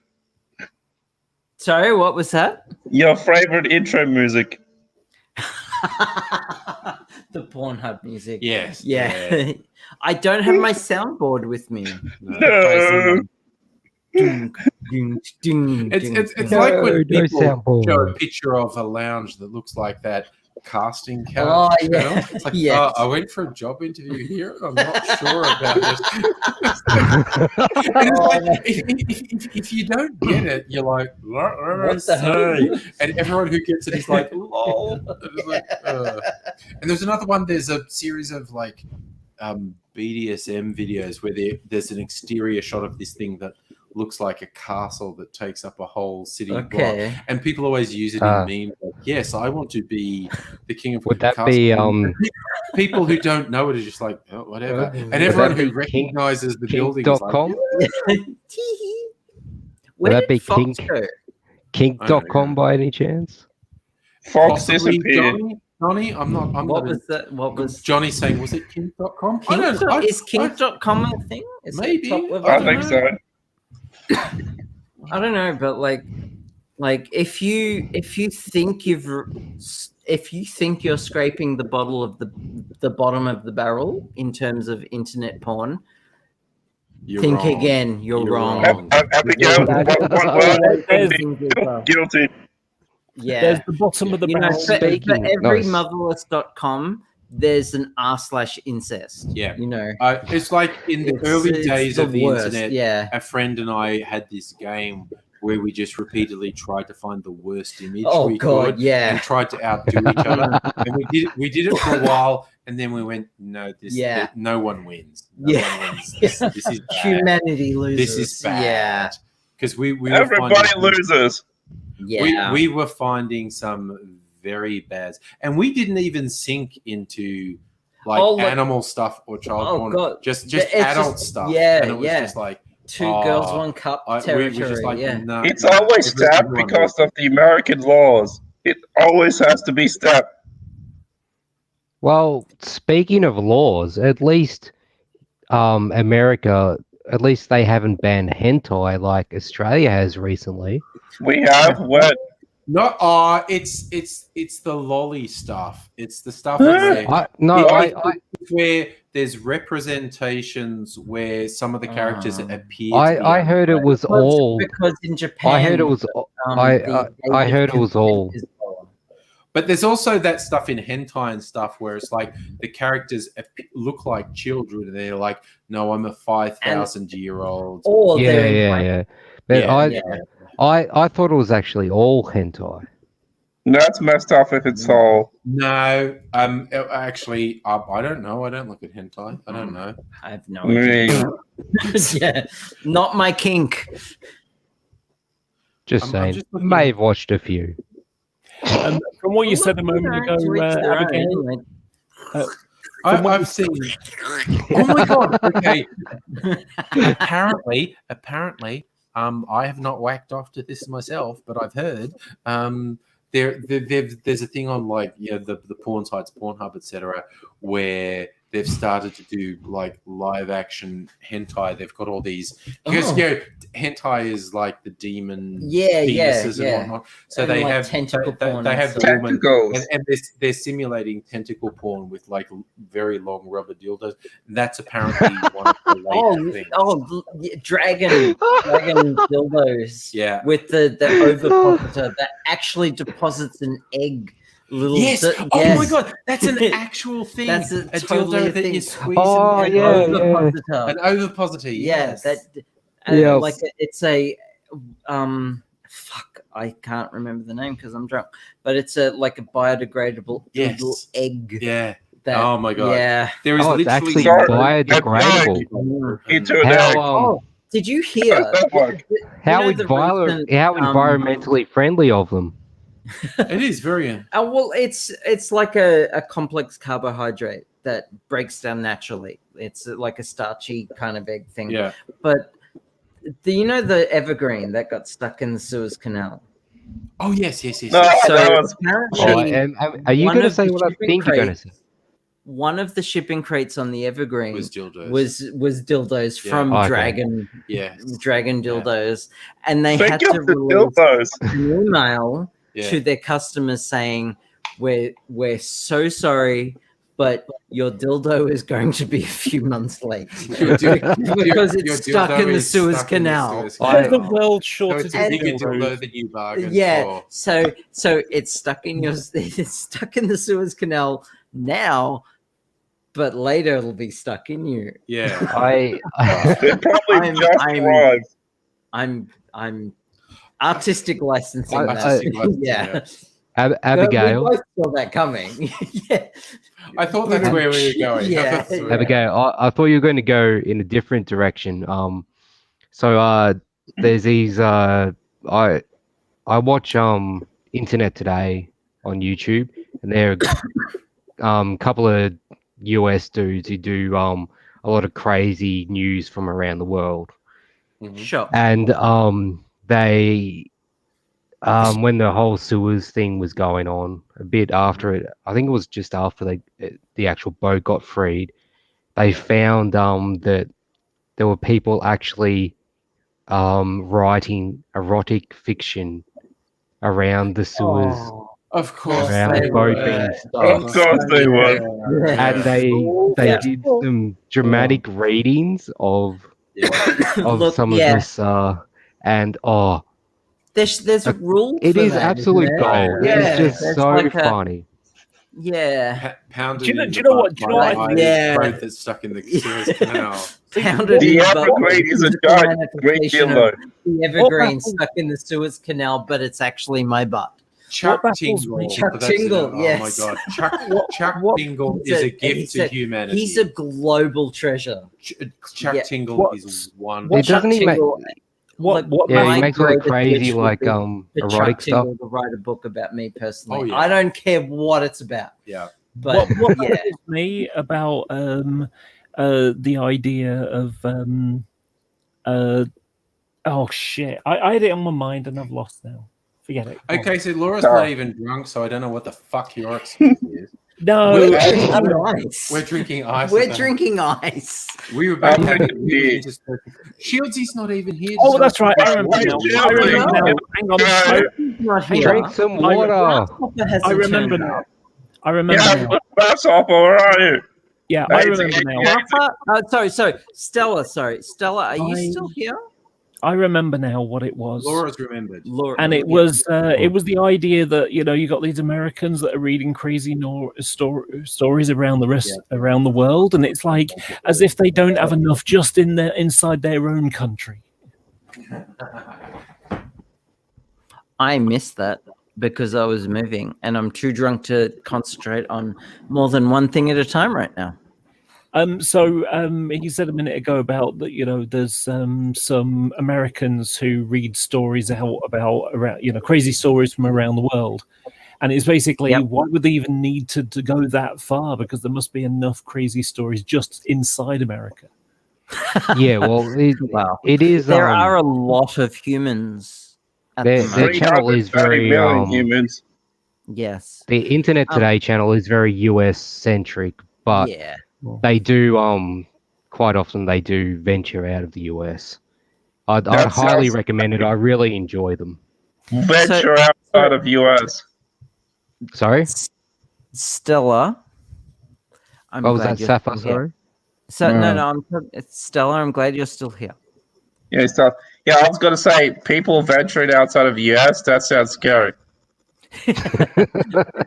The Americans should stay in the US. Although actually, no. A lot of I have a few friends who are US expats, including an ex of mine. It's Florida man. Yes, Florida USA man. North. That I That think is, even Floridians are sick of Florida man. yeah, Florida man is a But recurring like my theme. my best friend in the world is an expat from America who is just put in for her Australian citizenship. Yeah, Aussie. But She's she's Aussie. from the She- New England states. Like she's from like up Fingers in the crossed. northeast. So, but no, one of my exes is from the Midwest. From, oh, that's what that humming is. Fred. Oh. It's the oven. I'm complaining. Yeah. Stella, I love you. Thank Everybody you for loves sticking with Stella. us. By the way, Stella, my email address is funky.abigail@gmail.com. Hit me up. Good to know. Damn it, you better be good, Abigail. Sorry? You bet Stella to me. Damn it. I missed all of I that. don't You know what's funny about, other than the email address itself, also sound like what AD would say. Yeah. Am I a female AD? That's just That's horrifying. Abigail, when Without drunk, all equals death. AD. Like I haven't even died once. Yeah. Like I It's like, can't be. Be back in there. Obviously, you're I'm just not trying. Look, okay. So the thing is, get a few drinks into me, and I'm like horny as fuck. Apparently, yeah. Do you want another? Sorry, No. I literally didn't mean that. Damn it, I missed that. Actually. Damn. You want another drink? Oh, okay.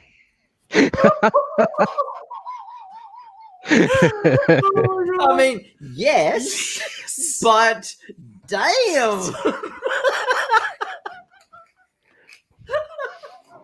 Would Mrs. Angry have something to say about that? Before you said that, I was going to add another drink, but then, oh my god. Anyway, it's all good. it's all good. How about correct, Stella. There can only be one AIDS. That's true. Yeah. So, this is a recently discovered favorite of mine. What's that? It's apple brandy, rum, vermouth, but so it's this real fucking Creole style, New Orleans style drink, but with rum. You don't normally get rum. Apple brandy and rum sounds delicious. This drink is fucking amazing. All right, I'm gonna make us both one of those. Excellent. There's a shit ton of bottles here. Angry. There's a shit ton of bottles I haven't put away. I've got to put them away. Sure. Right. So Don't trust me because I might drop something. I'm good. Correct. So Stella, yes, there can only be one AZ, but there also can only be one Abigail.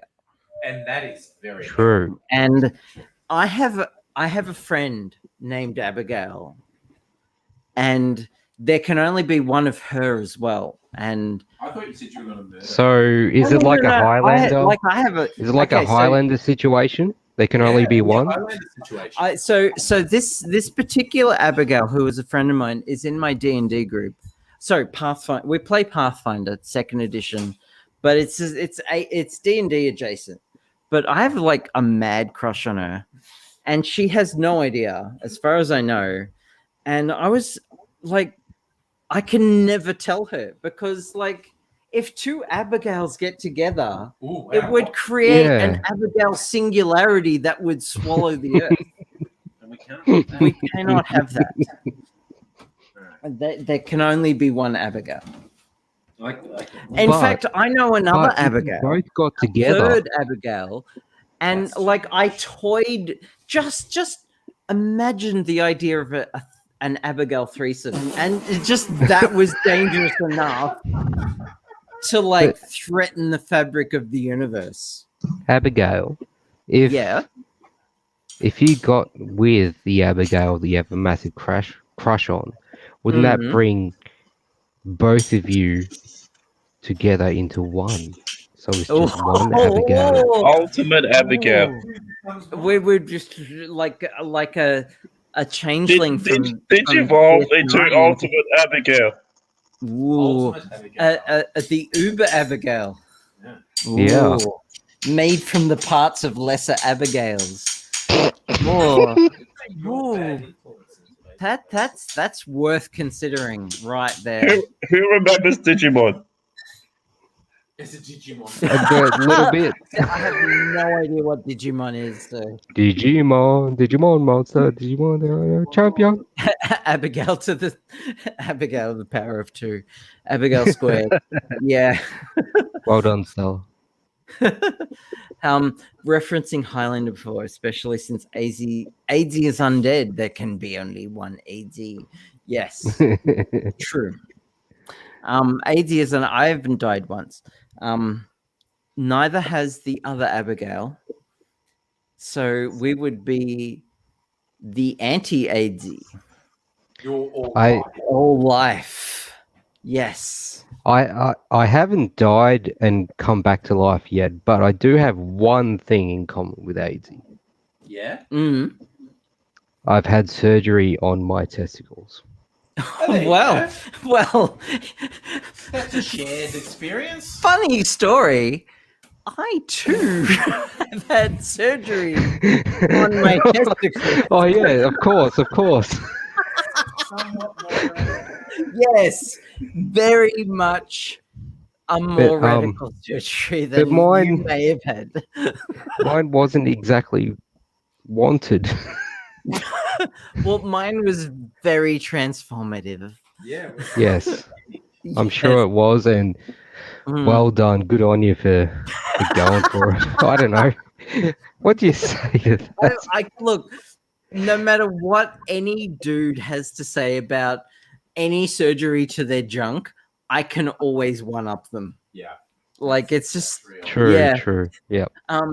To case in point, I was at a party once where a guy people were like joking around and someone said like, "Oh, I've got all these scars here," and some dude just said, "Yeah, you should see my genitals."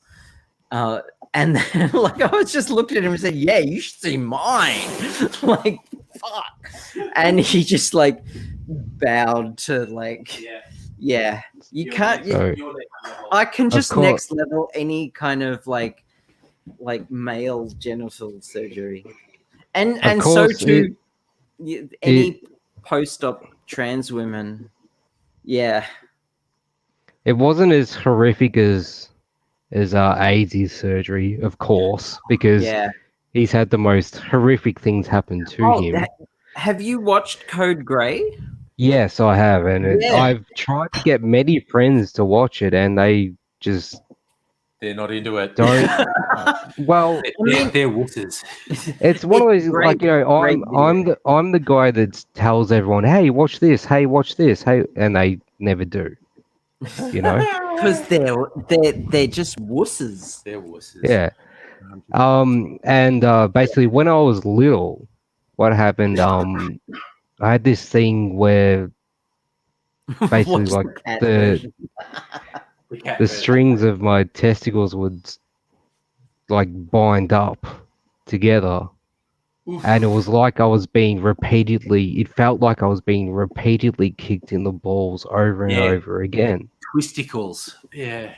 I have no idea what you're talking about. No, torsion testicles. Things get twisted up.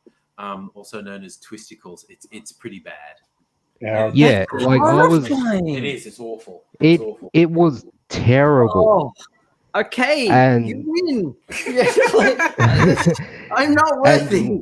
What was causing it was I had this little bit of extra like cartilage in there that was doing it, and basically they had to go in there and remove that, and and I remember when I was in the hospital recovering, I said to Mum one day, "Hey, I can actually move my legs now."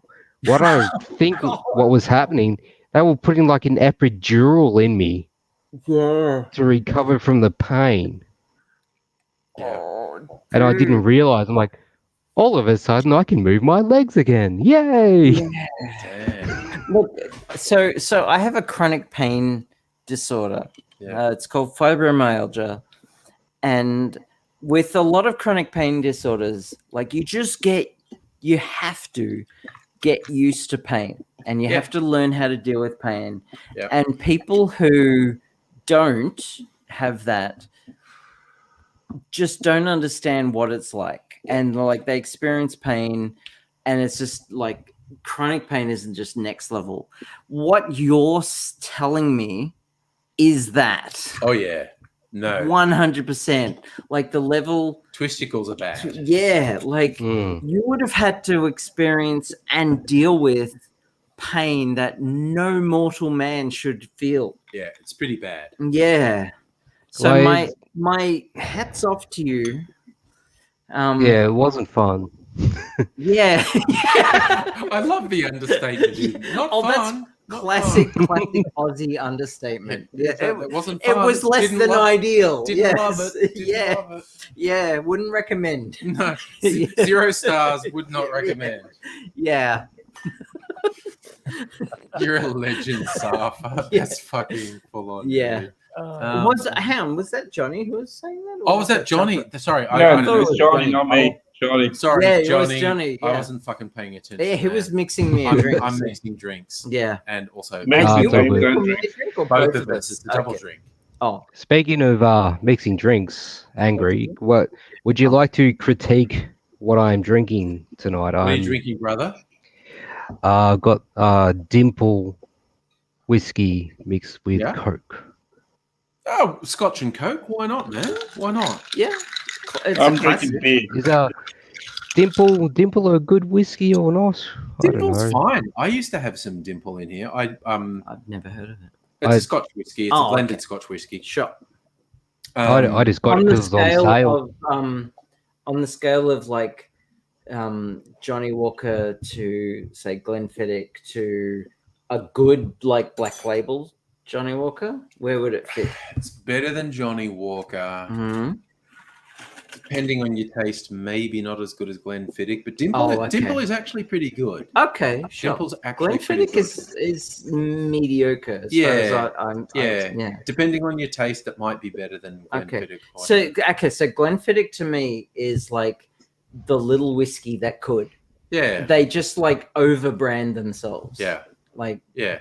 they make them like they hype themselves up. Yeah. And they're just okay. Yeah. Dimple is a nice, cute bottle too. They have this weird triangular bottle with dimples in the glass. So it's and they've got like wire on the outside of the bottle as well. Yes, yeah, they've got this wire. The last time I had Dimple, I'd actually got it from Costco. They had it from Costco. I wish I had the funds for whiskey. So the last Scotch I actually bought was a Glenfiddich. Yeah, okay.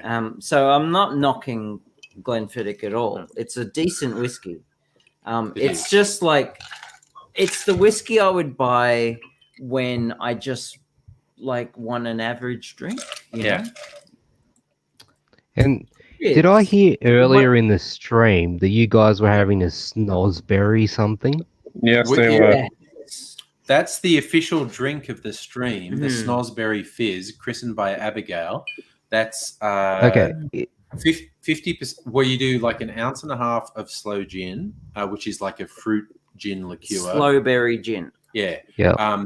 The traditional is slow gin, but there are lots of different sort of fruit gins you could put in. So you basically want a fruit gin liqueur. So I've used a blackberry gin at home, but like just like 3/4 of an ounce instead of 1.5 ounces. Yeah, because blackberry gin is quite overpowering. Johnny, I was just going to say, my question is snozzberry a real thing?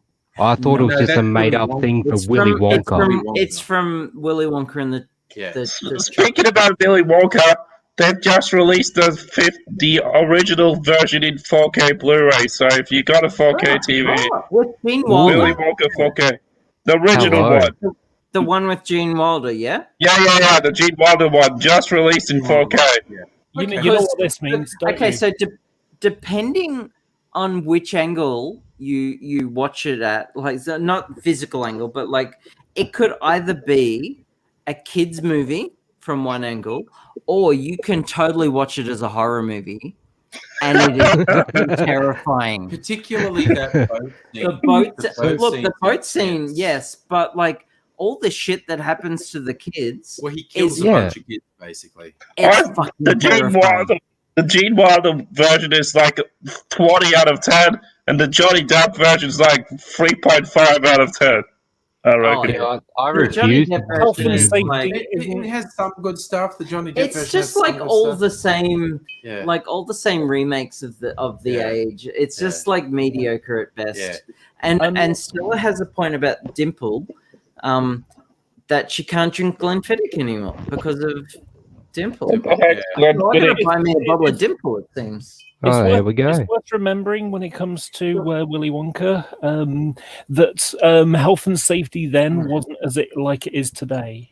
That's Yeah, true. right. Different health What and happened? safety rules, factories. Did anything bad happen, or? No, it's the joke about a bunch of kids got killed. Oh, Factories. okay, yeah. Afterglow. Oh, wow. That's nice. So, is Snozzberry actually a real thing, or was it? No. So no. So Okay. snozzberries were part of the wallpaper. So that's Yeah.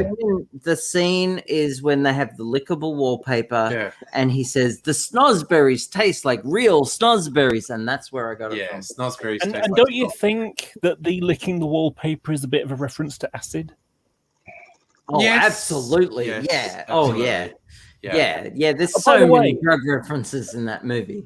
By the way, when you mentioned So Glenn it's so Fiddick, dark. I was really disappointed in Tim Burton. He's still referring about What are we the referring Johnny to Depp. here, Noah? To Johnny Depp He's one. saying that Sorry, Laura's sharing Hang a on, frame. the original was really I've dark, seen but I've seen the Glenn the Fiddick, original was really dark, but that should have made Tim Burton do something better than what he did. Oh, Tim Burton is so overrated.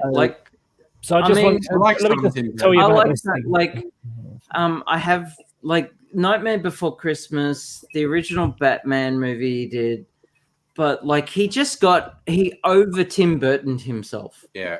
And can you just make a movie without Johnny Depp and Helena Bonham Carter? Come on. My favorite meme was someone from a film studio saying to Tim Burton, there are actors besides Johnny Depp and your wife. And Tim Burton turns in horror to his wife saying, how long have you known? I just thought you might be interested. Yeah. I had no idea. Yeah. I really enjoy Beetlejuice and the Nightmare Before Christmas. This is great. Glenn Fiddick that weighs 85 tons. Just a little amusing little thing for you. Okay. Weighs 85 tons. On Stella's point, can't drink Glenfiddich after drinking the $100+ whiskeys, $100 plus whiskeys. This is me after drinking Starwood Nova. Yeah. Stella, if you come here, I'll I would have gone to Angry's and drink Starwood Nova.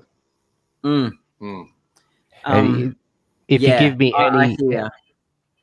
if you give me any kind of whiskey that's got a nice smoky flavor, then I'm done. It's just like, I don't want anything else. So the Tim Burton Willy Wonka was so disappointing. Yeah. Considering Gene Wilder just fucking owned that role. Gene Wilder is the big knees. It just occurred to me that Gene Wilder. It just occurred to me having a high Ultra HD 4K whatever movie means that you've now got higher resolution memes of that. Yeah. I do like the "you must be new around here" meme. Yeah. Is he still alive, Gene Wilder? He's dead. Is he still alive? He died. Have you? Okay, so has anyone here heard the fan theory that Snow Chaser is a sequel to Willy Wonka and the Chocolate Factory? Charlie. Yes, I've heard of that. Yeah, because it was the Great Glass Elevator. It's a whiskey. So maybe Stella. Look, I'm seriously. I'm going to WA and just jumping on a plane to Kalgoorlie. I don't care what that your prime minister says. What's his awesome name? I want an election awesomely. I didn't catch. I don't know. That broke up a bit. So I'm not sure. But the only thing stopping me from going to visit Stella is the fact that I have a son and responsibilities here in Melbourne, and it would be kind of poor form to just say, "I'm really sorry, Will, but I have to." Mummy's got to get drunk. Yeah, I want to get drunk and I'm going to a West Australian booty call now. Yeah, Western Australian booty call. That's What's his name? What's the previous name? I could seriously, I could catch a plane, go to visit Stella, and never have any kind of like adult relations, and just talk the shit out of you, and just hang out, and it would be well spent, because Stella, you are an awesome person, and you sound like an amazing person to be friends with. Yeah, and I just love you for that. Yeah. But also, no responsibilities. Would probably be mind bending. Also, let me just get that straight. I got to finish. Sorry. Either you come here or I go there, and it would just like be earth shattering, and I would love it. So I got to finish with a little. I'm going to sort of take you off to a sort of a little parallel journey here. Do you remember The Running Man with Arnold Schwarzenegger? Yes. Do you remember the end? Close to the end scene where he goes back to the studio, and you've got the very, very nervous TV guy, Killian, was it? And next thing you know, out walks the sort of bodyguard guy. Yes. And he looks at Arnold Schwarzenegger, considering what's happened in the game.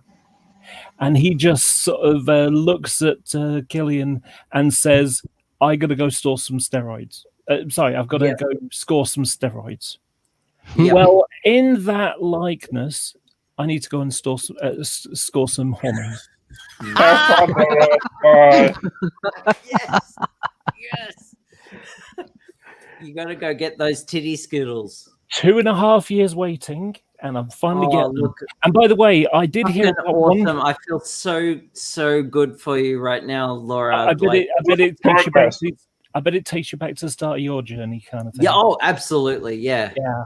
I did hear a rather scary one about. Lost the game. Oh. So Laura, you made me lose the game. You finally got approved for hormones and stuff, because I know it's quite a bit hard for people in the UK. It can be a hurdle. Yeah. For sure. So here in the UK, we have specialist centres, and because they've got a sort of history. Am I in ambulance? Sorry? Someone had an ambulance. I thought I heard ambulance. Oh, yeah, that's me. Sorry. Amen. It's like what Stella says. You go, Laura. Like, I'm so happy for you right now. Yeah, I'm going to be going in a minute. All right. So the UK system is incredibly long and very slow, because the heritage of it goes for when being transgender was a mental disorder. So it's highly medicalized, the system. Well, and so what's happening is that, they're changing it. But I've got a new clinic in Manchester, and they only deal with people in Manchester, which means that the queue times are really short. And so instead of waiting another 2 years from now, maybe 2.5, so 2023 here, I'm getting done now, which is amazing. That's awesome, Tommy. So congratulations. And so last week, 10 years ago here in Melbourne was better than that. Yeah. That's so last mental. That's last Thursday. It shouldn't take that long. Yeah. It shouldn't take that long, but finally you're getting it. So yep. Well, last done. week on last Thursday, I had my second assessment. And there was a funny thing in it as well, because it was done like this, like sharing screens, stuff like that, stuff going on. And when we were going through the hormones stuff, because it's like, right, the next stage is down there, move on hormones, and I need to explain to you some of the side effects and things like that. And let's look at the numbers and so on. And so he's screen sharing the numbers from the blood test. And I've got a really good thing going on as well, fortunate. So on the screen, there's whole lines of red there. And the reason why it's red is because it's bad. Red signals these things are bad. However, what it is, a couple of years ago, because my doctors had a sign-in thing and I had to press the mail button, which caused dysphoria every bloody time, I got a new NHS number, which puts me as an F on the system. So I'm female on the system. And because I haven't had any hormones, all the testosterone in there is all showing red. Yeah. Because for someone with an F category, shouldn't have all this red shit going on. Yep. But fortunately, it's really low, my testosterone count. It's 8.8. Okay. 20 plus is 20 to 30 is the norm. Sure. So I'm 8.8, and the reason is because I'm getting. I've got an antidepressant called amitriptyline, which has a bit of estrogen in it, and that's caused a bit of breast growth, which is fantastic. I think I take that too. Okay. That rings a bell. No, sorry, no. I have sertraline. Okay. Amitriptyline. I think amitriptyline really rings a bell. Mm. Damn, I can't blame my man boobs on taking that because I don't. Anyway, so what happened last week? You're whole thing on their own. Oh, look, lady boobs are just the best. So last week I had my second assessment, and it was like, how are you feeling, all that kind of stuff. Right, excellent. Okay, I now think you have gender incongruence, which is the new name for gender dysphoria. So I'm now officially, yes, I'm transgendered now. It's like being a Catholic and getting confirmed. Yep, you're a Catholic now. Yeah, for sure. And totally. It's like confirmation, you get to take on a new name as well. Yep. Well, I mean, I've had that already, that I changed my name. That whole clinical diagnosis stage is a thing. Like, it's a massive thing.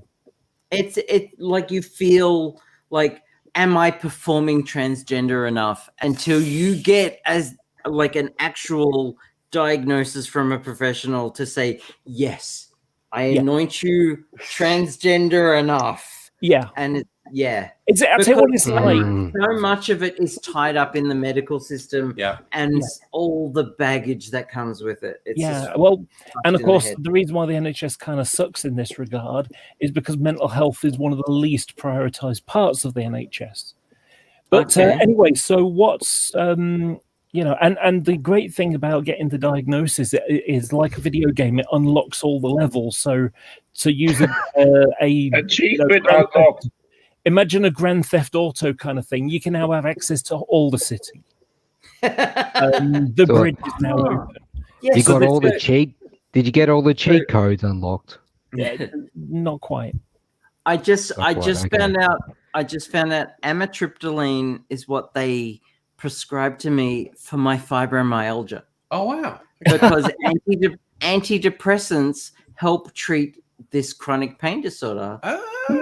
Because brain, nervous system, and feedback, and state of mind are all cyclical and linked. So, wonderfully, the amitriptyline in my case, there's a 1 in 1,000 chance of the side effect of causing boob growth.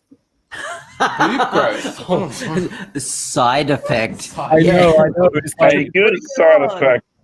Yeah, exactly. I mean, my analogy was to say it's like my body saying, I know you're going to be waiting a long time for hormones.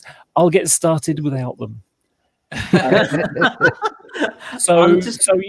What's happening is, because I've got such low testosterone, and I'm going to be getting the Sandrina gel.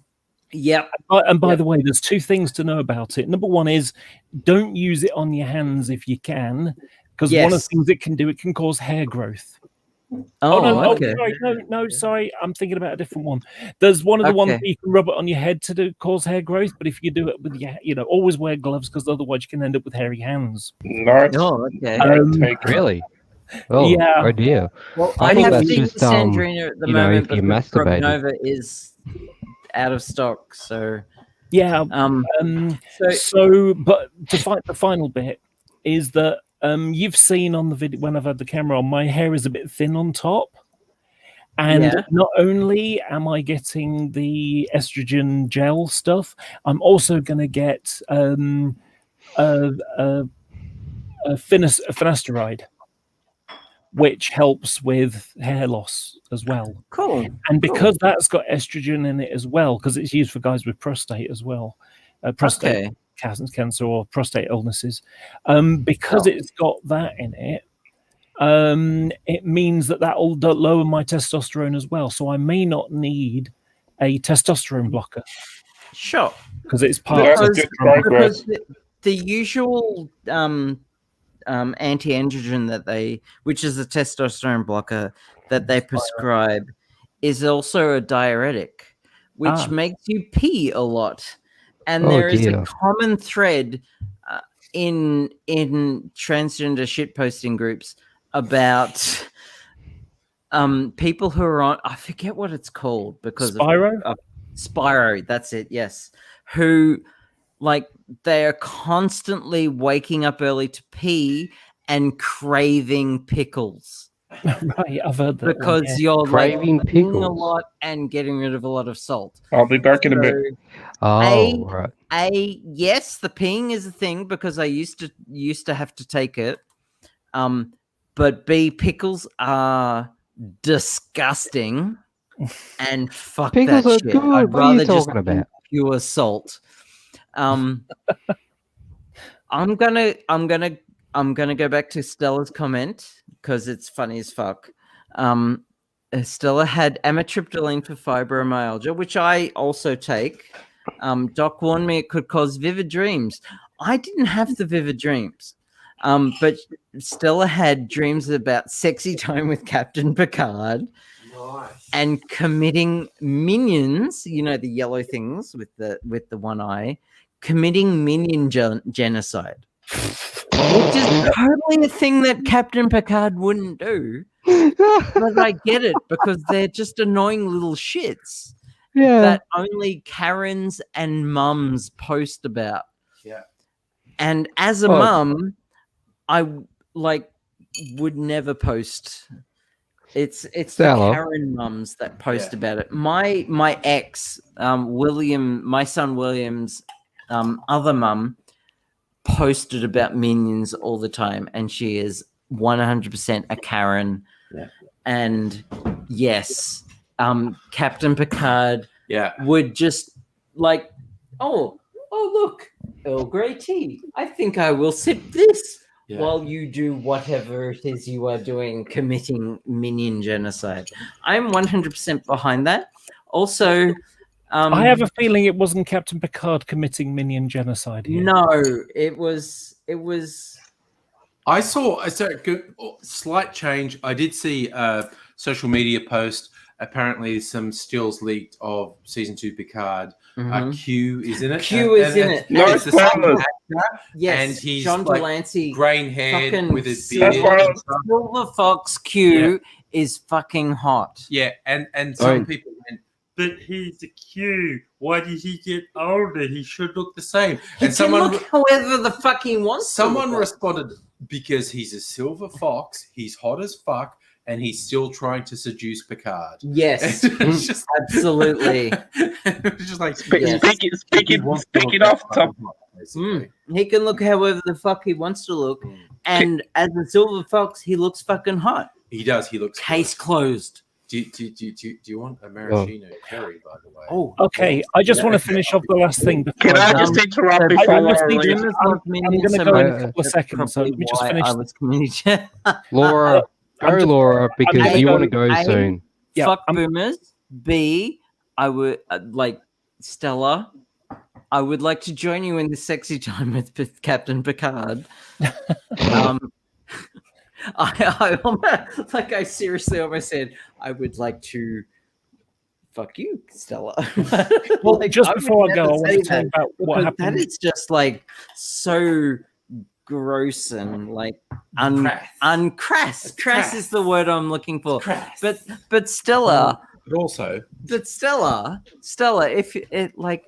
I would certainly like to make happy time with you and I, possibly sans clothed. And why do I have a feeling that Stella's blushing now? We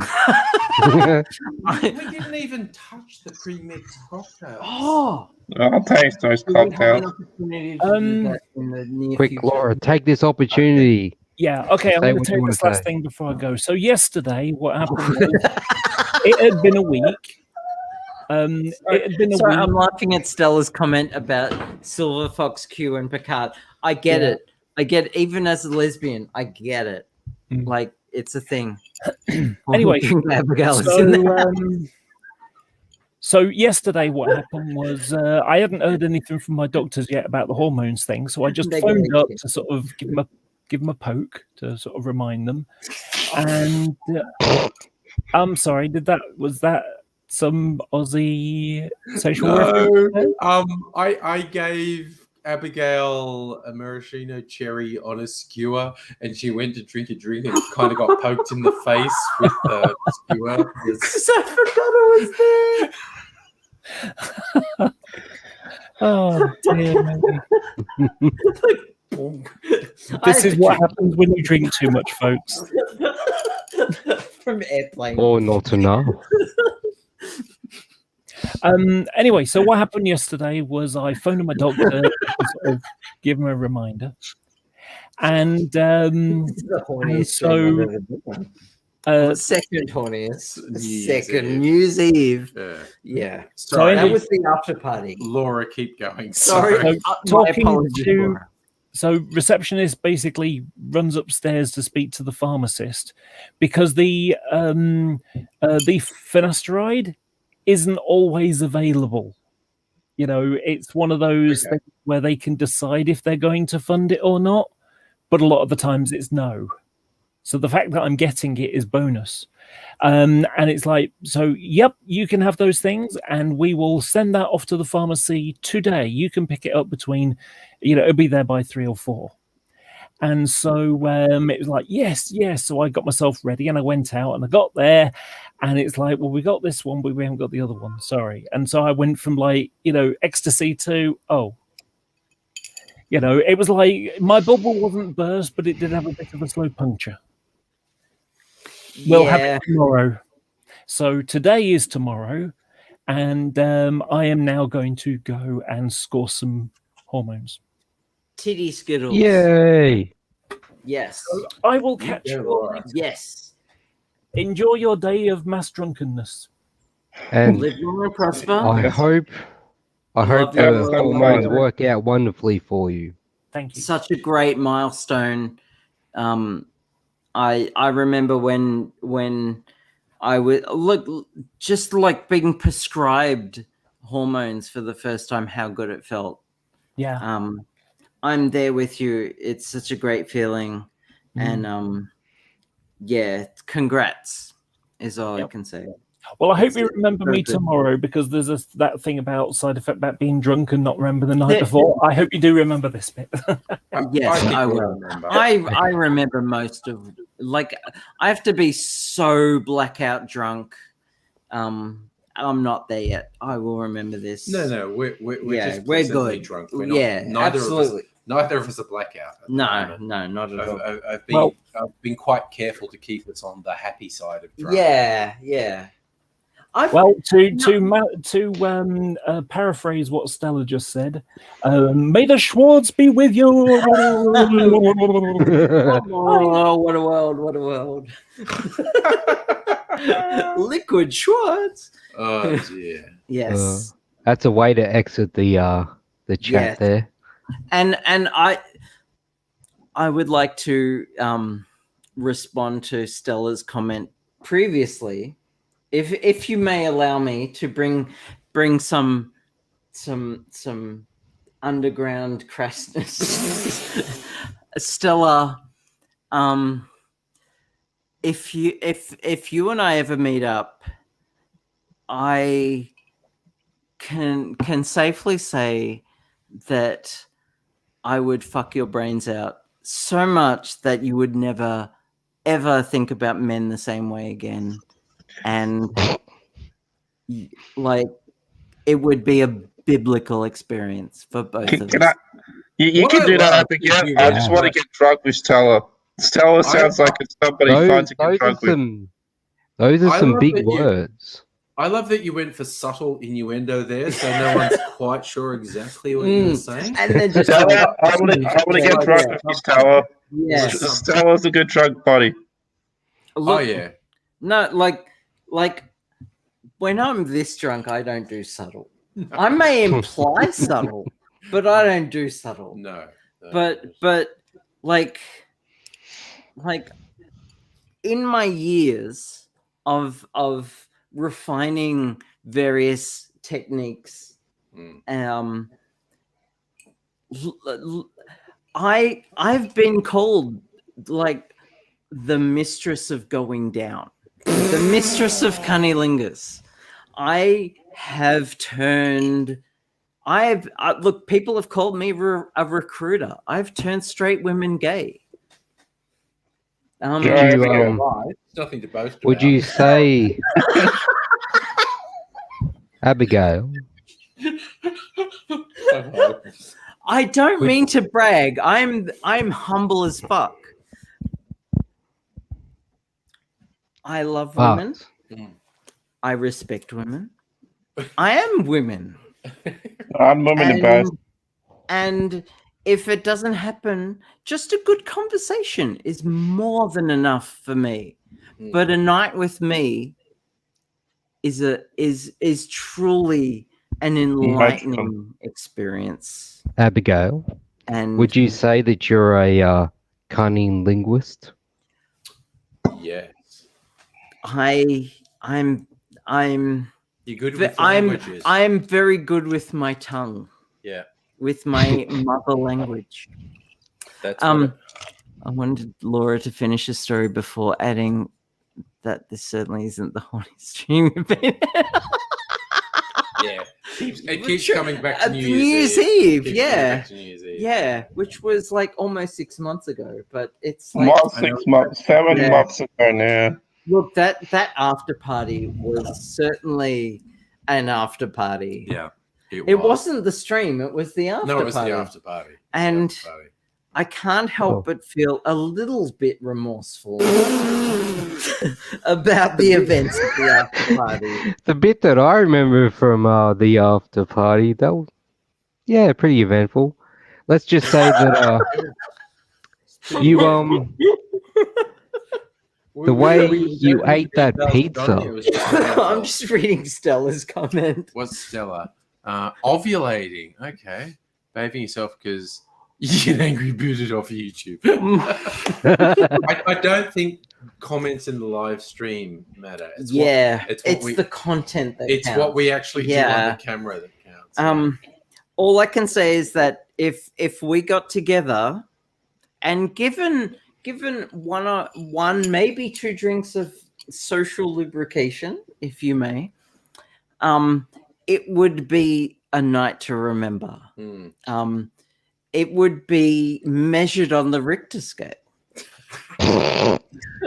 Moving the earth. It would be earth moving. The moon would grow larger in the sky. Yeah. It would be biblical. Yeah. You and I would forever be changed by that night. Yeah. So going back previously when you're talking about the medication that was a diuretic. Yeah. Spironolactone. Spiro, as it's colloquially known. So I didn't want to say this earlier because coming onto the stream, I didn't want to give bad news, but my mum went into hospital and she was in hospital for a week. She thought she was only going to be in there for a night, and like she has cardiac asthma. So basically, when you have a bad heart, sometimes you get fluid on the lungs. Yeah. And that's what was happening. So now mum's on like a diuretic to get rid of fluid, and she's on restricted fluids pretty much for the rest of her life. Oof. Okay. And all this stuff. And so that's what was going on with me for last week. Okay. Oh, damn. So you've had an intense week, man. Yeah, so I hope you're okay. harsh. Yeah. Yeah. That's pretty intense. Yeah. And so yeah, they rearranged a whole heap of her medications and all that. She's back home now for well, she's been back for a bit now. And yeah, doing a lot better. Oh, good. Oh, that's good to hear. That's really great to hear. Still a couple of things like she's on a new blood pressure medication, which I think is a bit high. Like she's now it's kicking in. It's like she's getting a bit lightheaded and stuff. So yeah, she's going to go see while moving and standing up and the like. Yeah, all that stuff. And so yeah, she's going to go see her doctor soon. Well, she already had that appointment to and yeah, they'll hopefully fix that up. Yeah, hopefully that works out. Yeah. It was just really bad, like just really horrible to see her just gasping for air, you know? Of course, yeah. Like it's weird, like the cardiac asthma, it's not actually asthma, but with the fluid on the lungs, it presents the symptoms present pretty much exactly like normal asthma. Yeah, of course. Yeah. But you can't use Ventolin to... No, because that won't help. Yeah. Like, what's the point of opening up your airways when your your lungs can't absorb as much oxygen as it would allow? Yeah. Yeah, of course. Anywho, that's what's been going on with me. Well, I'm glad things are getting better, and I hope she recovers soon. Yeah. But,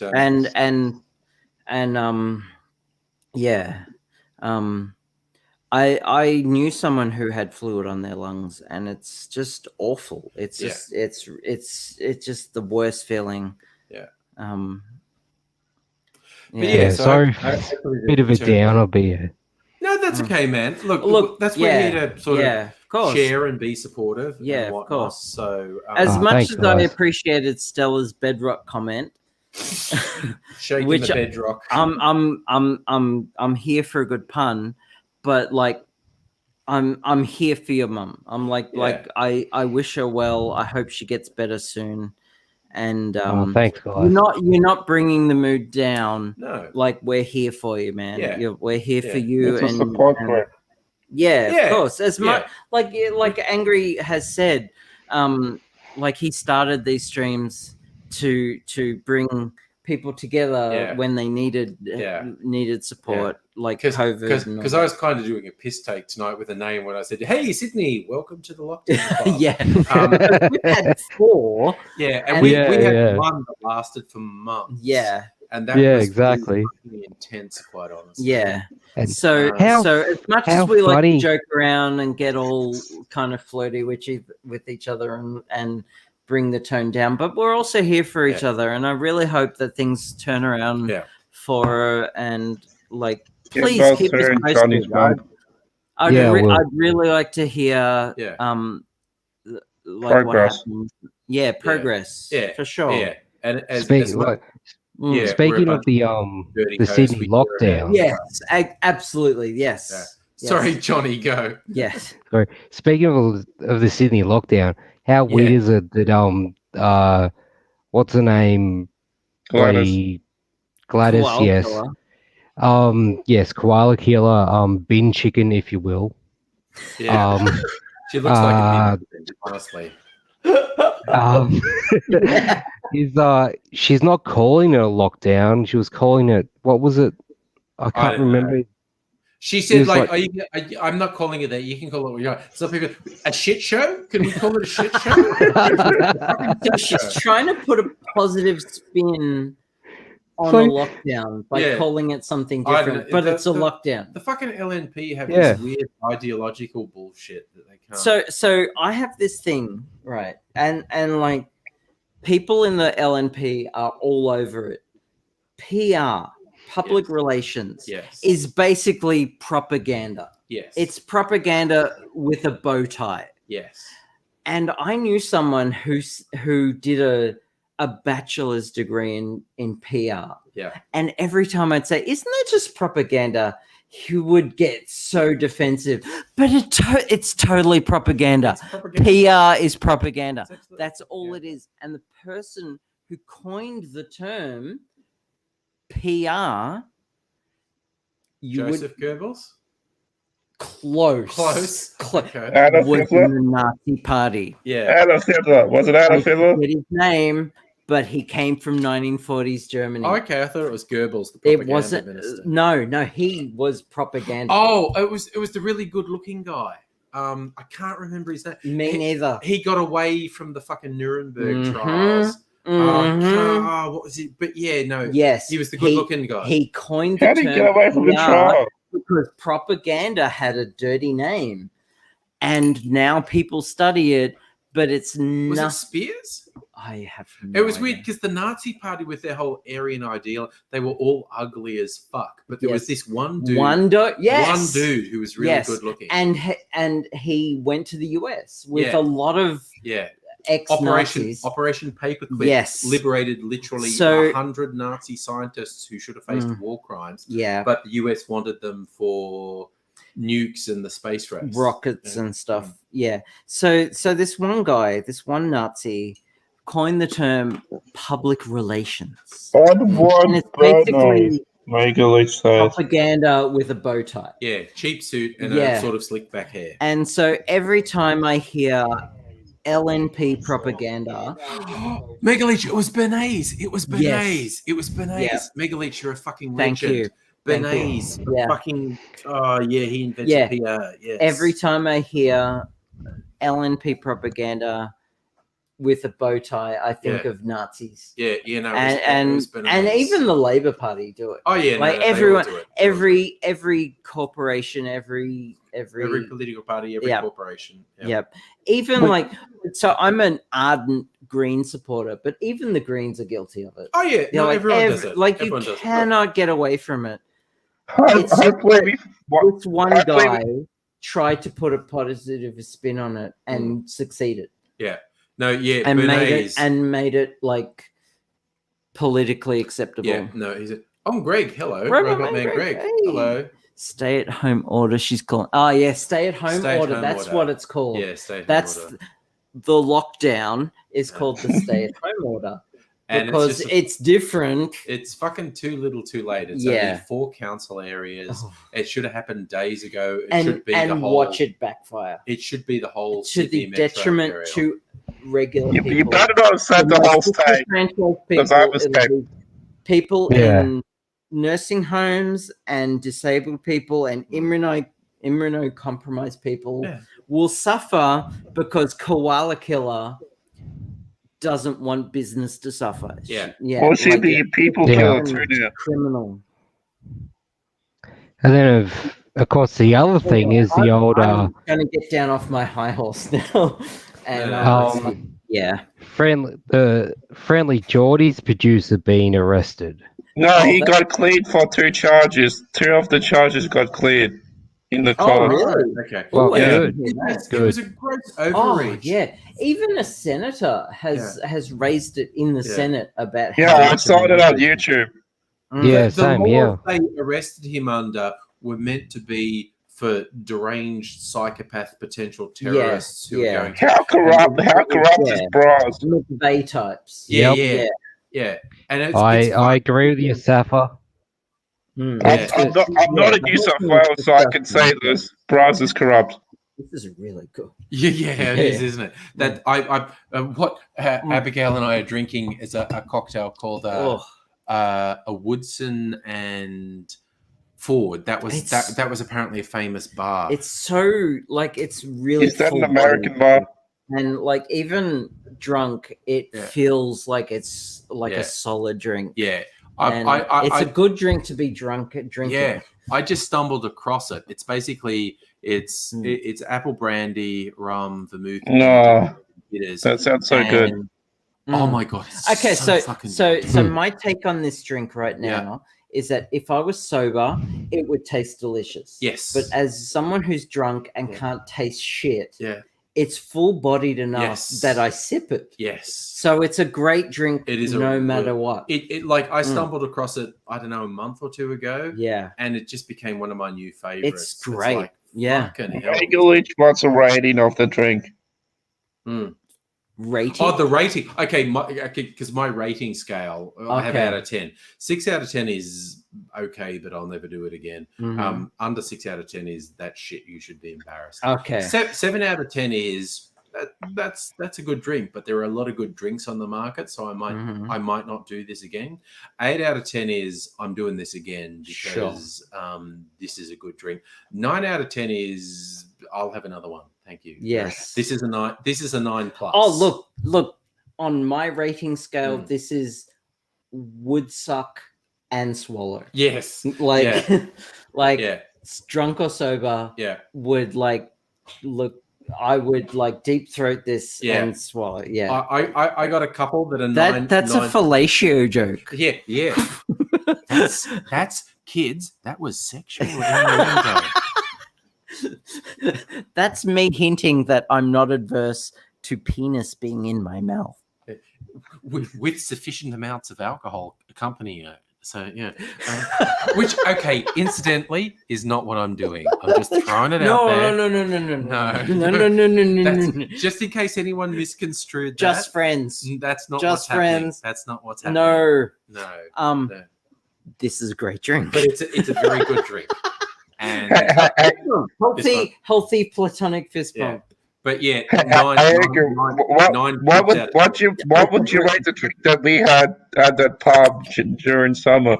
Safa, because Safa and I had a couple of drinks. I reckon all the drinks we had in that cafe were single entendre. For sure. It's yes. Show. Just show. Yeah, single entendre. Would suck again. Yeah. And swallow. Yeah. So yeah, Safa Not that I really know what that's like. To be honest. Safa and I hung out in the cafe that did decent. Did decent oral sex. Did decent oral sex. Decent. Oh no, Aidsy fucking scored with one of the waiters there. This cute Asian twink, and there were. I thought he was Arabic. Was he Arabic? I don't know, Safa. I just know Aidsy pulled is all I'm saying. We were at a couple of different tables. I was sitting with her. Aidsy was in the next booth, and I went over and we were just chatting. And Aidsy's going like, and he's sliding a piece of paper, and I'm going, what? And he's just going, and I'm going, there's a number written down there.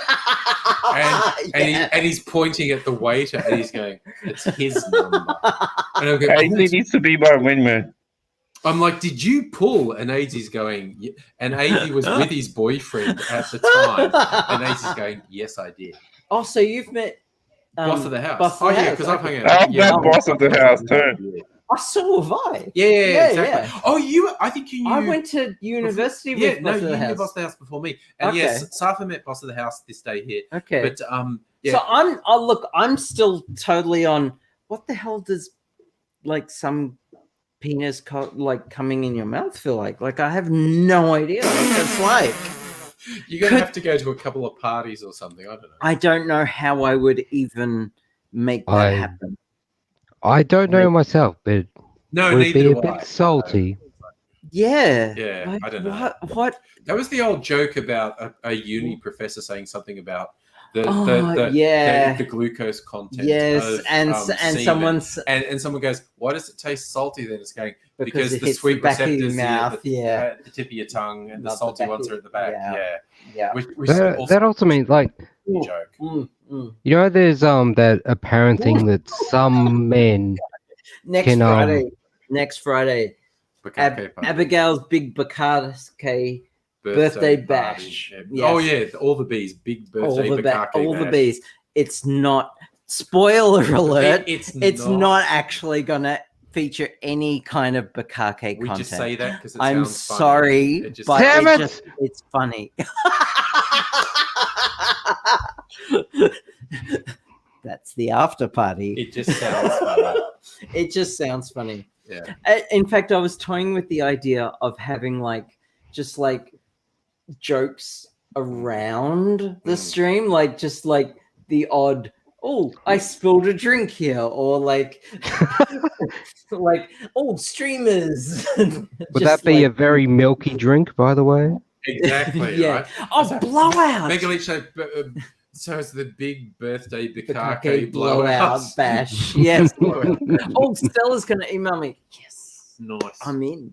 Nice. Yes. Nice. Nice. Oh, Yeah. I do have a. Nice. Email. What is this And email? I'm picking my 1990s. email. Anyway, it's like it's only 1 a.m. Oh, I'm just look, gonna say nice Stella, repeatedly. like It's actually 11 a.m. No, Stella 10 is a.m. captured 10 my p.m. in heart, WA.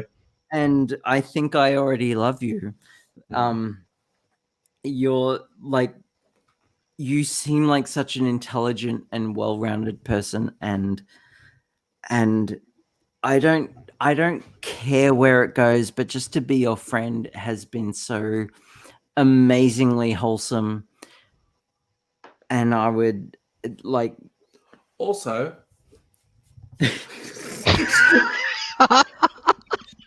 If fisting was part of it, that'd be great too. Look, I have various lubes. I have lots of toys. Just saying. My favorite is the clit sucker. Oh my god, the suction ones, the clit suckers, golden, absolutely amazing. I've heard of them. Look, I don't know how you would like as a dude with a penis. You just you're missing out. There You're are just so missing There out. are some sex toys that you could regard as unisex because of their vibrating functions. Yeah, but like unless they're like a fleshlight. But again, it's kind of like what was the line is in the.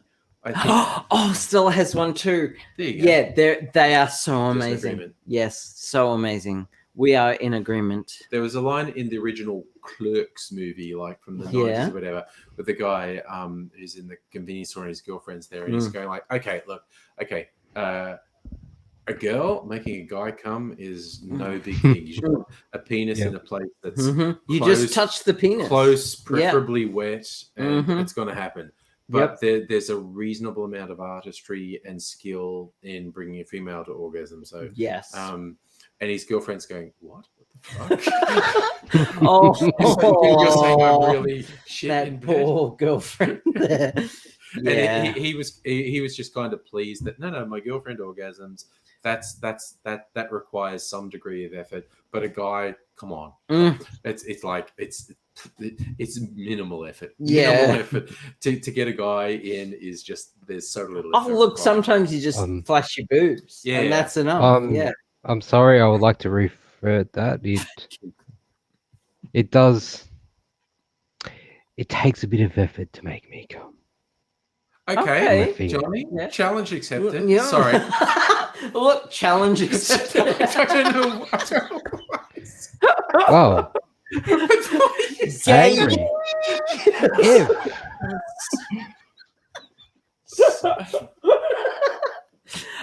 If you're up for the challenge, some look, a lot of men. I know angry would be.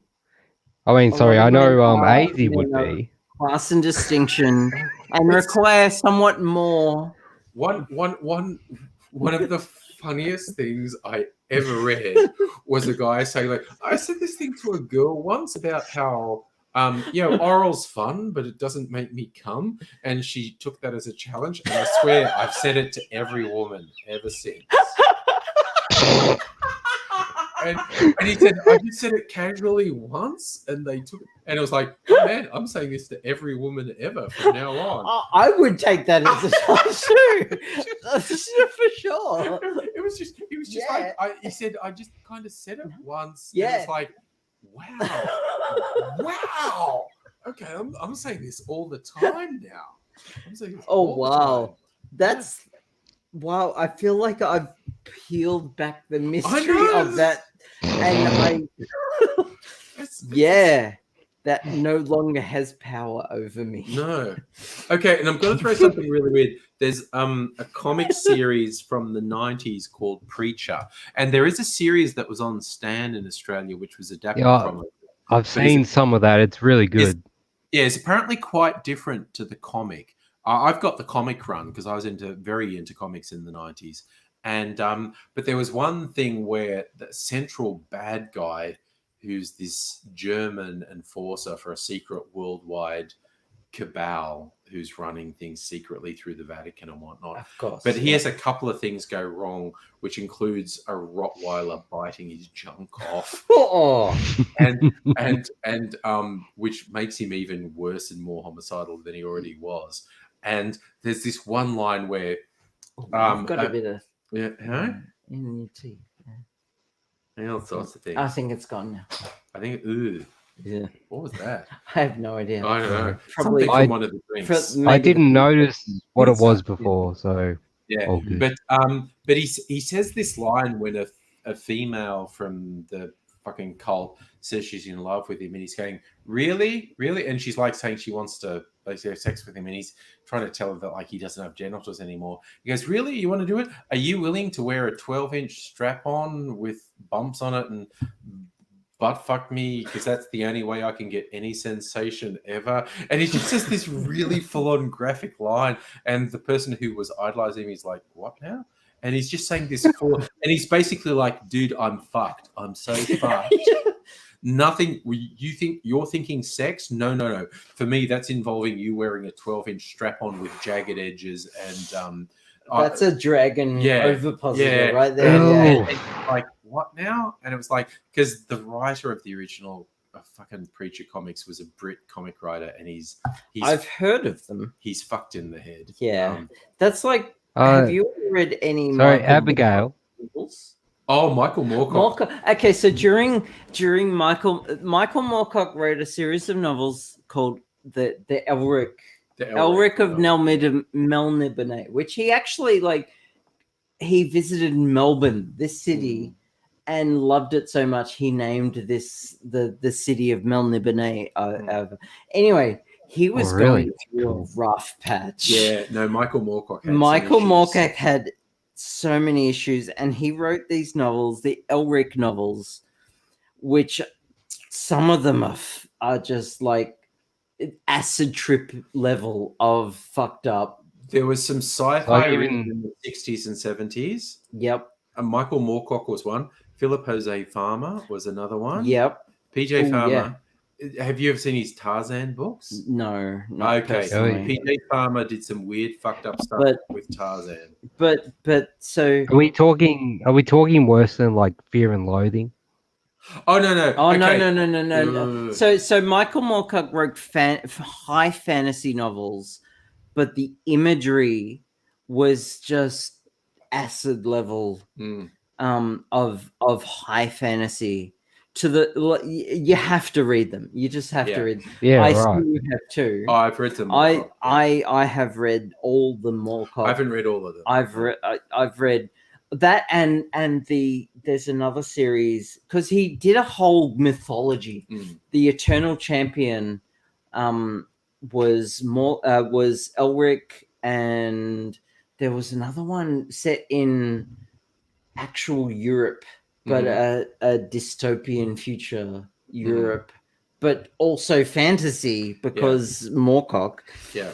But like at the time he was writing them, he was like getting drunk every night. He walked through a plate glass window and then kept drinking. Yeah. Like he was fucked up. Yeah. And his novels are great. Yeah. And like there's some of the best fantasy I've ever written. Ever read. Yeah.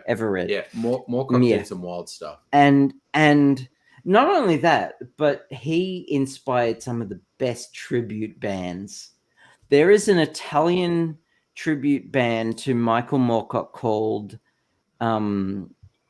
Dominate, which is of course Latin for Lord. Yeah. And it's Italian heavy metal, so it's a lot of and a lot of screeching, but also and like thematic kind of like high fantasy heavy metal. Yeah. All based on Michael Moorcock and Dune and fucking all this high fantasy like Lord of the Rings shit and fucking Michael Moorcock is the shit. Michael Moorcock actually got me into a lot of the fantasy novels that I read.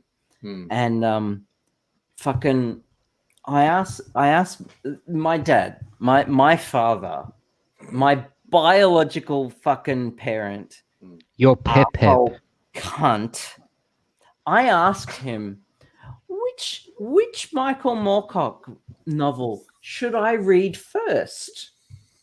And he gave me Stormbringer, which is the last novel in the series. Oh no, that's a bit evil. Yeah, so I knew the end. You knew the end before I read every other novel. That's unfair. So, I mean, to his credit, it was a really good book, but he could have given me Elric of Melniboné, which was the first novel. He had it, he owned it, but he could have given me that one and not Stormbringer, which was the last one. Which that's a bit of a joke thing to do. The end of the world. Yeah. Fuck you, Dad. That's a bit of a joke of a thing. Yes, he introduced me to Michael Moorcock, but fuck you for giving me the last one. Like of all the like backhanded things to do to your teenage son. That is a weird, fucked up thing to do. It's like, what a weird flex is that? And no internet back then, so you had no idea it was the last one. Sounds like a blue movie star's name. Yeah, he's got more cock. Yeah. Moorcock. Oh yeah. I've never thought of that. That's how disconnected I am from penises. I am. Yeah. So despite the fact that I am constantly making references to fellatio and bukkake. It's funny. Yeah, that shit's funny. Just because it's funny. Oh, look, I have a running gag with my son William where like he would do something shitty and I would say, "Huh, you suck." And he would say, "You swallow." And then I would say, "You bukkake," just to one up. And then he started saying, "You dog bukkake." And then I would just gag and say, "Fuck it, you win." I just love the never go into a bukkake battle with a teenager. Megalith just gone with literally disconnected from penises. Oh, that was pretty good. Who's looking after the cat tonight, Abigail? We're going to weird sci-fi fantasy. PJ Farmer, Philip Jose Farmer, who wrote a shit ton of stuff. Oh, didn't he write the? Oh shit. Because I know the name. Yeah, wrote heaps, 60s, 70s. So, but there was this, like the golden age of sci-fi. Yeah, there was this lesser-known series he wrote about Tarzan, which were just in internet terms, it was fanfic. It was fucked up. Fanfic before fanfic, and was a thing, and it got published in book form. And there was one where no. I grew up thinking he wrote Tarzan. Oh right, that's how I knew him. But he didn't, of course. No. In his version, Tarzan was fucking a leopard. And what? Tarzan was fucking a leopard. What? That's a triple take. It ended badly, and the leopard left Tarzan, and Tarzan's going, "I understand. It's because I couldn't give her cubs." And it was like, that's awesome. Awesome, dude. Awesome that you're okay with the breakup and you realize it's because she knew you couldn't impregnate. You were fucking her, but you couldn't. Oh my god. So there were 4 books. There were 4 influential books that I either asked or borrowed from my dad's library of books. There was Stormbringer, which I asked. Yeah. The Hobbit, which I asked for. There was a Greyhawk novel, which I kind of like half borrowed, half took without him noticing. Yeah. Which got me into D&D because it was the classic D&D world. Yeah. And the other one was one of the Tarzan novels. Oh, PG Farmer Tarzan. Yeah. Jesus. Which my dad inherited all these books from his father. Oh, wow. Okay. Yeah. So which is where he got all these old novels from. Yeah. So when John Carter came out, I was like, fuck, John Carter, that's like fucking the birth of this genre, the birth of fantasy and sci-fi. Like, so Dune came from John Carter. Who wrote John Carter? I fucking don't remember now. I'm trying to remember. So if anyone's still listening, there was a movie that came out called John Carter of Mars. Yeah, which was not great. Which I mean, it bombed in the box office. Yeah, I've heard it's really good though. It's fucking amazing. It's not bad. I still haven't watched it. Jesus, it was Edgar Rice Burroughs. Edgar Rice Burroughs, yes. It's Tarzan. Okay, so Edgar Rice Burroughs wrote John Carter, Warlord of Mars, before there was like high fantasy, before there was like Isaac Asimov and Arthur C. Clarke, before all of this shit and fucking sci-fi, he gave birth to this. And if you watch John Carter in that mindset, it's a fucking masterpiece. Yeah. They marketed that movie really badly. Yeah. Are you talking about the 2012 and the 2012 film? They honestly shouldn't have made it because no, it's a great movie and I love it. Yeah. But today's audience cannot appreciate it unless you know the backstory of it. Came before Dune, before Frank Herbert wrote anything. John Carter wrote it. Before Isaac Asimov wrote anything. John Carter. Before Michael Moorcock, John Carter. That was like very early 20th century. Absolutely, yes. And unless you knew that, John Carter was a stinking pile of shit.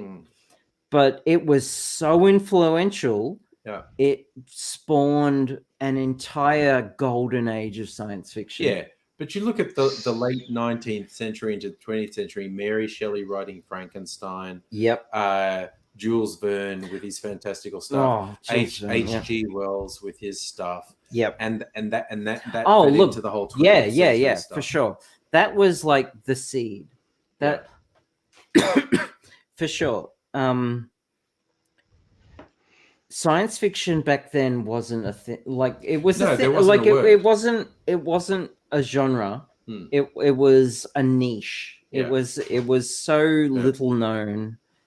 And fucking Edgar Rice Burroughs brought it into the mainstream. Rice Burroughs was wild. Yeah, fucking that Conan.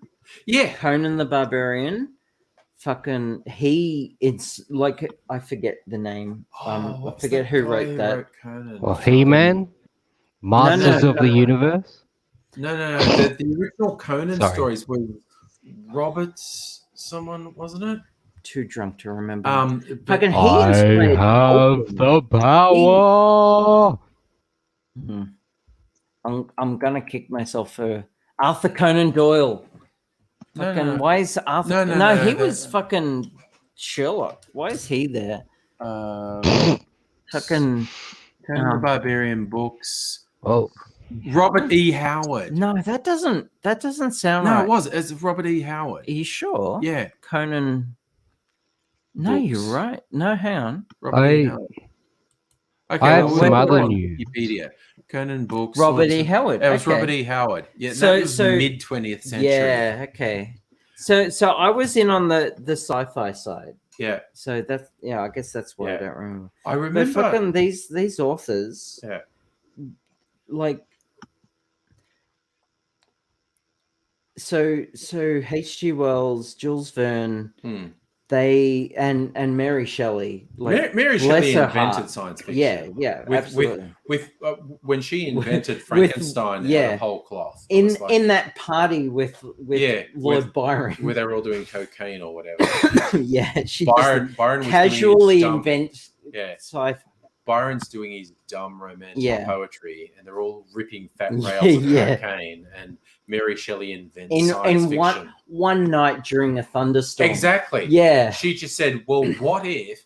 And the rest of them were It like, just blew their minds. "My yeah. mind is fucking Yeah. fried." It might So- be the amount of cocaine I just did, but That is also amazing. your story is pretty wild. Yeah, like it was literally one night during a thunderstorm, Mary Shelley invented science fiction. Yeah.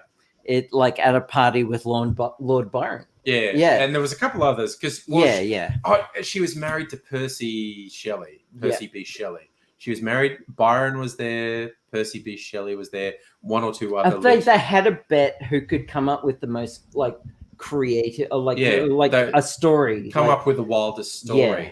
And Mary she came up with this. And it was, wild story. She ended up publishing it. Yeah. Invented a genre. Yeah. Jules Verne and H.G. Wells. Like H.G. Wells was more of a political. He was a Fabian socialist, which is fucking hilarious. But he wrote some great stories. Yes. Jules Verne wrote for the love of writing stories. Yes. But sci-fi wasn't. It was such a nerd thing. Like I don't think the term was invented in No, the it mid-20th wasn't. century. It wasn't. So there were so few people who were into the works of Jules Verne that it wasn't even termed science fiction. It was just, oh, I like Jules Verne, and you were a nerd back in the 1800s. Yeah.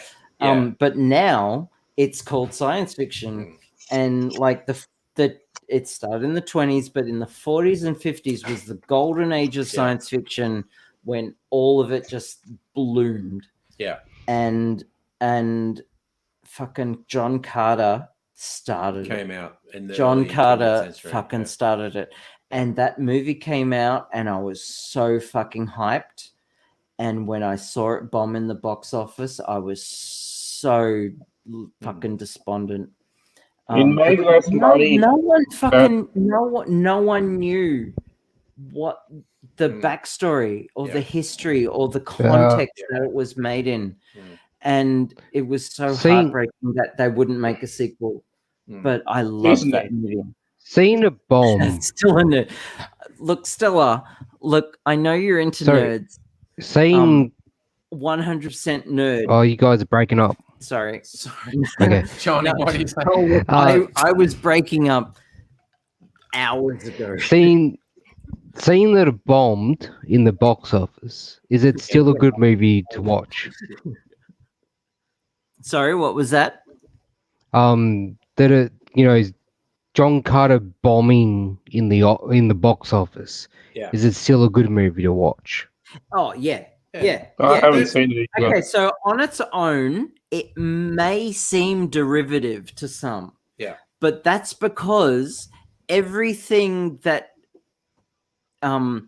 derived from it is what people think of as derivative of it. Yes. So it came before all the things. All the So things. it came before like Star a lot Wars. of science fiction that Star Wars, Star Trek, all the like science fiction that people are aware of. It came before it.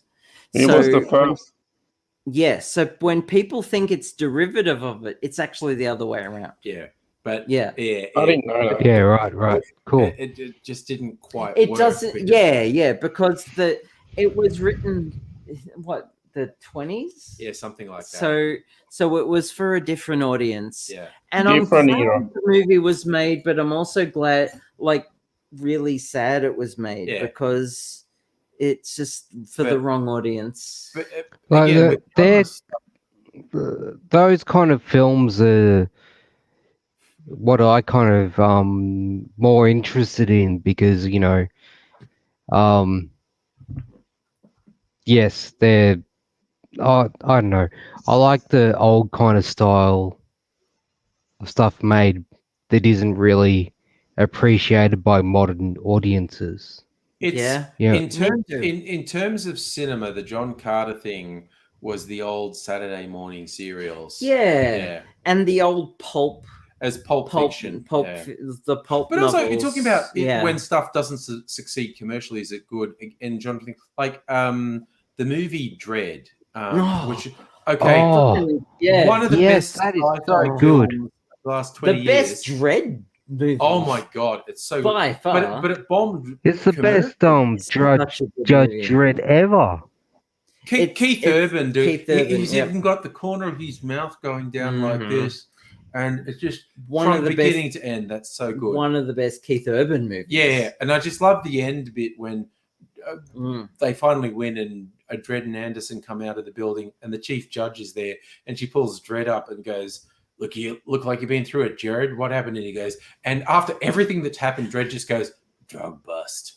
And and the chief judge goes, "Well, it looks like you've been through it." And he goes, "Perps were uncooperative."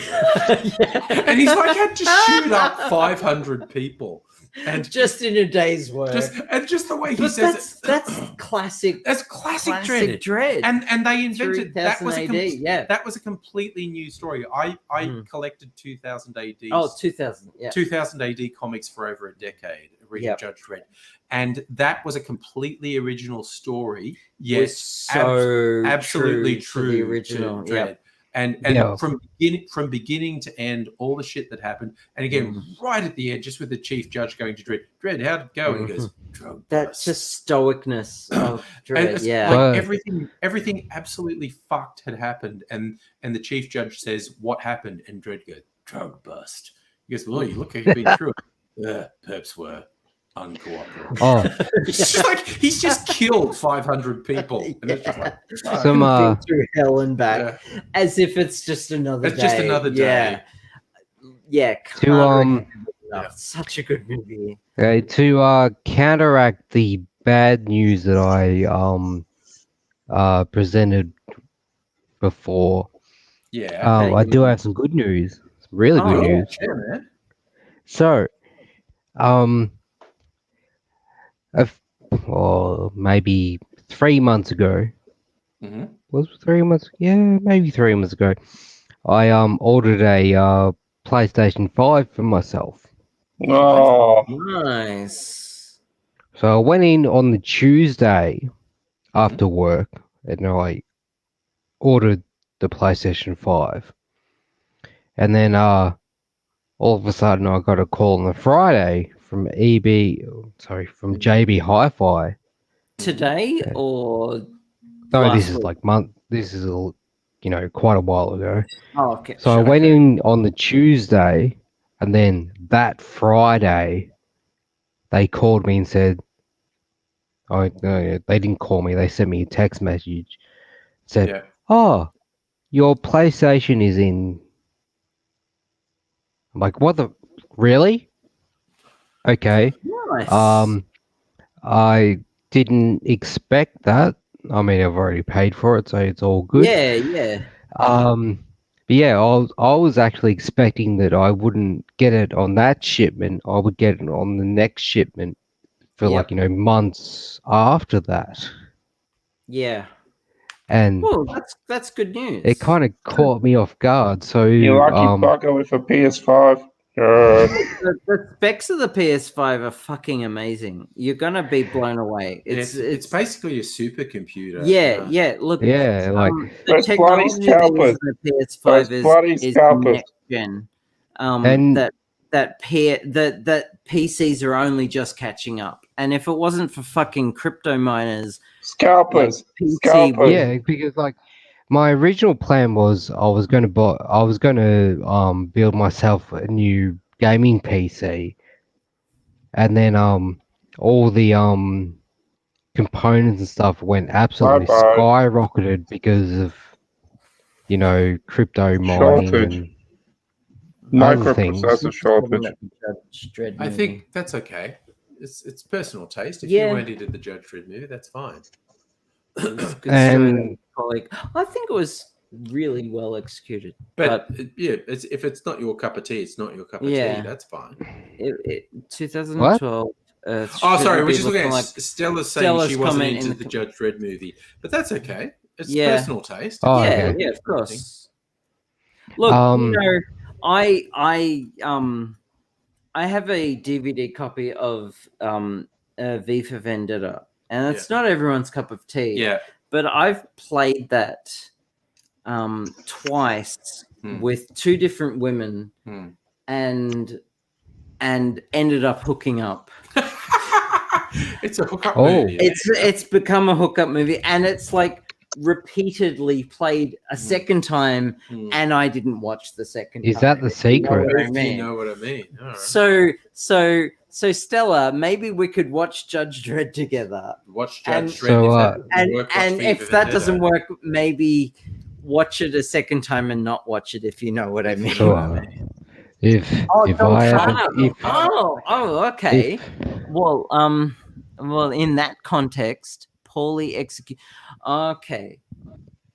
if I have a date, should I play John Carter then? Oh no, I don't know. That No one would get it. She's nerdy. Well, You'd have to let's find just say that okay, one in a the million person who would understand what you're doing. the one media franchise that I've actually scored from is Archer. Oh really? Oh, yeah. Oh yeah. I don't can know I if she was I don't know if she was projecting onto me of being Archer. I don't care. I had fun. It was great. A+ would recommend. But I would like that's what worked for me. I would like to suggest that Stella, I would like to watch Judge Dredd with you. Yeah.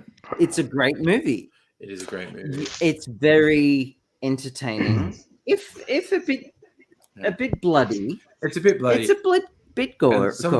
Like, but it's I would consider it a good snuggling movie. Yeah. For someone who's into those kinds of movies.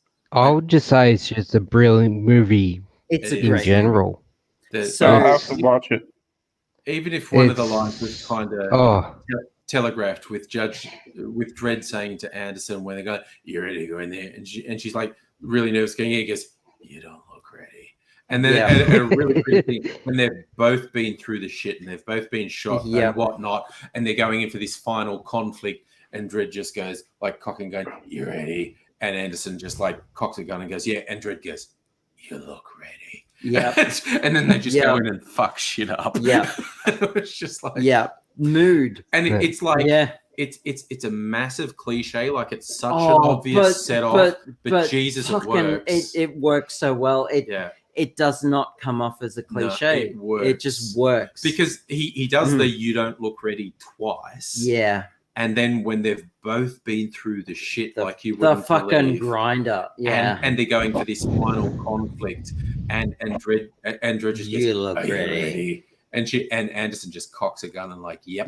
And he goes, "You look ready." It does not come off of the cliche. It's so fucking good. It works. What he wasn't made it. But like to Stella, I would like to watch that movie with you. Oh yeah. No, that would be a good one. That's a good date movie for people who are into to ultra movies violence. like that. Just Ultra violence, action movies, and if that doesn't work, apparently the V for follow-up will be Vendetta. V for Vendetta. Yeah, which apparently V for Vendetta came out of Blu-ray on OK last year.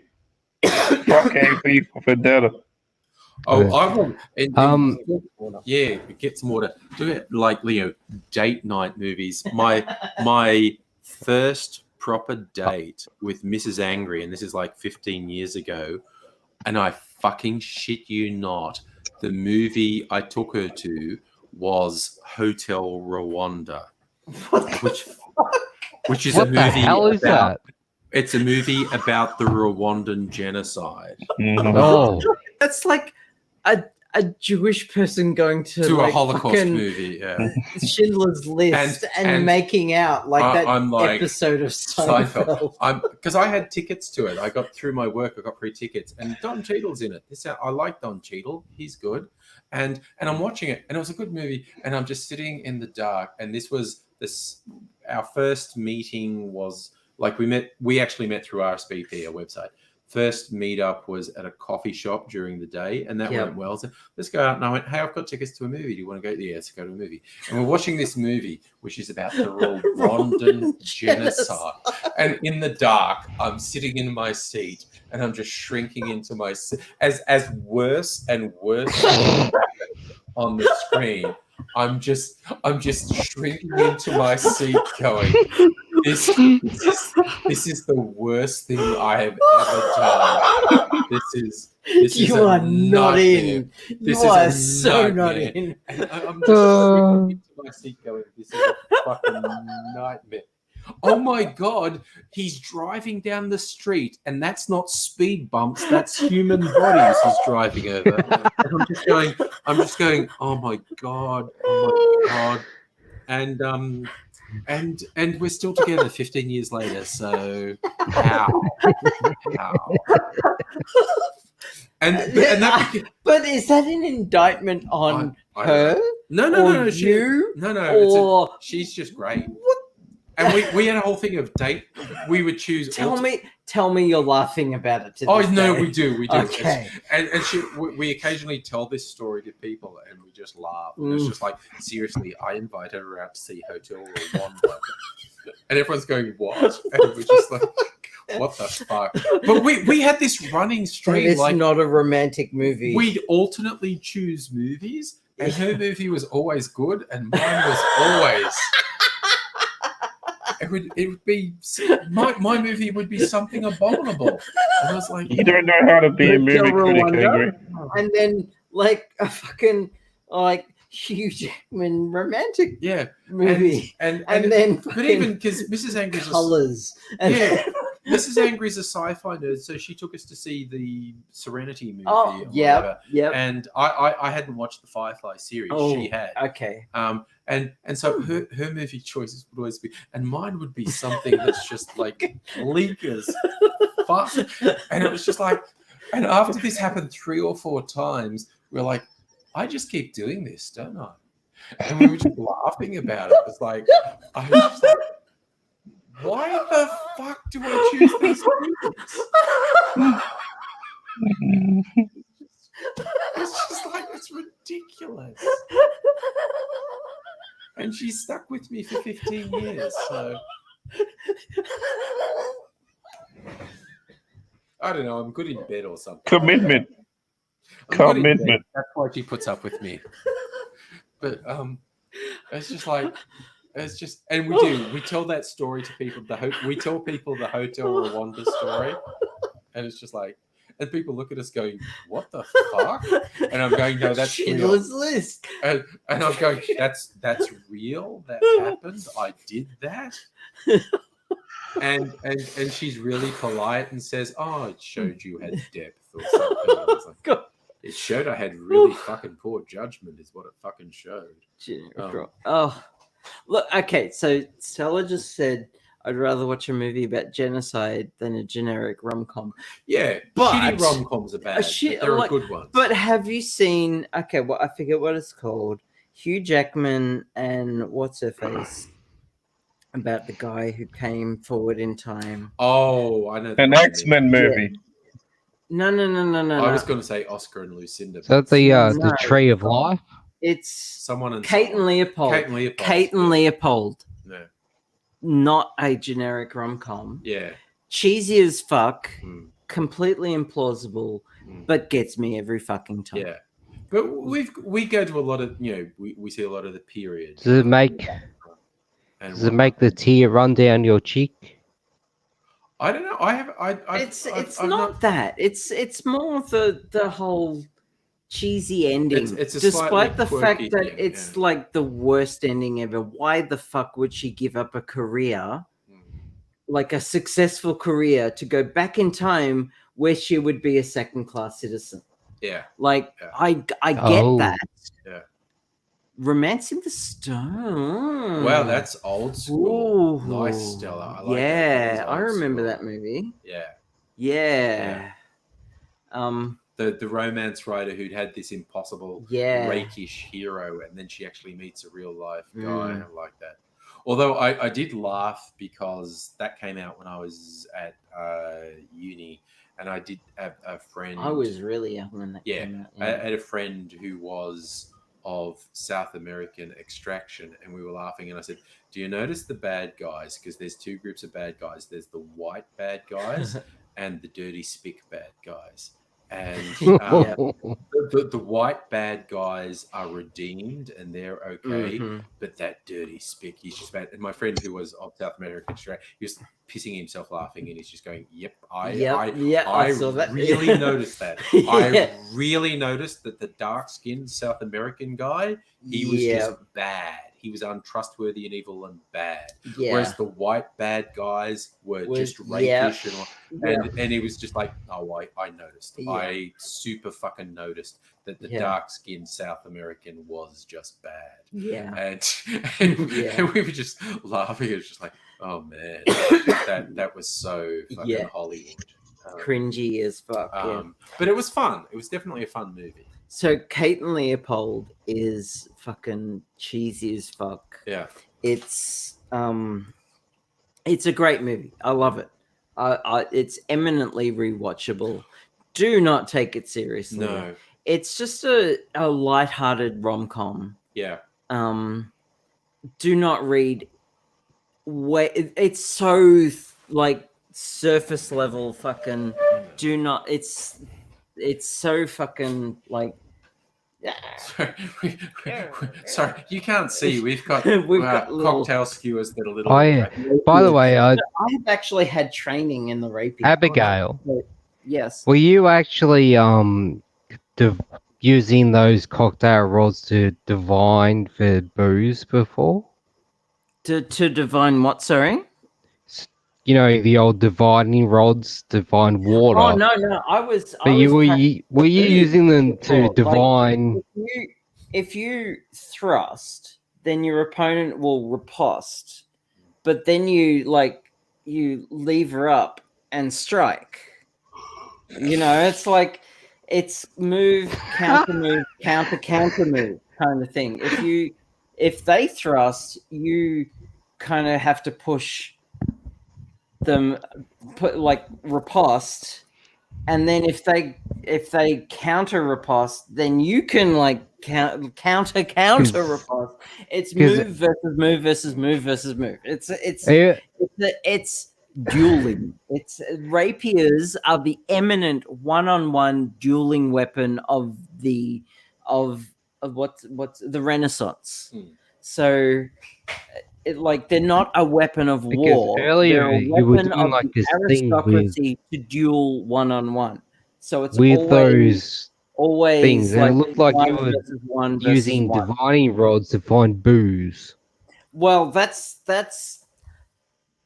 a bit woo-woo. Yeah. And also really in this room. Yes. Yeah. Divining isn't that hard in this room. No, it's kind of glance to the left. Yeah. Sorry. No. So fencing with the rapier is an art form, and it's one-on-one, and it's really elegant to watch. Yep. And I haven't had I've had a couple of classes, but it's very like this move versus that move versus that move. Yep. Whereas most of my fencing training has been with the longsword, which is a more of a medieval weapon and a weapon of war. Knights use them. Right. Most medieval soldiers used a spear. And if you're one-on-one with someone with a spear, run. Because the spear was unstoppable. Yeah. Fucking, if you had a longsword against someone with a spear, fucking, they will kill you every time. But if you're in a line of people and you have a longsword, you and a full set of armor, you were unstoppable. Because this, if you were against a line of other people and you were with spearmen and longswords, and because a knight with a longsword was always like a family weapon, it was inherited. Whereas the spear was the weapon of the commoner. Yeah. Yeah. But like it was a line versus a line. So you would have spearmen and the occasional knight with the longsword, and the spear would always glance off, and there would be other spearmen who would block, and then the longsword would close up the gap and just knife him in the face. I've got a bit of a story about the old fencing. Yeah. So, I just saw Stella's what? Oh yeah, okay. So the nerdy stuff is turning Stella nerdy on. sword play. So, unfortunately, it actually is not nerdy swordplay. But we'll let you But keep going. Yeah. Feel free. So The foreplay 2000 Olympics. Yeah, 2000 Olympics. Mum, I went to the 2000 Olympics with Mum, and we bought tickets to a lot of events. We went to a lot of the stuff. Turns out the worst thing was archery. The best thing about archery was watching the people running across the field to catch pull out the arrows. Yeah. Right. Yeah, I can see that. Yeah, turns out the best thing. No. You're just like this and then waiting for it to land. Yeah. Yeah. The best thing was beach volleyball. That was just basically a beach party. Yeah. Yeah. I can't believe that's an Olympic sport. Yeah. I remember when they introduced it as a test sport. Yeah. And then suddenly it was a thing. It's an Olympic sport now, beach volleyball. Was it the Sydney Olympics that did that I in don't 2000? even remember. But I think it was. it stuck. Yeah. And I can see why, because people in not many clothes. Yeah. But an Olympic sport? Go down to St Kilda Beach in summer and they have beach volleyball. Look, I remember going for long bike rides. I used to work in South Bank, so I rode my bike to work, and I would ride down to St Kilda and then onward to Elwood, which is just around the corner from here. Yeah. But didn't matter what time of year, there were always nude sunbathers. Oh yeah. And so I appreciated the ride and the exercise. Yeah. It's good. Yeah. But yeah, I don't understand why beach volleyball is an Olympic sport now. I think because there were sponsors behind it, quite honestly. There were people the Olympic Committee is corrupt as fuck. Yeah, there were people saying we will put money. Yes. If this money, then the what is the IOC, the International Olympic Committee. They're just outrageously corrupt. Yeah, they're corrupt as fuck. And there's no oversight.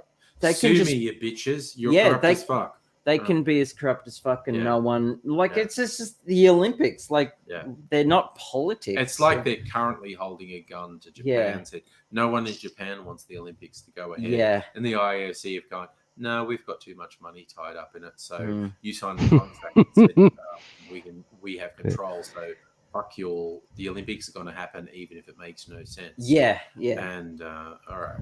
Didn't Brazil lose like billions of dollars? Brazil's was disgusting because the level of poverty there was in Brazil. And the fucking water sports like the rowing and they had to build all those things. Well, not just that, but the rivers are so polluted. Yeah. That was right. We were worried about the people dying from the people polluted dying rivers. from the polluted rivers. And people had to have shots from it. Yeah. Oh, I remember that. Yeah. So I used to do longsword fighting. Okay. Which is and the specific type of longsword it's called Fiore, which is the Italian sword master who wrote this book. His name was Fiore, and 14th century, which is medieval. Yeah. And I got to the point where I was teaching newbies how to your proper stance and your basic moves and and the only reason I stopped was because of fucking fibromyalgia. Oh shit! Yeah. Yeah, and I miss it so much because sword fighting is fucking cool as it is very cool. like Very it's cool. fucking cool, but also it was fucking awesome. It was like exercise and it was mateship, and we had like fucking Christmas parties and we got to hit each other with fucking metal swords and You sound like me when it comes to roller derby. roller derby's awesome. Okay, so I used to be a roller derby ref. Funny story. Roller derby chicks train at the Melbourne Museum outside, which is fucking in visual distance of my apartment. And during summer, or like even fucking like not even summer, like spring or autumn, they are out there training. Yeah. And they're fucking hot. Oh yeah. And I have binoculars. I have binoculars. And sometimes I will walk and just sit there and just appreciate. Oh, look, I'll appreciate. There are always, every time of year, there are always dudes on skateboards out the front of Melbourne Museum, fucking doing sick burnouts and fucking grinding and fucking all that skateboard shit that I don't understand. It's awesome, and I love punk music. And skate punk music, and they're always playing, and I fucking love that. But it's just the roller derby girls. Bless their hearts, they're fucking gorgeous. They're fucking butch, and they're fucking on roller skates, and I fucking love them. Oh and God bless them. And they yes, used to kick. Fibro sucks ass. Fuck Fibro. I'm with you on that. The roller derby girls used to absolutely kick my ass with their workouts.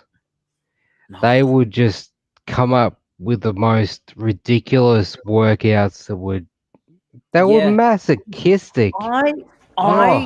I have a friend who did roller derby, and the only reason she stopped was because her girlfriend at the time was fucking a narcissistic piece of shit and also a roller derby girl, so she had to stop. But she convinced me to do she convinced me to do a newbie session of roller derby, and I've never done a workout more intense. I was fucking in pain for a week after that. And I was just roller skating. There were girls who would balance on one foot with their other leg fucking up in the air, supermaning, supergirling, fucking on roller skates. Oh yeah, just casual as shit. Yeah, fucking roller derby girls, man. Yeah, they're fucking lesbian wet dream. There's that great movie Whip It. Oh, Whip It! Oh my god, movie. Yeah. I love that movie. Whip It can suck a dick. That is not how you become a fucking derby girl. True. It's not real, but it's a fun movie. It's a fun movie, but the amount of work they put into training is insane. It is absolutely crazy. Hard sport. It is such an intense sport. Yeah. I just like to say, you have to have dexterity, strength, fucking. You have to have the balance, endurance, balance, everything. It's roller crazy. Derby that was so much painful when you fall on your arm. Yeah, I almost broke. I fell backwards and landed like that. Oh no, that's and bad. Almost broke a wrist. Yeah, but that's what's break your collarbone. It's full on. Yeah. Right. Abigail. Johnny, go ahead. When I was bringing up that whole Olympic experience that I had, I actually went to part of the Olympics that I went to was fencing. Yep.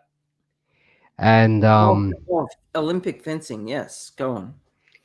And it got to the stage where, like, finally, Mum and I were, figuring out, how this Olympic, just how fencing works, basically. Mm-hmm. Yep. And all of a sudden, I got a blood nose. Oh, okay. I was just sitting there in the crowd, and I just got a blood nose. I'm like, fucking hell. All right. So, stuck a tissue up there, Yep. Oh, okay, it's not working. Oh, wait, it's about to be a bronze medal match. Oh, we want to watch it, but my nose is still bleeding. Yep. I went to the first aid tent. They stuffed gauze up my nose. Yep. All that They stuff. would have had you like this and leaning Yet forward. didn't help. It was still going. Eventually, I ended up in hospital. Oh, Jesus. oh, jeez. And you missed out on the bronze medal match. Yeah. And I focus on that for some reason. Yeah. I was. You I were wanted okay, to freaking though. know. Yeah. And Johnny says, and I died in hospital that day, and this is going on your live stream. I got better. I'm haunting your live stream. So the thing about Olympic fencing is that it's all rules and like it's I mean it's great to watch, but it's so far removed from actual combat. Yeah. Like it's like martial arts versus competitive martial arts with rules and it's look, it's great and it's fun to watch, but it's like even the swords are they're fencing swords, the foils Yeah, like, yeah. it's all about a touch, Yeah. and Yeah. it's Sorry. I was gonna, It's like, there's Olympic competitive stuff, and then there's HEMA. So I did HEMA. I did. Yeah. All this talk of fencing and rapiers and stuff, all I hear in my head is, I see you're Agrippa. Which is a Princess Bride reference for those who don't know. I thought of a different Princess Bride reference. Yeah. I thought he's wearing a mask. He can't be trusted. Which is my standout line. Like, what? Yeah. Yeah. Anyway, it is 2 a.m. Andre the Giant saying, yes, be careful, he's wearing a mask. He can't be trusted. Yeah. Every second line in that movie is quotable. William and Gold. Andre the Giant, he was such a unit. Yeah. I saw a great, because it's one of my favorite movies, and I've got versions on disc. And there's a sort of, there was a doco that was done 10 or 20 years after the movie that's included on it, and so all the actors are much 10 or 20, I forget what it is, they're at least 10 years older, and Andre the Giant died, of course. And so they're all sharing their stories, and the most famous one is the terrible fart Andre the Giant that Rip-On set, which continued for 30 seconds, and the smell was so bad it cleared the set, and the directors go, do you have to go to the hospital? What was that? That was terrible. Are you dying? Is that what that is? That's just Tuesday. Andre the Giant, he found, like, working on that movie, that was some of his happiest days, because they just treated him as a normal human being. Yeah, and that was in this doco as well. Some old archival stuff with him. So exactly that. He was saying everyone they were just seeing me. They weren't seeing it all. Although then it was the guy who did all the voices in The Simpsons. He was the six-fingered man in the movie. Oh, okay. He did a bunch of Simpsons voices. He said, I made a point of every day on set greeting Andre and shaking his hand, which he seemed to like. I was just doing it because my fucking hand disappeared when I went to shake hands with him, and this enormous mitt just covered most of my forearm, and I was that's just awesome. That's amazing. But just hey, shaking hands, and it was just like this huge hand came down. I would do the same thing, because like I actually have quite small hands, and one of my friends is very tall and he has big hands. He's a really great guitarist. He's been in he's been in a few bands that have gotten a bit of commercial success.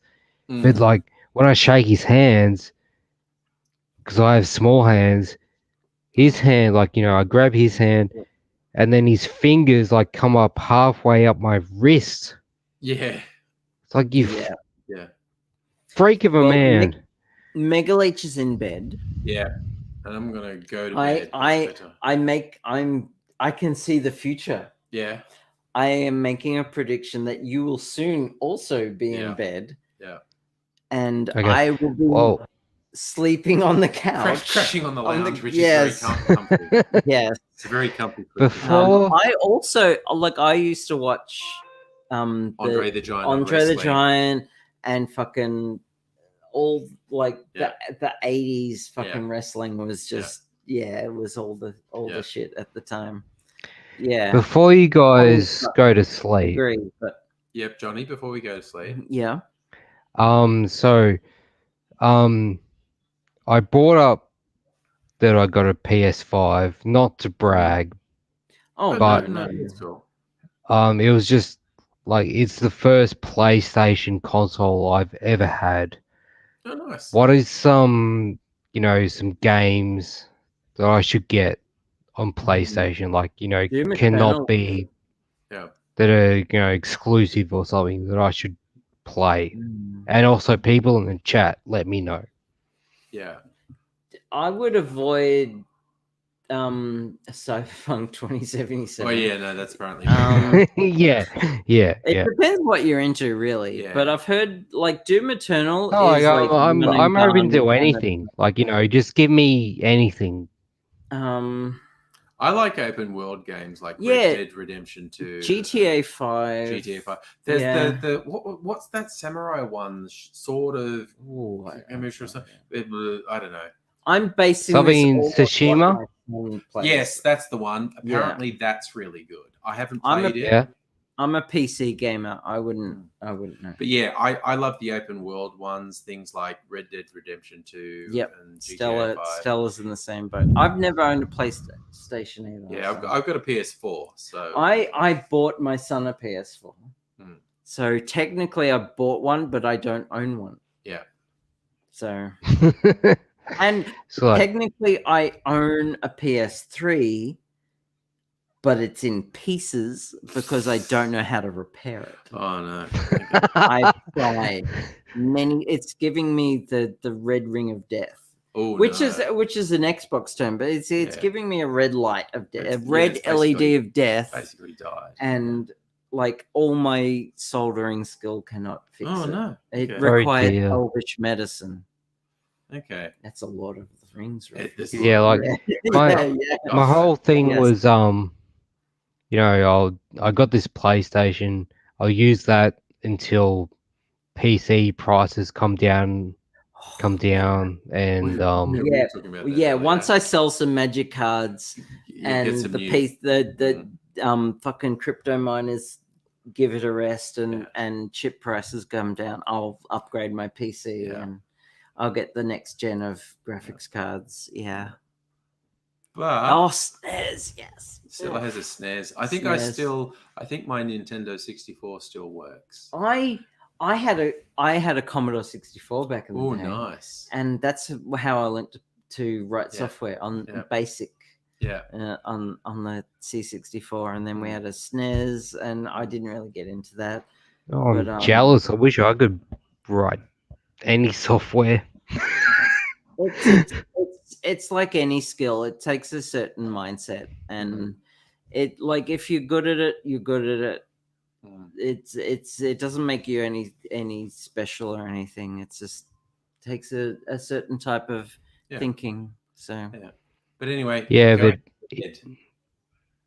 you guys So, going? good night, Stella. Yeah, absolutely going to bed. Good You're all night, fabulous. everyone. Good night, Johnny. Goodbye. Good night, Suffer. Won't be on for Saturday night because it's date night, but I'll probably be on Sunday night. And everyone look forward to next Friday night. Abigail's It's been birthday. lovely to talk to you. Yeah, it's great Yes. having you back again, mate. Next Friday is my 31st birthday. 31st, we're down to 31st now. 31st. Oh, sorry, no, was- 35th. Oh, we're back to 35th. Oh, I okay. thought we were just rolling it back. Oh, I was going to say. 31st, Wait, hang on. big birthday Bukake birthday bash blowout. blowout. That means we're the same age. Oh, There you go. Whoa. mind equals blown. Yeah. Good night, Yeah. everyone. Good night, Stella. All right. All right. Love you all. Live Night long and all. prosper. Bye-bye. Going.